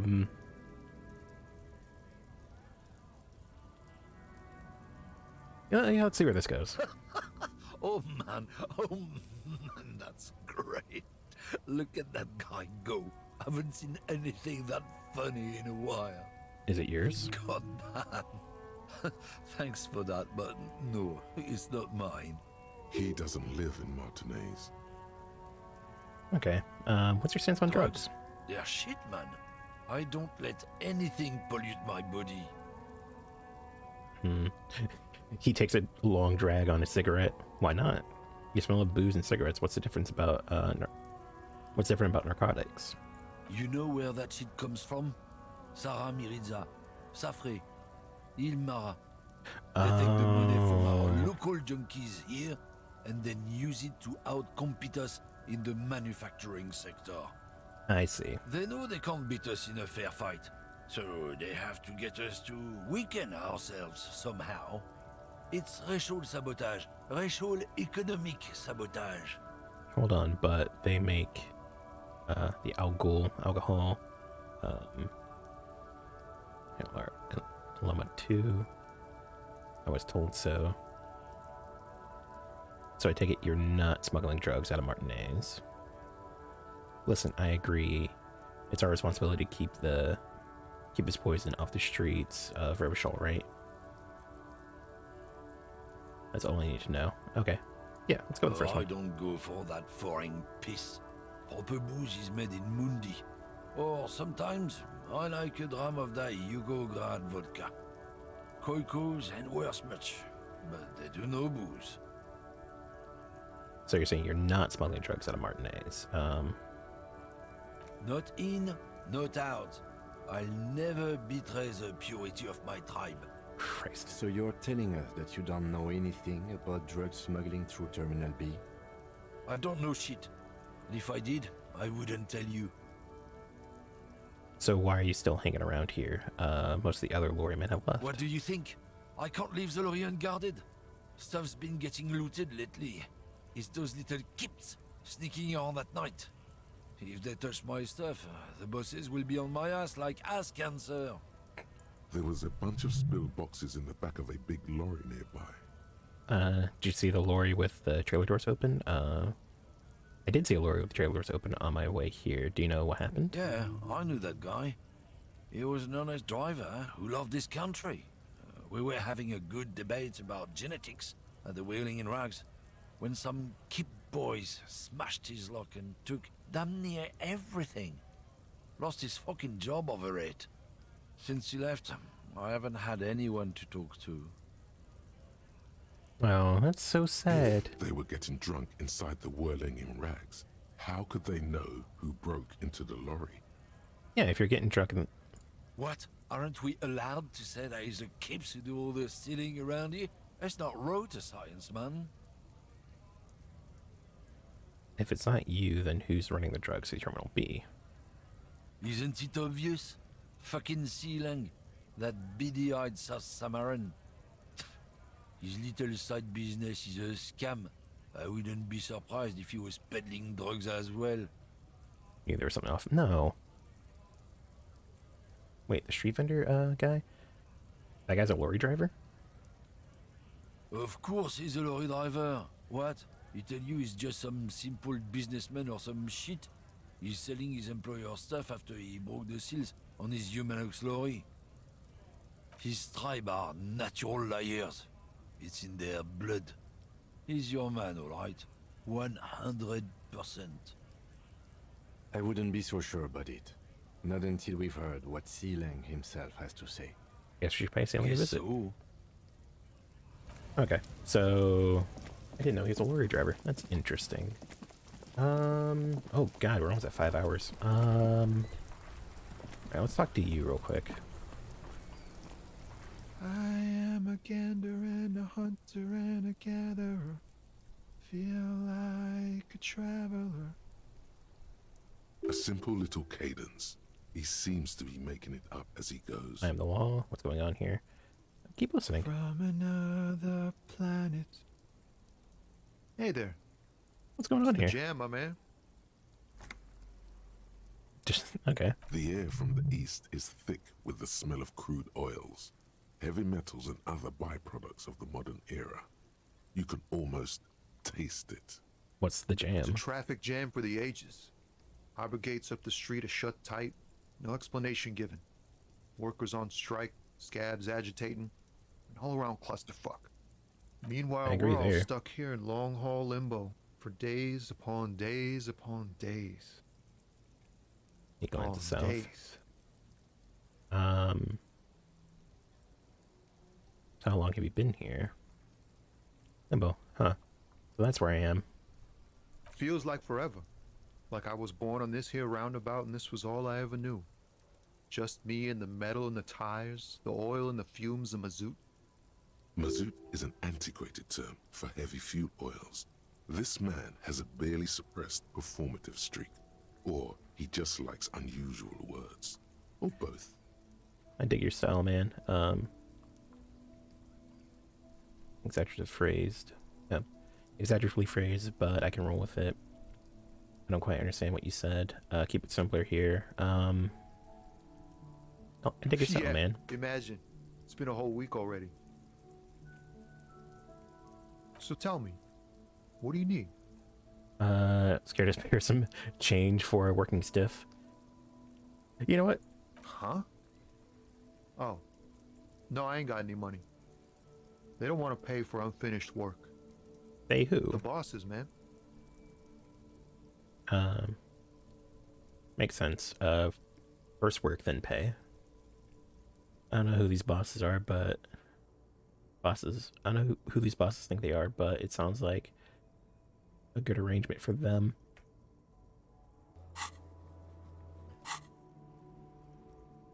So you're broke. Got it.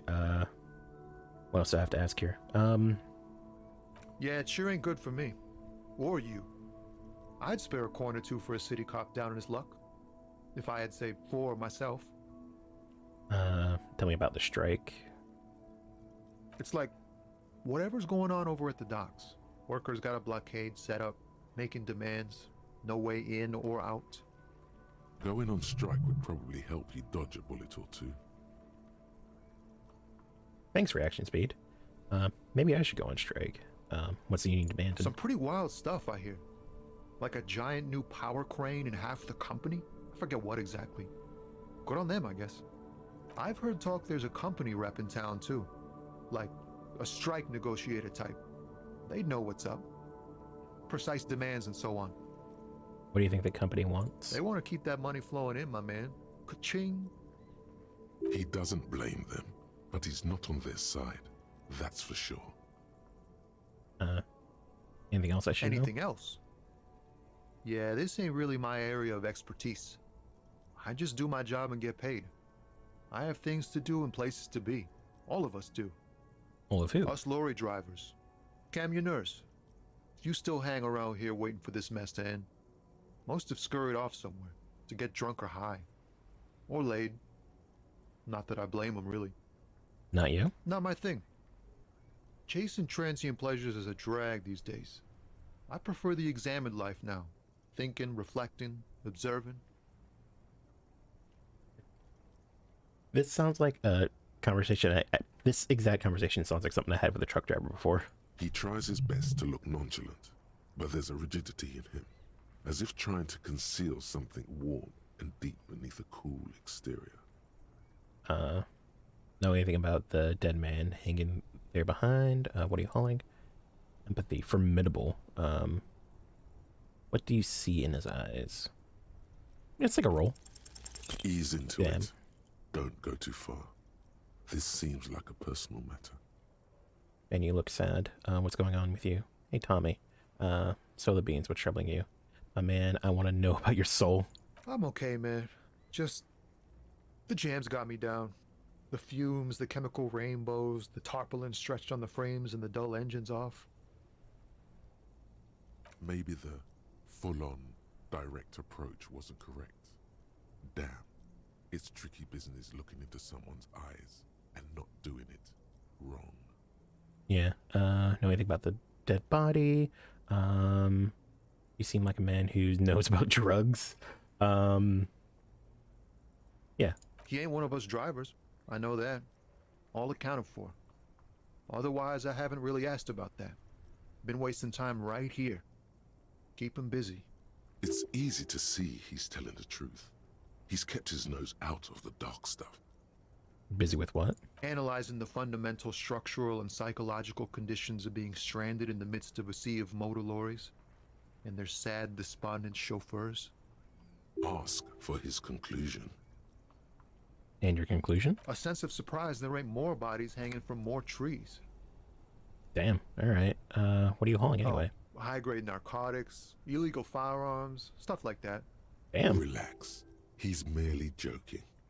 You're under arrest. I always wanted a friend in the underworld. Okay, what are you actually hauling? Ha! No, I'm joking, my man. Found runs a nice, clean business. This haul of cargo is mostly sporting goods. You know, tracksuits and that kind of thing. They usually get shipped to Grad in the Occident. Though we've been making headway in the Il Moran market lately. So nothing illegal then? That your machine behind you? Could I get one of those fallen tracksuits you're hauling?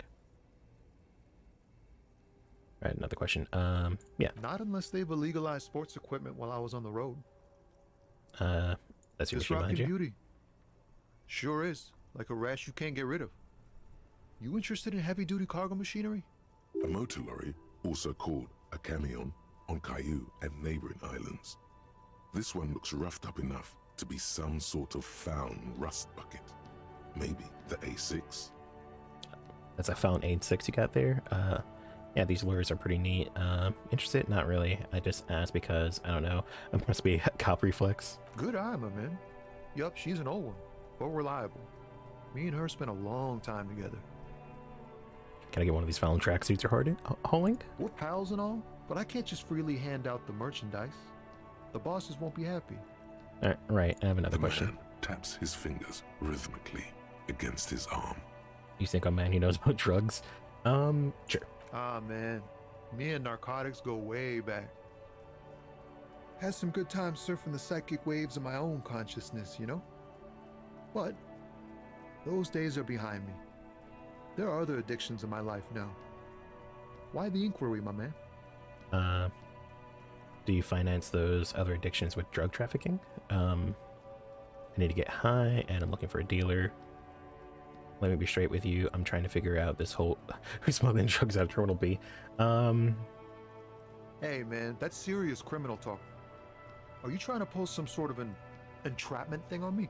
Entrapment is a practice whereby an officer of the law induces a person to commit a criminal offense that the person would have otherwise been unlikely to commit, usually through some trickery, persuasion, or fraud. What? No, of course not. What's your deal here? Let me be straight with you. We have a credible lead, sir. Someone on this roundabout is waiting for a bulk shipment from the harbor to load it on their lorry and drive it to Jamrock. Not me, man. No way. I don't need any trouble. Shit's bad enough anyway. This jam's got folks up in arms, and I'm afraid it's headed toward a conflagration. Wait, then what are you still hanging around? Who do you think could be conducting the drug trade then? I wonder who he's gonna blame. Wait, why are you so Gotta hanging guard around the then? stuff. Bosses don't look kindly on missing cargo, and it gives me time to work on my rhymes. A rhymesmith? This is quite credible. It goes with its cadence and way of speaking. Who do you think could be? Look, man, I try to stay away from the criminal underbelly of Revachol. I'm a guest here. You really need to find another man to probe with those questions. Fair enough. We wouldn't say he's lying, sire. Conceptualization, Formidable 13. Unasserted Syrinx. He's a poet. Hit him with your best verse. Ooh, I gotta roll this one. I got to see what happens. Wait, there's something here, stored away in some dusty corner. It starts like... A mirror's temperature is always 0. It is ice in the veins. A camera in the X-ray. Whoa.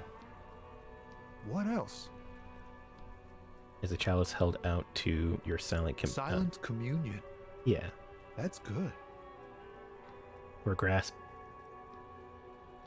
Graspingly you partake of the shifting identity, never your own. Dang, that's some great shit. You came up with that yourself. Or did you learn it in school? More importantly, who can prove if you did? Go with it. You deserve really. some acclaim. I think I may have been an actual poet, and I've learned it by heart. I'm just a vessel for the muse. I think these words are mine, yes. Right. But really, no bullshit. That's great stuff. I sort of want to know if it's yours. I don't know, really. I think that may have been an actual poet, and I learned it by heart. No matter. It's a fine stanza. You're not so bad after all. For a cop. For a cop? They're more often into fists than rhymes, see? Let alone honesty in verse. An organization gets all kinds of folks. I'm sure we try our best. I'm doing what little I can to do right by people. No joke, man. Fuck the police. The lieutenant looks at you in silence, a curious look in his eyes, nodding slightly. Well, you've given me some hope, I guess. You found some common ground with this man. Even impressed him. The next time you look in the mirror, though, remember those words. Yeah, I'm sure. Thanks. Don't be a stranger. Okay. Oh, thanks for the autosave. I think... How much longer do I want to go? I haven't made it past the first day yet. This is going to be a very long game. I don't know if I'm going to be able to finish it in this week. Which is kind of sad, honestly. I can probably go back for the corpse. There's doors up there. Nothing I can do about them.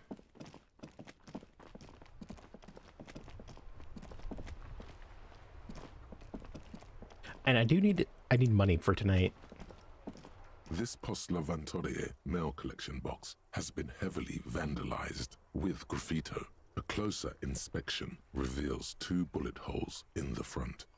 A faint sticker on the side reads, RCM Emergencies Desk number 8102, with a slogan, Mankind, be vigilant. Good mail delivery box. The box seems happy. Good. Eat shit pig, fucked by the coon, and St. G with a crown have been scribbled on it.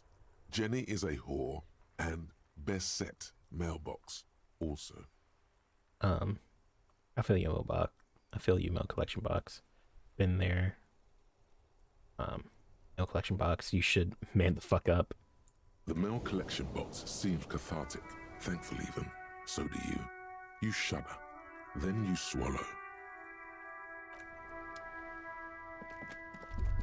Alright, so where's that last lorry driver then? Yeah, which looks like it could be caused by an earthquake.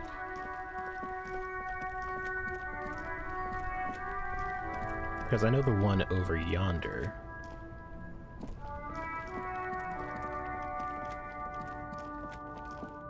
Can I get up here? I can. Can I get over here? I can. Oh, are you them? Are you just a guy? A small, wrinkled woman does not greet you. She nods along to something on her radio.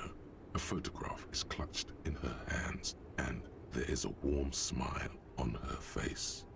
The photo, an ambrotype from the turn of the century, as golden as her smile. Snap your figures in front of her face. Excuse me, ma'am. I'd like to ask you some questions. Nothing to do here. I'll come back to her. I want to find the fourth lorry driver, and I want to investigate the body while it's still a little bit of daylight. Actually, I'm going to do that first.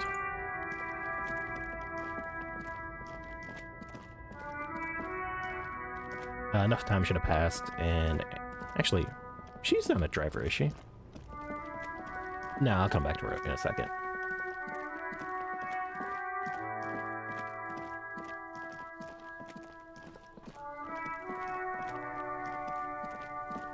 Alright, you ready to do this? The rotting man lies on his side with his eyes looking straight through you. The belt is still around his neck. His body is supine and open to intrusion by autopsy. The lieutenant adjusts his glasses and takes a deep breath. I can't do that one again. First, what exactly is a field autopsy? Try to remove the dead man's boots. Come on, officer. You know what a field autopsy is. You've done 100 of them. What you do know is, at 18.9 kilometers, the dormant shield volcano, Corpus Mundi, is the world's highest summit, and the failure of the 38 single, Et puis descend, to crack the top 20 was the death knell of disco. But what a field autopsy is, you have no idea. Why don't you know? What use are you? Clap your gloves hands together. Let's get started. Let's get in there. Yeah, let's get back to this. There truly is a time for everything, even for yellow gardening gloves. However, they are lacking hygienically. I suggest you get in there in limited capacity. Alright. I'll ask you when I need you to. For the most part, maybe I should handle the contact and you take notes? We just fill this in, right? That's right. Open ledger and field autopsy form. The dead man stares in silence as you crack open the ledger. The bright red paper is covered in boxes and lists, describing the condition of his skin and organs in 3 parts.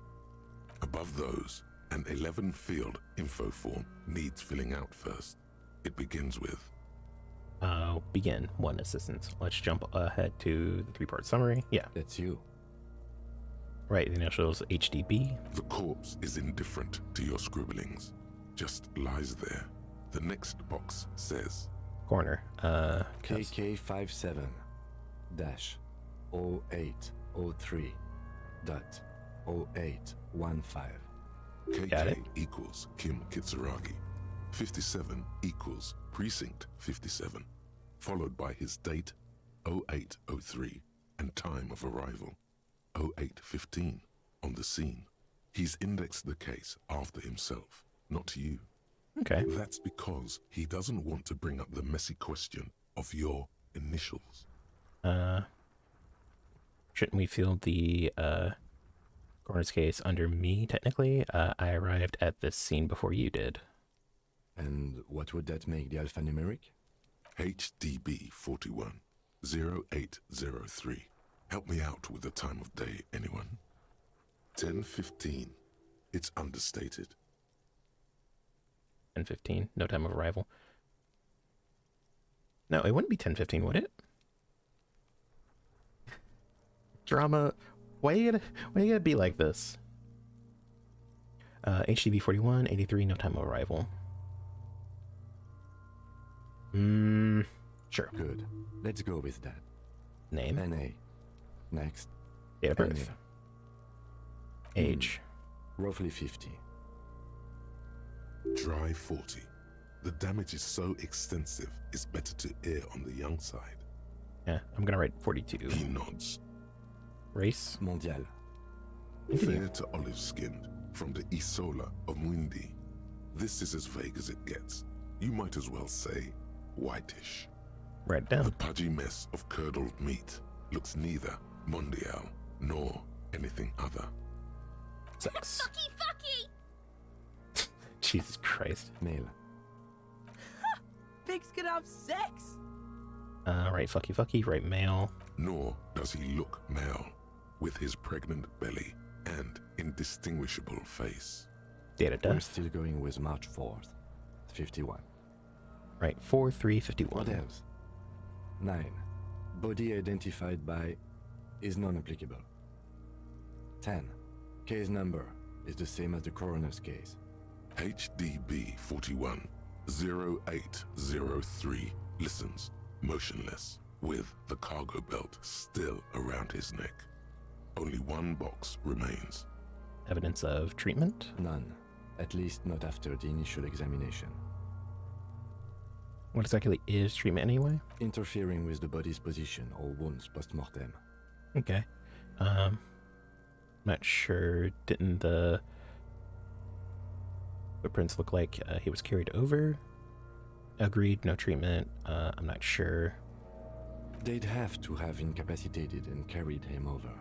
This man was more than a match for untrained dogwalkers. Place his hand. Your central nervous system recognizes this gesture. It's the stations of the breath. Ecclesiastic, religious in nature, a holdout from pre-DeLorean burial rites. It takes him 2 seconds to perform. Then, somewhere in Jamrock North, a small wood shed behind Rosenkrantz Row, Lieutenant Nick Feuerbat puts his hand to the chest of a small corpse, no larger than a monkey. It's raining outside, light drizzle. There is darkness in the shed. Elsewhere yet, an obese female sits in a wicker chair, her silhouette bull-like against the window. Outside, Grand Coudon. The day is turning dim for Sergeant Mac Dawson. Hand extended, he approaches, to make sure she is dead more than anything else. And so, all across Jamrock, Coal City, GRIH, 42 deceased persons found today. 42 stations of breath. We should start the post-mortem. The corpse cannot feel Kim's hand on his chest. It no longer meaningfully interacts with its surroundings. A thicket of boxes and lists on red copier paper tries to answer why. No, he's a slight lisp. At least when he says lists. Clothes. The deceased wears armored boots and white briefs. The make of the briefs is Babrodin, I think. Let's see. Turns body over to check his underwear label. See, it's happening. Babrodin, yes. Inexpensive. Size M. Color white. The disappointment is palpable. The red-haired thing was expecting something more lurid. The boots are ceramic, vitreous enamel. They are fused to his skin from blood flowing downward post-mortem. Removal of the boots is left for processing. It would be clever of you to omit the boots altogether, sire. If you are to keep them for yourself, as you ought to, you have deserved them more than anyone else. You see, drama, this is the type of shit I'm looking for. When am I gonna get them? Patience. After the autopsy, Before the body is taken away, there will be a window of opportunity. After the lieutenant has gone to sleep. I hope this has helped you, my liege. You know what? It has. Thank you, Drama. Omit the boots. The boot has a serial number. It's E50.100.100. The lines between the plates are in the shape of the alphanumerical. The number is purposefully concealed by the design. Wait, and am I not writing that down? Tattoos. Yeah. The upper torso is covered in a single, continuous tattoo resembling a microelectronical circuit board. It reaches from the right shoulder to the heart. Oh, we're actually going with that. Blue and white.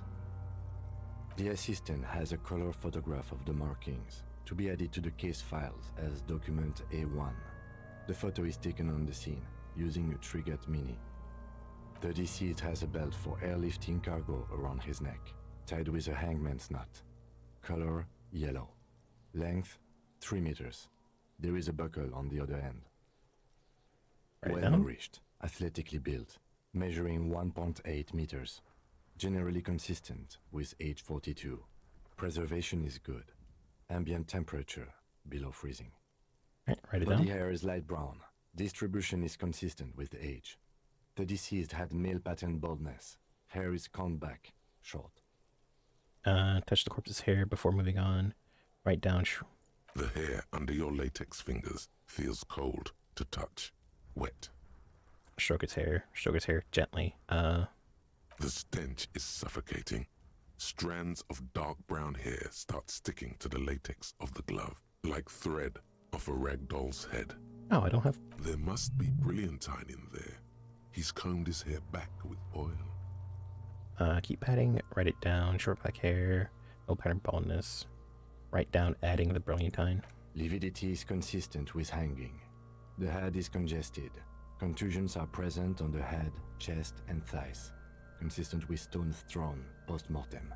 Low velocity. Fucking low velocity? You think Kuno doesn't know what you're talking about? Velocity was fucking max. Sure thing, Kuno. Talking shit about Kuno's velocity. In addition, there are bite marks on the face, scalp, and chest. Consistent with predation. Write down, but I meant high velocity. No. I get your mark. Fuck Kuno. Lecture mark. Lecture proceeds with a small folding knife. And pulling on the belt and starts cutting into the polyester. Okay. The steel wiring. There's too much of it. We need to remove the belt so we can get to the ligature mark. May I try? It's no use. We should get chain cutters. You can try with them. I have a pair in the toolbox of my kinema. Alright, let's go get them. 10 corpse. We had a good rhythm going. Okay. Let's grab the chain cutters. I should have grabbed those first now that I think about it, seeing as you mentioned them earlier. Oh well. Live and learn.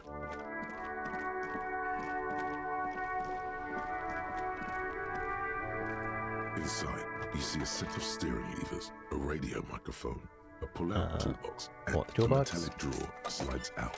Take what you need, officer. It's going to be a long case. I'm not protective of my tools, like some men are. He's clearly a little protective of his tools. But what can you do? Work is work. Take the red tip fly bar, don't need that. Take the chain cutters, I need those. Take the hand crank flashlight, I might need that. The handles are long and sleek. Snap, snap, go the cutters in your hand. You can do good work with these. Cut chains, locks, and ropes, especially belts. Yeah, and I'll take the flashlight. It's robust, weatherproof, and well made. Police issue, blue. Lets you see things in the dark you would otherwise miss. Alright, push toolbox. The pull-out toolbox slides back into its nest. Preheater gauge casts a warm glow on the steering levers and the radio on its hook. Wait, would the flashlight be able to work? Kim, how do I turn the headlights? Ready? I turn, you press start. It's next to the preheater. Press The engine start. dashboard lights up with orange glow. The raspberry gauge jumps and the engine of the Caprice Canadian comes to life with a whiny growl. That's a loud-ass car. Waking from its sleep, yawning and roaring at the same time. Press that The button lights label headlight. unfold with a little click, casting electrical light onto the ground before the vehicle. There you go. I'll turn them off from the remote once you're done. We just need to stand in front of the machine now. Alright, close the door.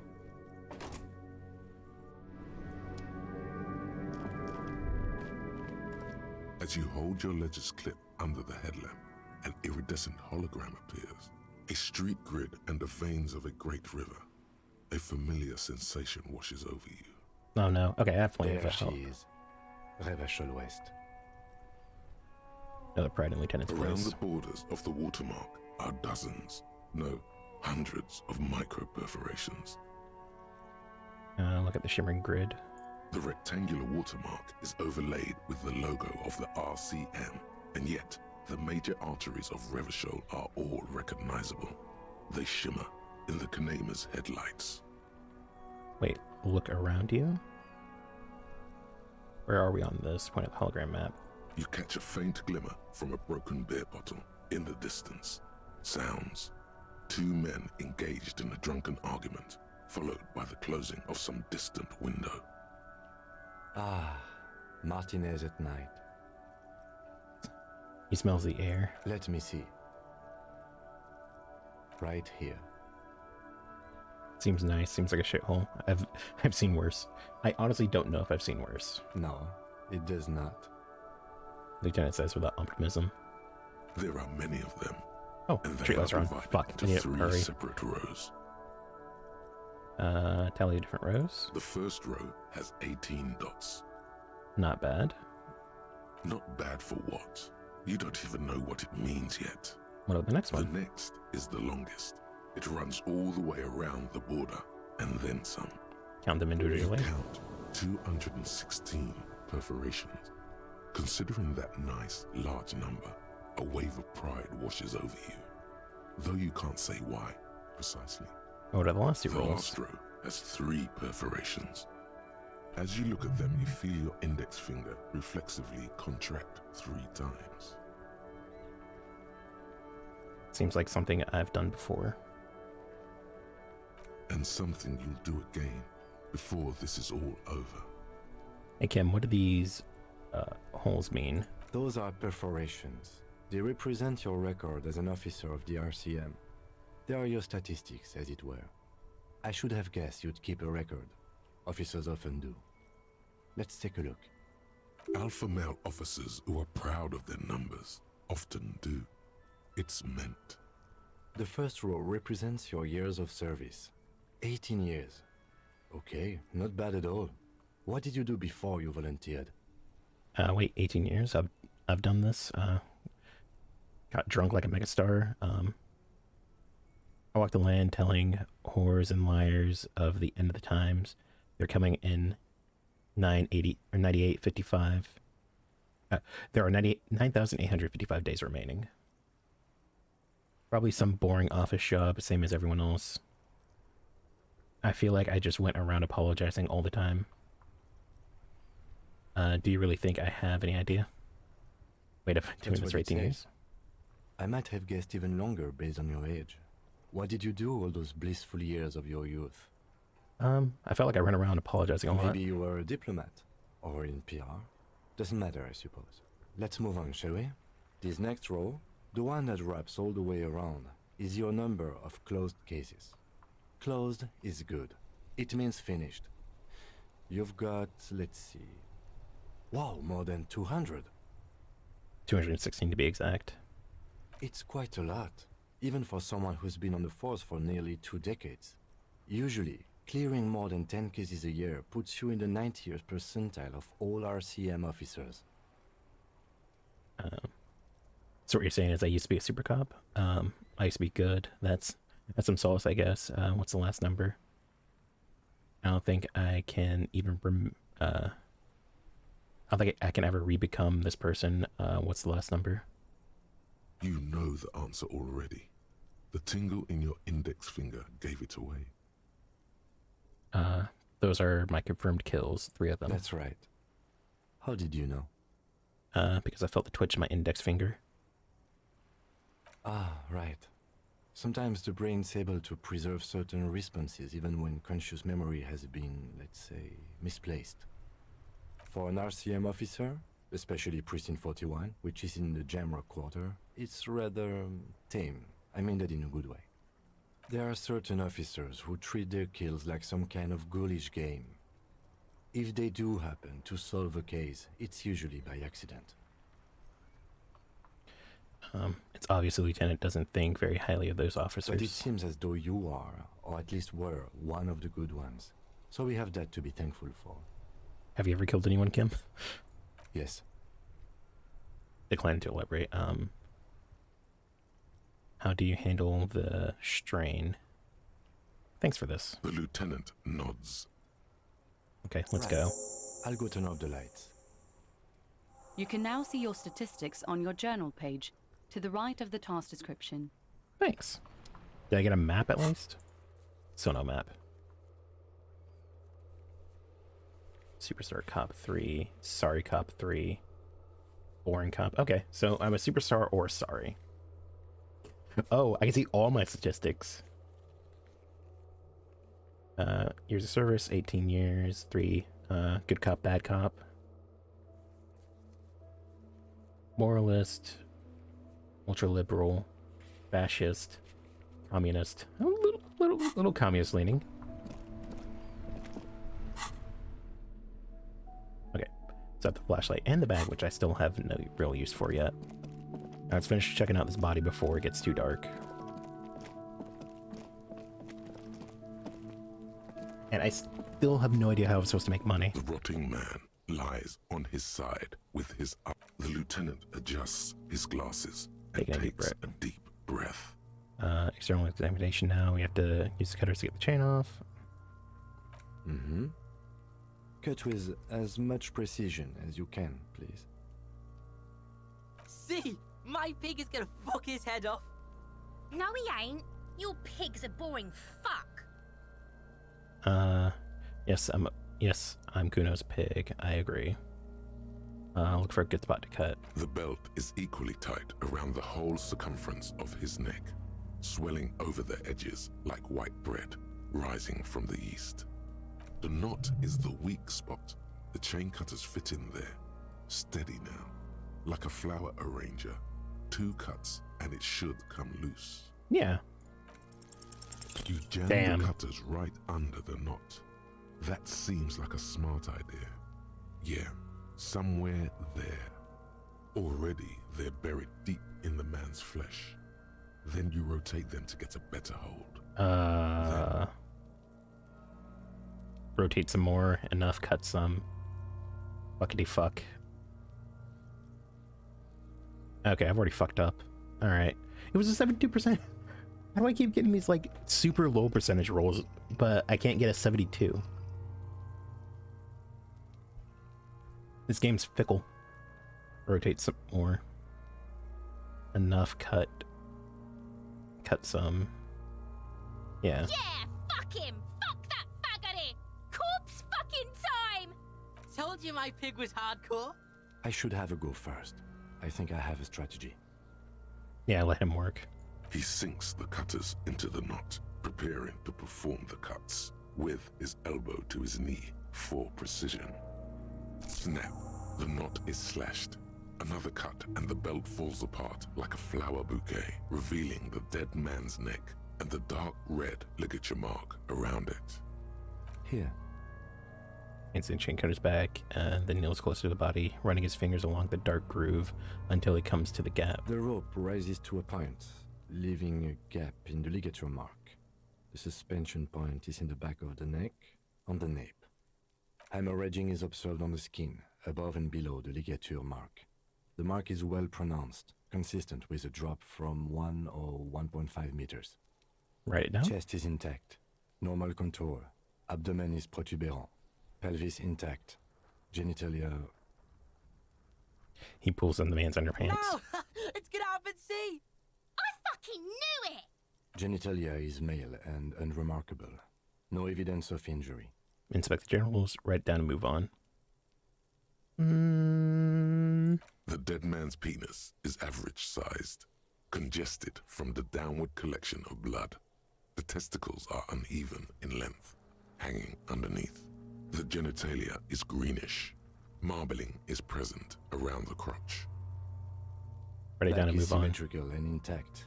Upper and lower extremities are intact, but asymmetrical. There are combat injuries on the right hand, thigh, and hip. In addition, I see smaller, residual scars, too numerous to count, covering about 30% of his skin.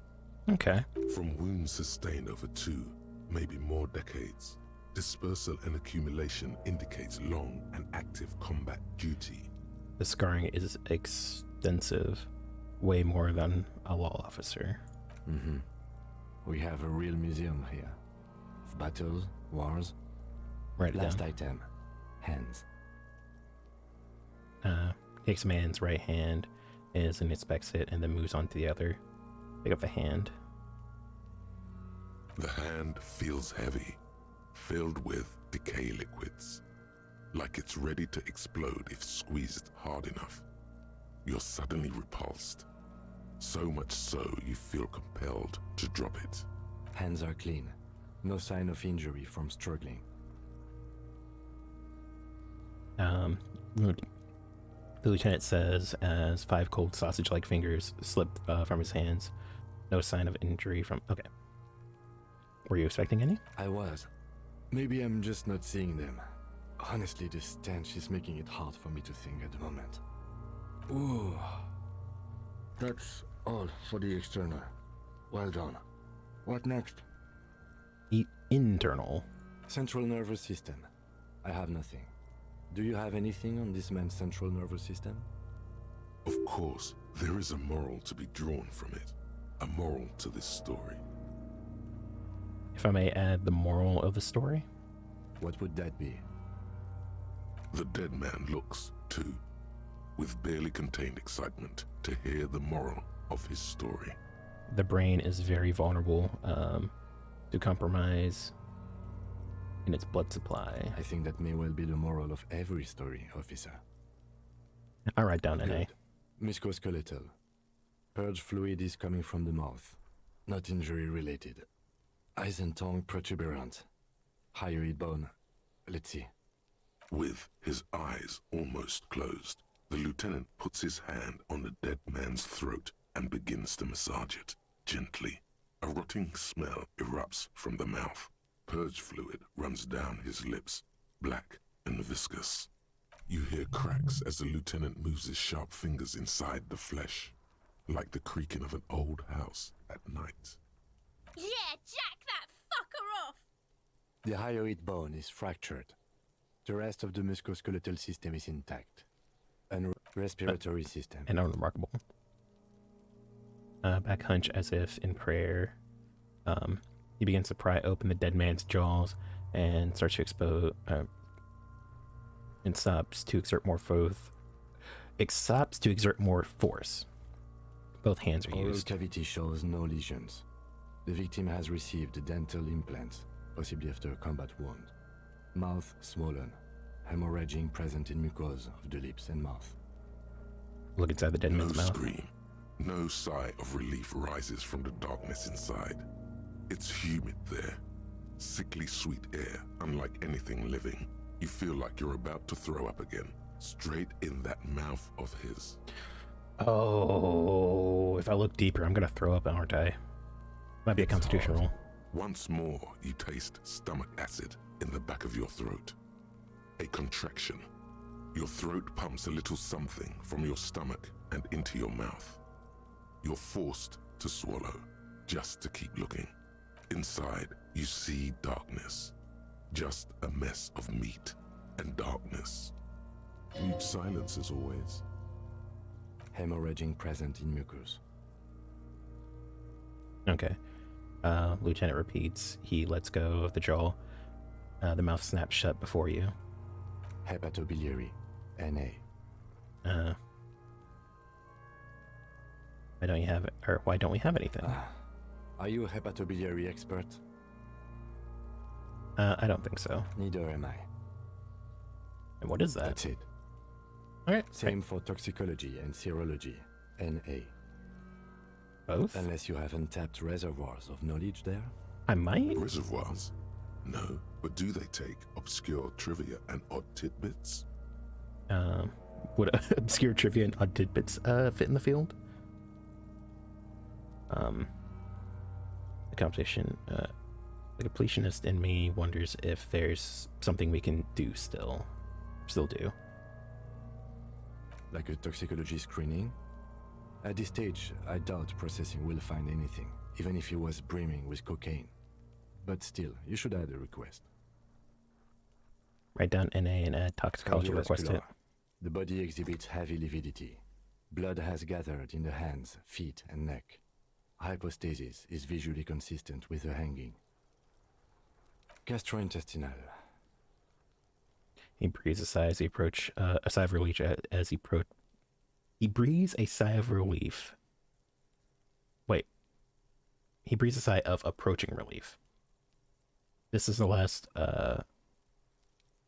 field on the list. He looks around to the ground and the pool of feces there. This will do. Digested semi-solid food in stomach. Voila. You touch the corpse's below abdomen. Write that and the voila. Write that down. Keep the voila. What's next on the list? Decomposition of injury, or description of injuries. Description of injuries summary.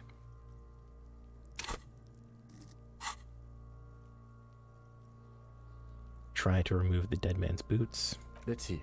We have bite marks, contusions on the head and chest, and a ligature mark encircling the neck. You'll need 3 fields. Leave a 4th one too. Be thorough if you want maximum results. What about the injuries we have inflicted? Bite marks, contusions, ligatures. Yeah. Oh, so we inflicted them? This is a team effort. Okay, I have inflicted. Okay, so there's an incision on the thorax from a chain cutter. I wouldn't mention it. Better not to muddy the waters. I agree. The waters are muddy enough, but isn't that sloppy? Keep it minimal. So back to injuries. Be pedantic if you like, it doesn't matter. No one else is going to investigate this man's murder. And if they do, such details would only confuse them. Fair enough. These pigs are fucking corrupt. Why don't you fuck him if you love him so much? Now, injuries. Bite marks. Head, chest, and scalp bite mark injuries. Predation by birds has caused damage to the body. Odontologist does not need to be consulted. And your opinion, officer? Opinion. A. Opinion, fatal injury. Non-fatal post-mortem.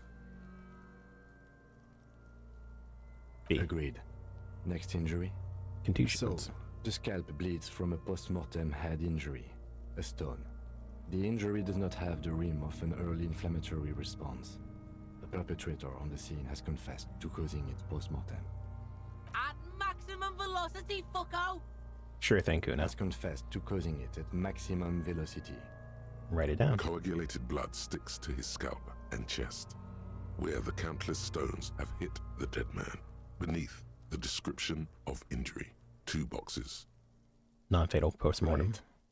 Next, ligature mark. A dark red abraded ligature mark encircling the neck, with a gap on the nape measuring, let's say, 7 centimeters. The hyoid bone is fractured, the cervical column intact. I see hemorrhaging on the skin, above and below the ligature mark. Depth of the mark, 1 centimeter. No signs of clawing on the neck. Below the note, 2 customary boxes wait to be ticked. The man's head jerks to the side. The ring around his neck is visible. Awaiting your judgment. Think for a moment. There's time. Don't rush. I don't think that his hands are tied. So if he was actually hung, it would either have had to kill him instantly, which doesn't seem like a case because his neck's not snapped. Correct, right? Am I correct in that assumption? I might be wrong. Hold on. Dark red aberrations, ligature mark, with a gap around the nape, let's say 7 centimeters. The hyoid bone fractured. I see. Where's your mark? Depth of the mark, 1 centimeter. No sign of clawing around the neck.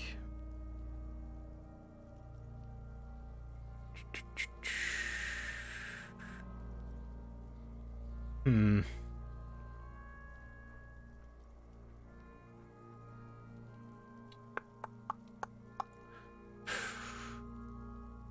Option A, fatal injury. Option B, post-mortem. I don't think it was post-mortem, though. Actually, no, it could have been, He could have been knocked out.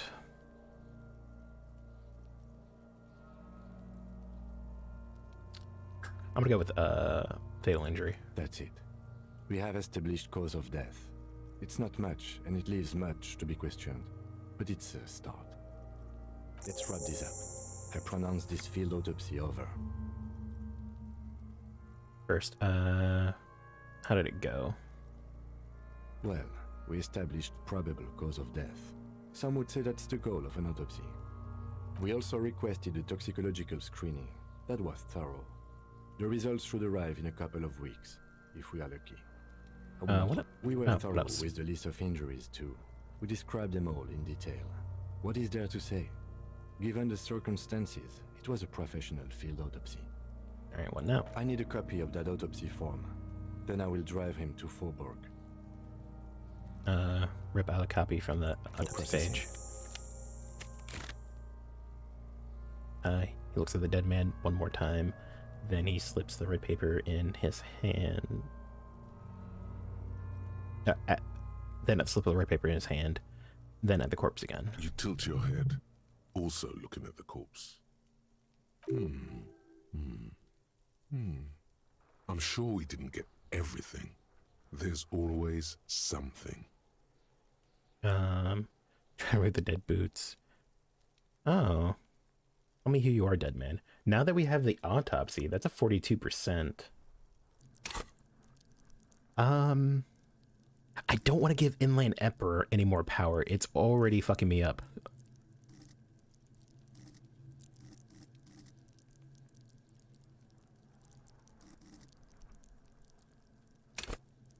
Like, he's already powerful.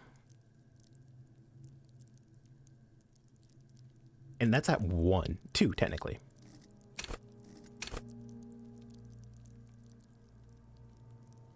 Bonus from an item. You know what? Let's give Inland Emperor just a little more power. That's fine. That's fine. That's fine. 58%. Come on, dead man. Talk to me. The fish lips stay silent in response.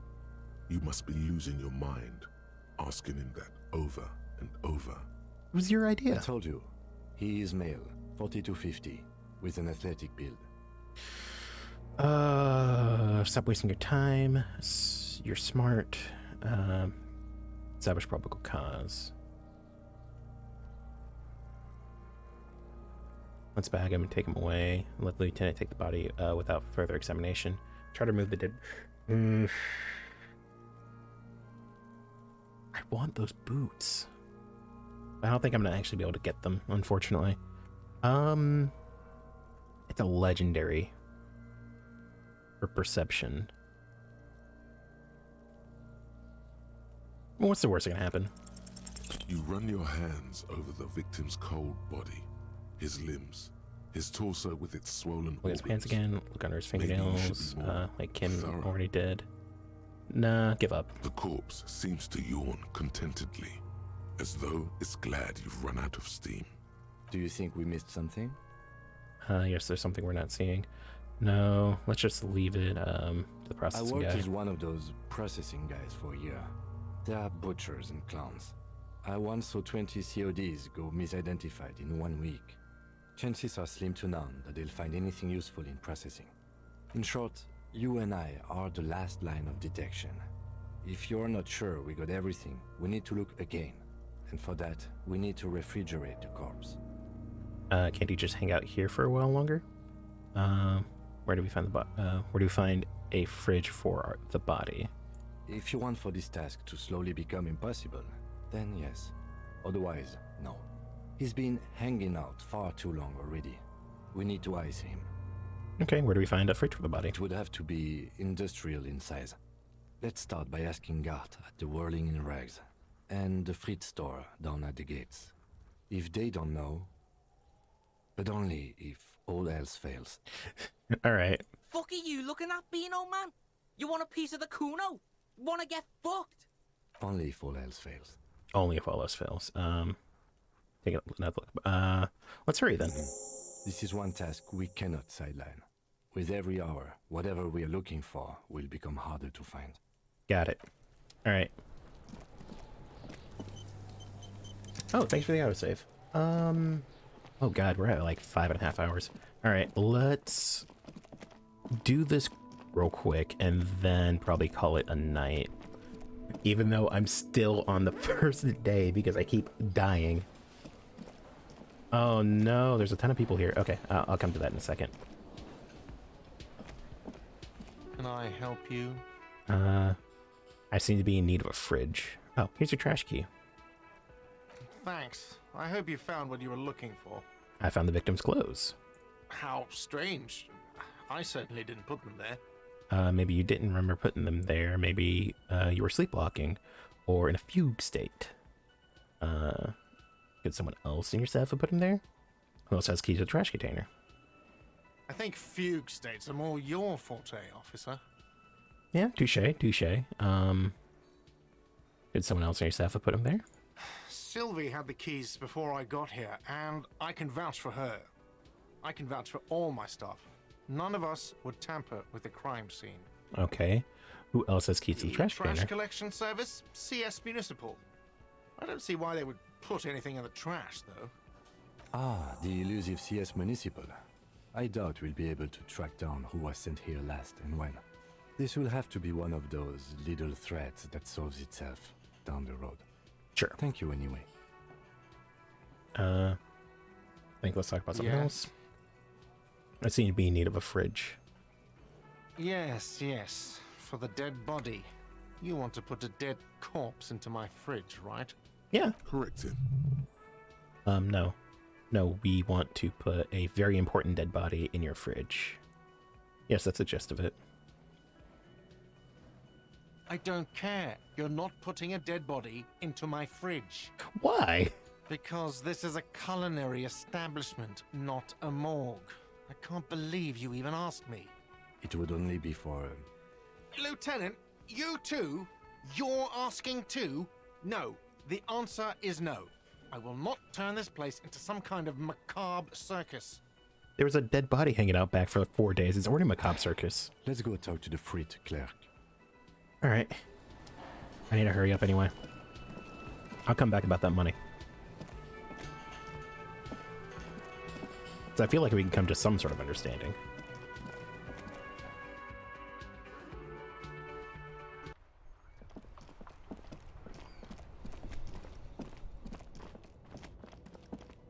Whirling in Rags is such an interesting name. Oh, right here.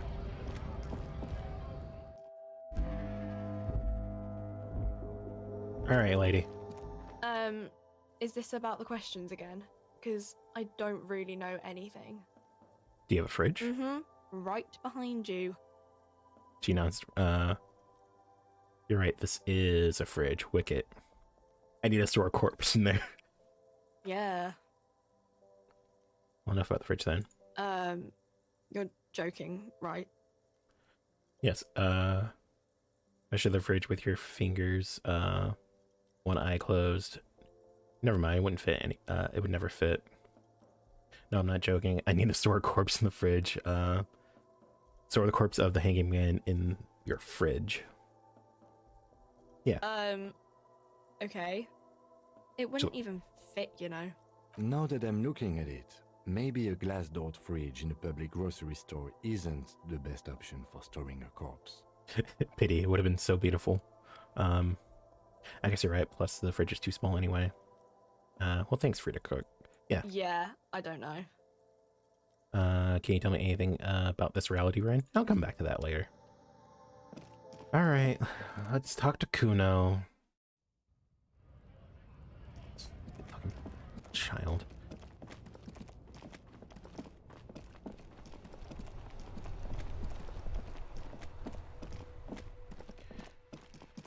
All right. Kuno it is.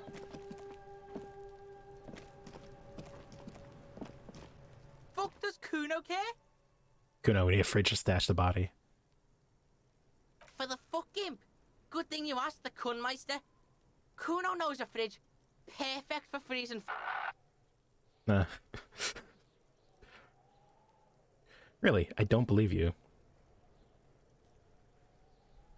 I thought you would. Where is it? Kuno knows all kinds of shit. Kuno gets around. Okay, where's the fridge then? Bacon Man's in a rush. But what's in it for the Kuno? What's the return on Kuno's investment? Convince Kuno to spill the beans. It's a 72%. There's no way I could fill this role. By killing in his territory, someone has openly challenged Kuno. It's in his best interest to put them in their place. Some arrogant shit thinks they can kill in Kuno's kingdom. Without asking Kuno first. That sounds like lawlessness to me. The dark flame smolders in Kuno's eyes as he ponders your argument. Wordless, like kings do. This outlaw's fate is in your hands. Let me make an example of him. Help me locate him. Help me locate him using fridge body technology. All right, Kuno hears you. See that shit house over there? What's that building in the bookstore? A cold comes over you as you glance behind him at the crumbling colossus there, casting a shadow on you. Yes, the big tall one behind You gotta get in that shit. In there deep. What do you mean in there deep? Check the fucking basement, pig. Don't you know anything? Always check the fucking basement, recon style. There's a giant fridge down there. Fucking will fit, no problem. It looks like a white bear or some shit. Try not to piss yourself when you see it. A white bear? A polar bear? How do we get in there? Through the bookstore. You gotta beg the book bitch. Used to be you could get in there through the doorbell, jam that shit. Book bitch changed that. Kuno doesn't beg, so Kuno doesn't go there anymore. Beg the book Yeah, bitch. book bitch, beggar. You stupid or son? He means the bookstore. We have to ask. Plaisance is the mother of the little girl peddling books on the plaza. We have to ask Plaisance in the store. Impressive note-keeping, Lieutenant. See, the cloud gets it. Listen to your four-eyed friend. Thank you, Kuno. You didn't hear it from Kuno, pig. But don't forget where you heard it from. Kuno owns you now, pig. You're Kuno's property. Figure out what's going on with this kid.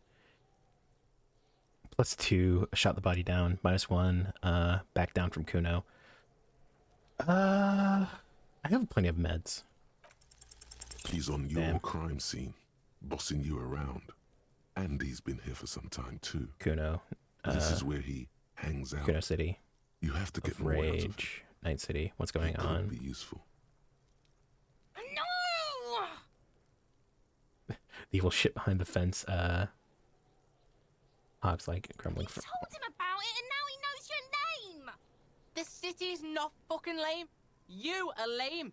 Kuno's tired of defending Rage City from... Just fuck off, alright? And fuck you too, putting Kuno on the spot like that.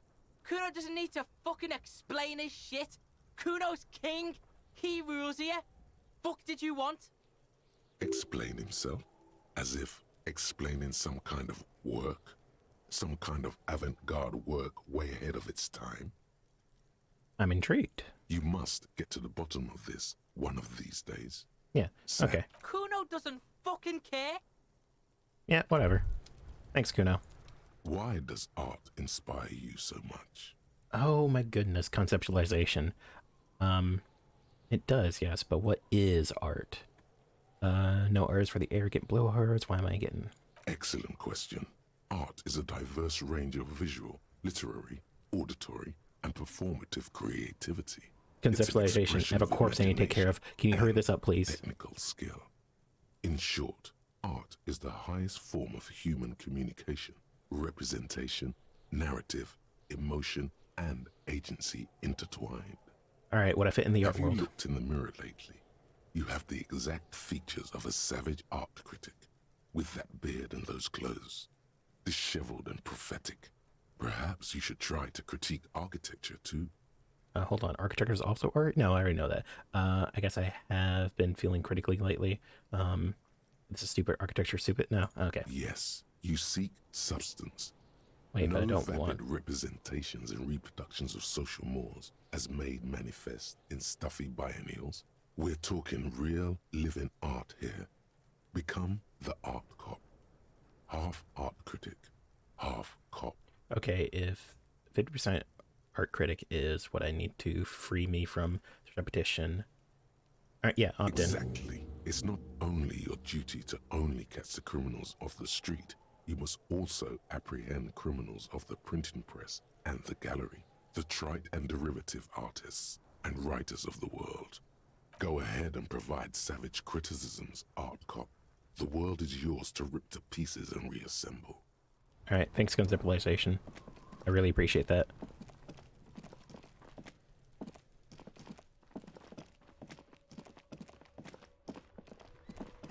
Wait.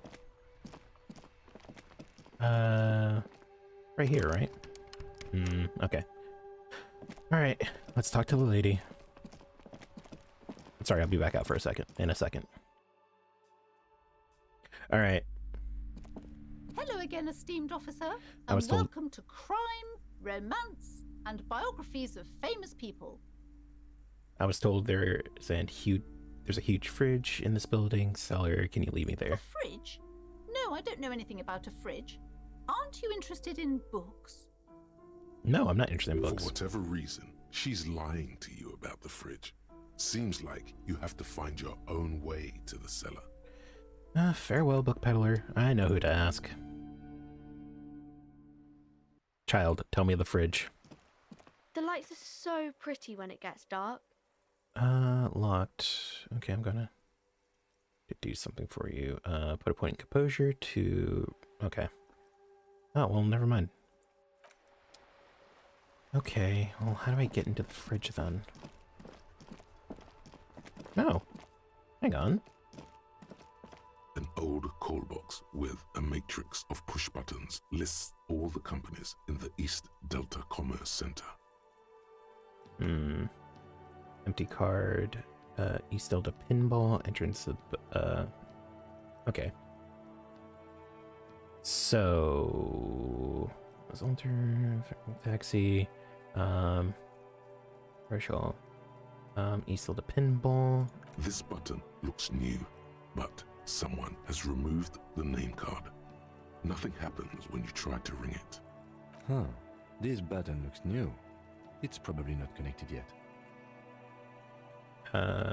Entrance for Building B. Silence. No one answers your call. Revachol Ice City. Okay.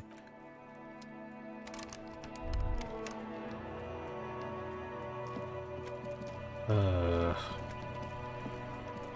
must be a way down there. Maybe on the other side of the building. Okay, no, there's no other side of the building. It's just a very tall building. Okay.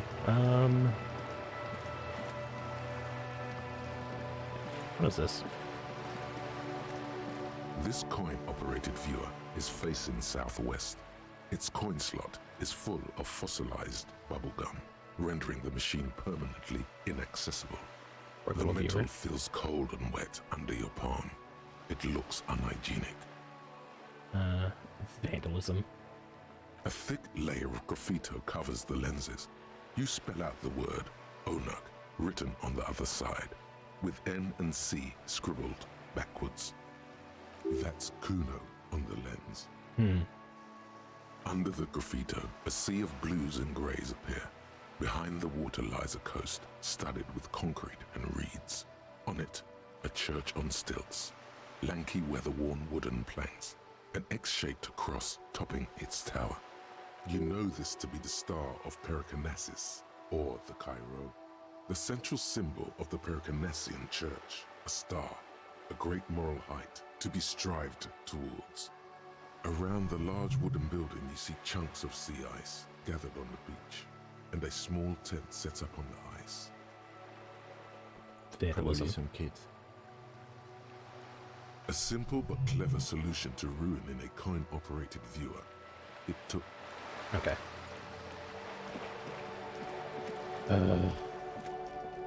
Why can't I just shake this lady down for information, eh? Is it gonna... I think she's just gonna stop me. A set of tattered curtains blocking the way to another room. A strange cage-like trinket dangles from the curtains. Excuse me, officer. The back room is strictly for employees only. Shopkeeper, what's behind the curtains? Examine the strange, cage-like trinket. Nothing. Why aren't you browsing the books? Don't you feel compelled to look at the books? You ought to. She speaks almost as if she's trying to put a spell on you, urging you to buy more. Oddly enough, the more she tries to draw you away from the curtains, the more alluring they become. You see some kind of charm, an irregular polyhedron assembled from bones, sticks, and straw. Inside, a disturbing fish head with empty eye sockets stares at you. Interesting. This is a traditional Seminese ward, meant to provide protection against ill luck, bad dreams, curses, and other supernatural scourges. Oh no, not supernatural scourges. The inhabitants of Ile de Fantôme, the Seminine Islands down south. Aside from poking at it suspiciously, there is nothing else to do with the fish head charm at this time. The curtains remain shut before you. Alright. Actually, hold on. What else is here? Just the curtains, it looks like. Alright, let's talk to her again. Hello again, esteemed officer, and welcome to... Nothing. Alright,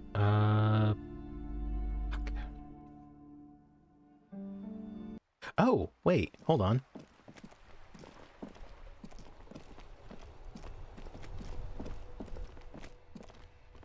Go back to the call box. An old call box with a matrix of push button. Silence. No one answers the doorbell. Main hall, building B, Whirling Rags Inn. Main hall, building A. An off-key melody starts playing after you ring the doorbell. Then a woman picks up the receiver. Kuno, please stop calling here. Grown-ups don't have time for your stupid games. She thinks you're the gremlin child. What would he say to this? Fuck off, pig. I'm Kuno. I don't give a shit. It's me. Please open the door. I'm trying to get in. This is please open the door. I don't... Drama. No. I'm not going to pretend to be Kuno. That's not going to help me in this situation.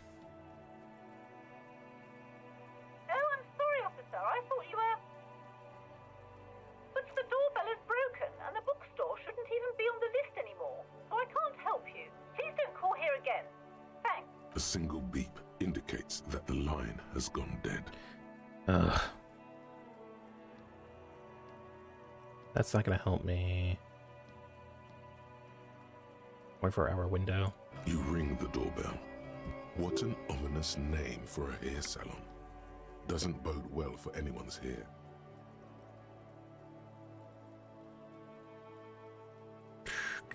All you hear is static, but no one answers the call. Why can't I try the door, though? Alright, see if you have any ideas. Wait, no, I want to talk to you. Yes? Tell you about the case. I think you should know that I can't remember anything. I want to talk about you. You seem to be following me. What do you want to know? Literally anything about the case, I can't remember. Confirmed district precincts. Okay, Good. that's not gonna help me. God damn it.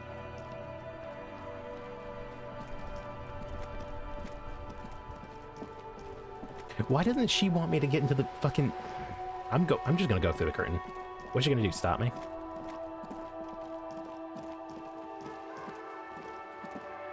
Actually, Try talking to the kid again. The light pretty when it gets dark. I can't do that one. Okay, bye.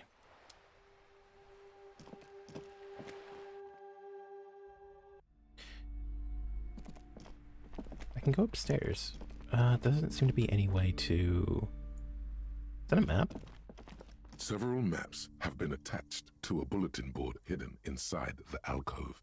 They're held up by small pins. The board has come loose from one corner. The maps look old and faded. Your eye catches a map of Insulinda, a map of Revachol, and a map of Martinez. Well, I need the map of north Revachol. coast of a verdant island is shattered by the delta of a river. It is the River Esperance. Countless bridges put the shards back together, connecting city blocks to river islands. La Delta says a great artificial heart in the center. Teeming to the east, rolling hillsides, Le Jardin, Stella Marie, the suburbs of Saint-Baptiste, swallowed up into the megacity. They sound rich to you. This is Revachol East. Hudon, it's somewhere to live, not bad. Then there's Jamrock. It's bad. People shouldn't live there, but they do. Then Forberg. It's almost as bad, and much larger. Then Coal City. It's the worst.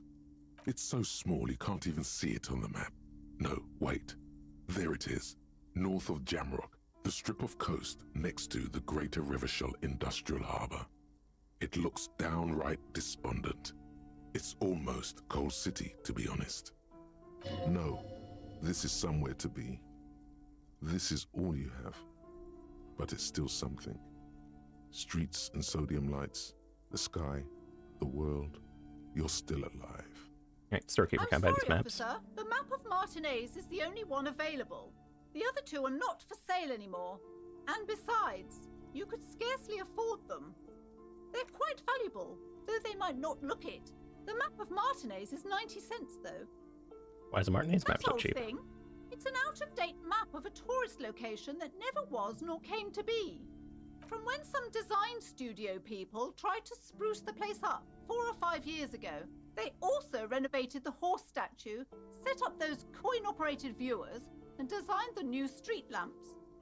The place does not look like a successful tourist trap, does it? What happened They then? didn't get that far, for some reason. A shame the project never got going. Would be nice if someone fixed Martinez up. All these ruins are bad for business. I'm just gonna buy it. Always good to be informed of your surroundings. Yeah. Does that mean I have a map now? No. Interact. The worn map features the patchwork grid of the streets of Martinez, with directions to appropriately... Alright, I'll come back to that. Just let me into your side building, lady. Hello again, esteemed officer, and welcome to crime, What if I want to buy a romance, book? and Go outside, biographies of about your famous daughter. people. You really have nothing for me. Alright. The curtains, tattered with age and covered in... Just as you're about to pull apart the curtains, the petrified voice of the shop owner cries out once more. Sir, don't touch that. I told you it's off limits for the customers. I'm a police officer, ma'am. Parapsychologically speaking, we're done if you decide to open them. I won't be held responsible for the consequences. It's too dangerous. Dangerous, you say? She looks away, mumbling. Why is everyone always messing with the curtains? Why can't they just buy books like normal people? I heard there's a fridge, there that I need. This is about the curse. That's why you're afraid. Ma'am, this is different. I'm a police officer. I need to get in there. But I sense this place is calling to me. I must investigate beyond the threshold. I don't care. You can't stop me. Open them. Hey! Yo, what up, Club Yuzu?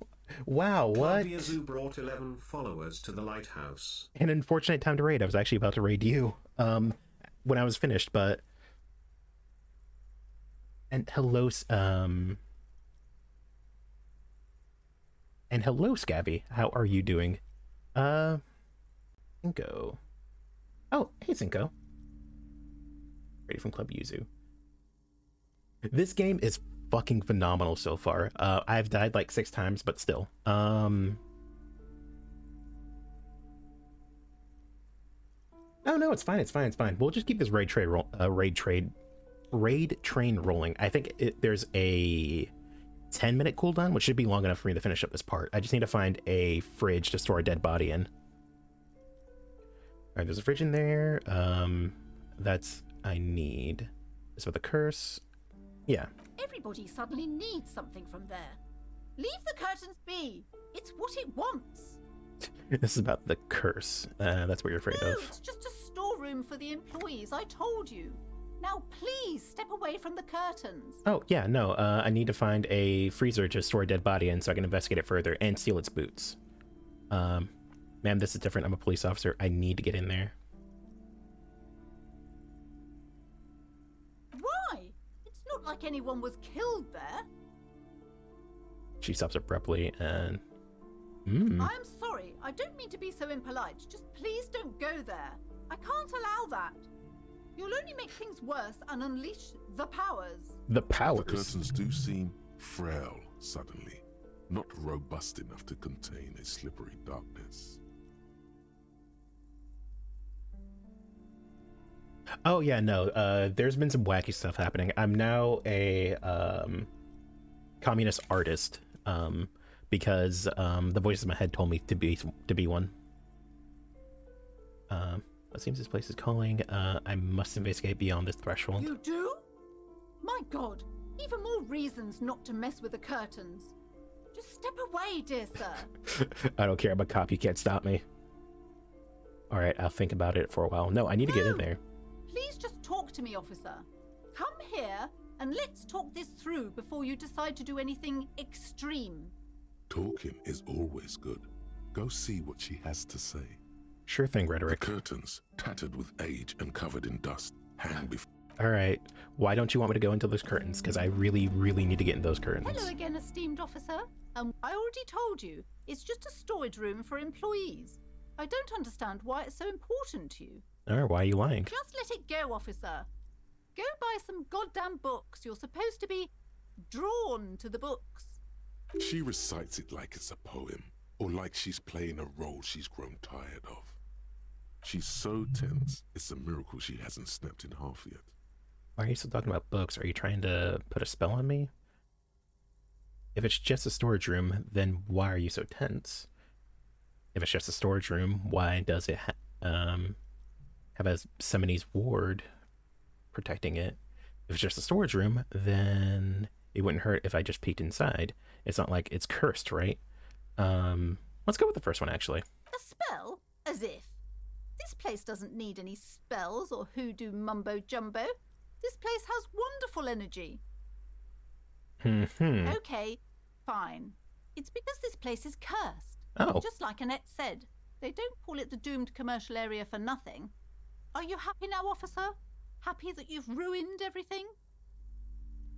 Host of hosts, she prays. Guard me and my honest business venture from the curse that lurks behind the curtains. How does this curse manifest itself? Why don't you just tell me right away it's the curse? Why didn't you just tell me right away it's the curse? Have you sought help from anyone? How does the curse manifest itself? Is so much worse than you could imagine.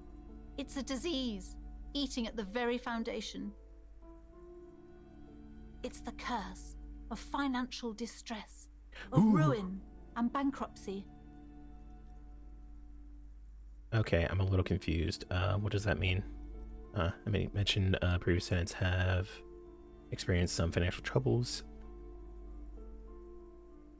Wait, that's it? I was hoping for something more But officer, there's nothing natural about entire companies declaring bankruptcy.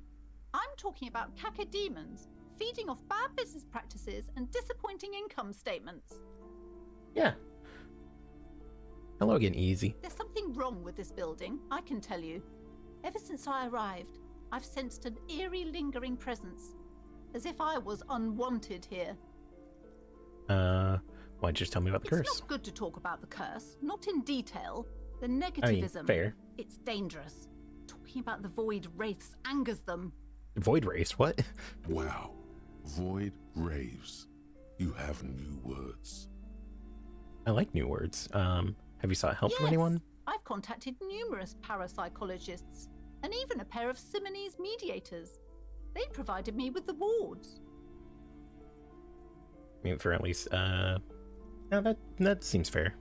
The wards help to keep the doom at bay and protect us against the darkness that lies further in the building. Even though now I fear, it's not enough. Is your pendant part of the wards as well? Oh, this? No, it's a special Himian amulet, blessed by desert pygmy shamans, with a spell of compulsion.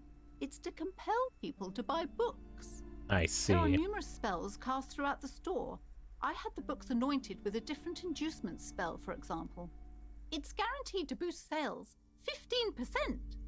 That's not how magic works. Desert pygmy shamans. That sounds like a rather questionable way to describe a group of people. I don't care about the curse. I just need to get to that fridge. No, certainly not. I'm not letting you open the gates of hell. In fact, I don't want anyone who isn't familiar with the psychic arts involved in this mess. Stay away. Leave the spirits be, so they can return to their slumber. My liege, you know what this case calls for? I know exactly. Detective. I know exactly what this case calls for. Thanks, drama. Time to God fire damn it, up drama. the old lie machine. Oh, hey, Vel. How would you know? How would I know what? The old lie machine. Ma'am, I'm a renowned private investigator, a paragon of the law.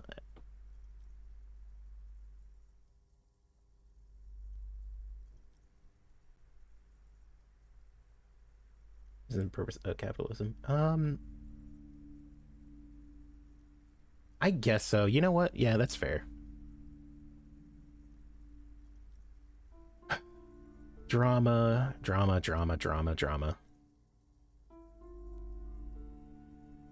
You failed me for the last time. And I am his private partner, John Shaw. Together we run the preeminent postal surveillance firm in Revachol.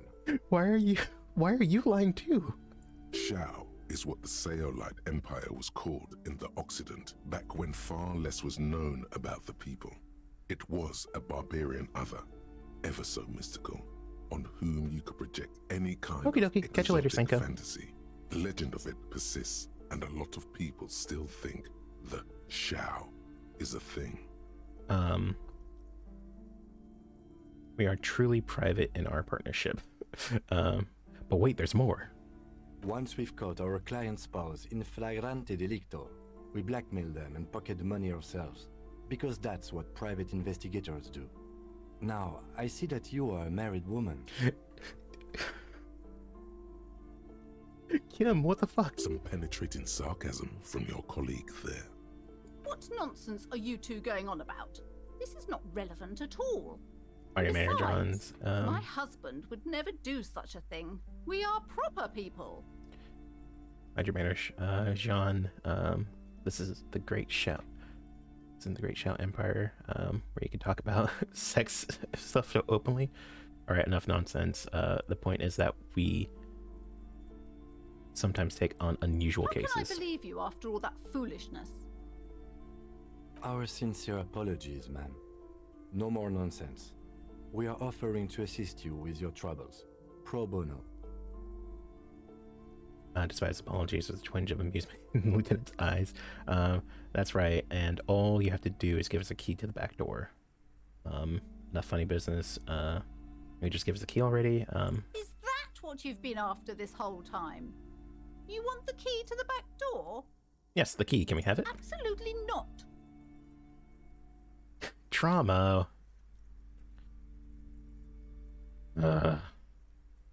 Seriously, I need to get in the fridge at the cellar. It's a police matter. I have a dead body to take care of. A dead what? Oh my god! A victim of the curse? The curse has started killing people? It's killing now? You're right. The curse is worse than ever. That's why I need to usually let me into in there to investigate. Enough mumbo jumbo, yeah. You're right. It's worse than I imagined. We definitely have to contain it now.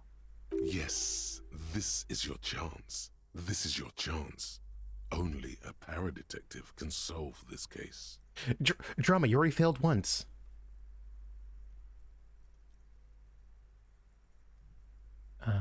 Said curses aren't real.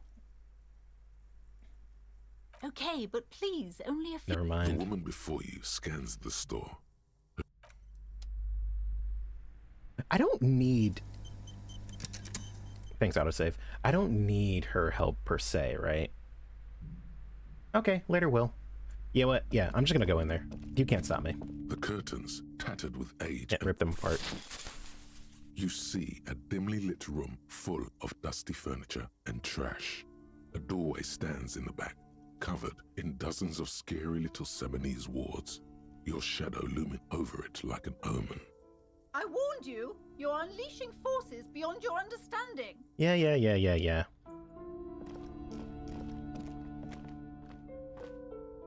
Oh, wait, hold on. Alright, nothing else in here. A heavy door with a missing handle stands before you, covered in dozens, if not hundreds, of Seminese trinkets and charms. It appears to be locked. Knock on the door. Only an echo. No one is there. A hollowed-out, dark echo. I have health to spare. Oh, it didn't work.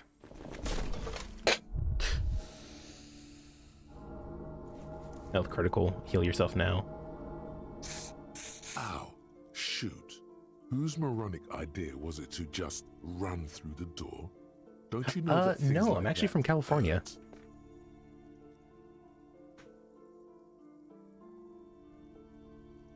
Also, hello, Fur. I'm going to butcher your name, so... No. See, Mothman's my father. I'm the child of Mothman. At some point, he moved from West Virginia to the West Coast.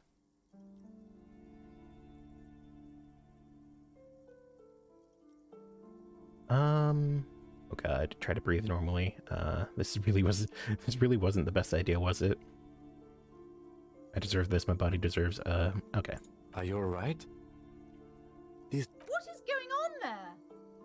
Are you really trying to break down the back door? I warn you, don't tempt the spirits, officer. Don't tempt the spirits, or you'll damage the holy wards on the door. It barely looks like you've done any damage to the door, however. It's still locked and closed, covered in dozens of little charms and trinkets.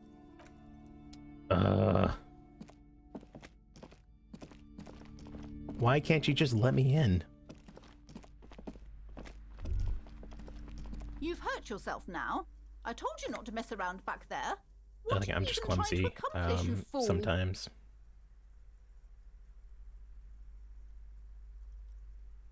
No, Mothman did. No. See, you're getting that mistaken with another cryptid. That wasn't the Mothman. Light behind the door. It's part of my spiritual quest. Trying to find a. You're only making things worse. Stop it. Be compelled to look at the books. Go to them. I still need to find somewhere to store a body, for Christ's sake.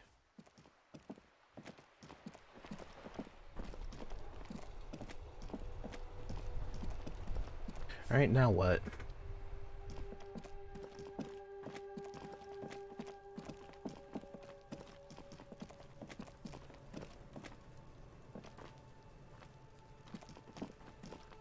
No. See, I'm trying to store the body to look at it later. I'm not trying to get rid of the body.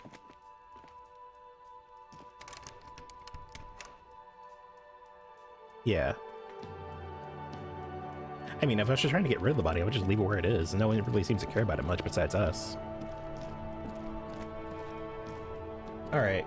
I don't think I'm going to be able to get too much further without, like, any long, quick save. But I'll try and get things that's going to take a while. So, I think I'm going to be calling it here. Let's see. Whom shall we be raiding into tonight?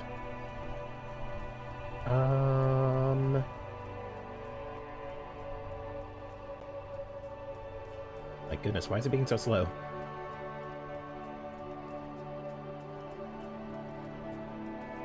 OMG. Raid Shadow Legends. Ooh! Maybe. Maybe.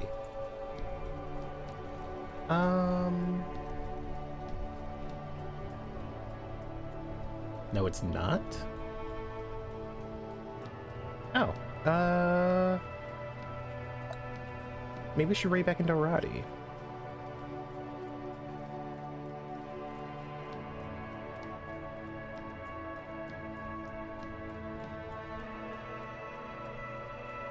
Yeah, it looks like Roddy just started back up, and he raided into me earlier. So... is that who I want to raid into? Yeah. No, Lay's also on. Damn. Night's busy.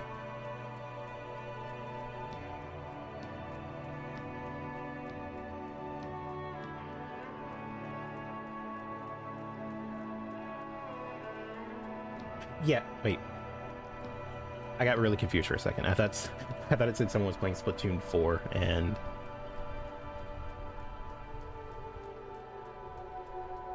for Lois Fur.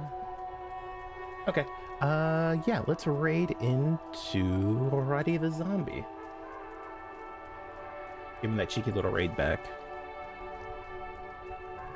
Also, I haven't seen him in a while, so Roddy _ the Zombie.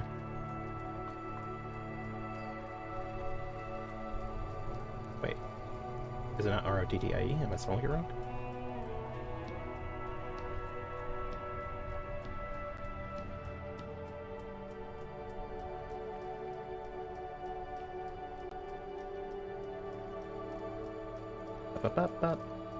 Bow. No results. Oh, yeah, what's up? I am, yes. Like...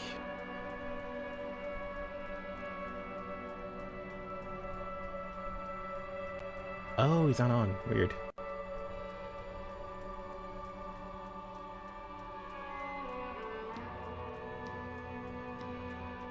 Yeah, you know what? I haven't rated them before, so let's raid another moth then.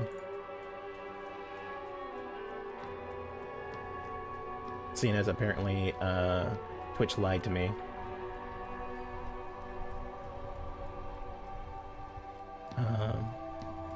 Which way makes me?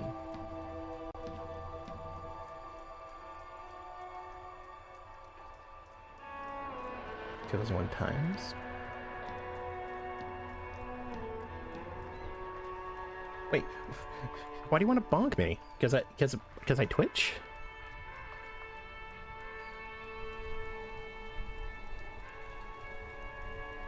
That's kind of rude, don't you think?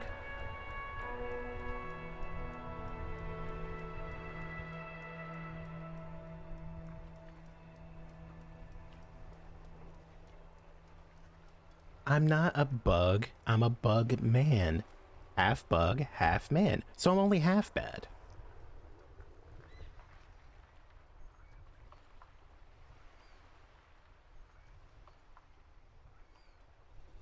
And besides, you'd have to reach pretty far to try and bonk me. Alright, so we are gonna raid into another moth. I don't think birdshot would actually hurt me all that much. I mean, I haven't been shot with it, but I can make a few inferences. But yeah, we're gonna raid into another moth. Mothman Loomis. Or Lumen. I will be back again tomorrow with more, Disco Elysium. I'm still waiting for the dancing part. I haven't got there yet, so, this seems like a really long preamble for a rhythm game. But yeah, I will be back tomorrow, and yeah, I will see you all then. Good night. Thank you very much for stopping by, and thank you very much for, hanging out. I mean, I'm always close to the light. Always close to the light. But anyway, take care. Have a good one. See you later. Bye-bye.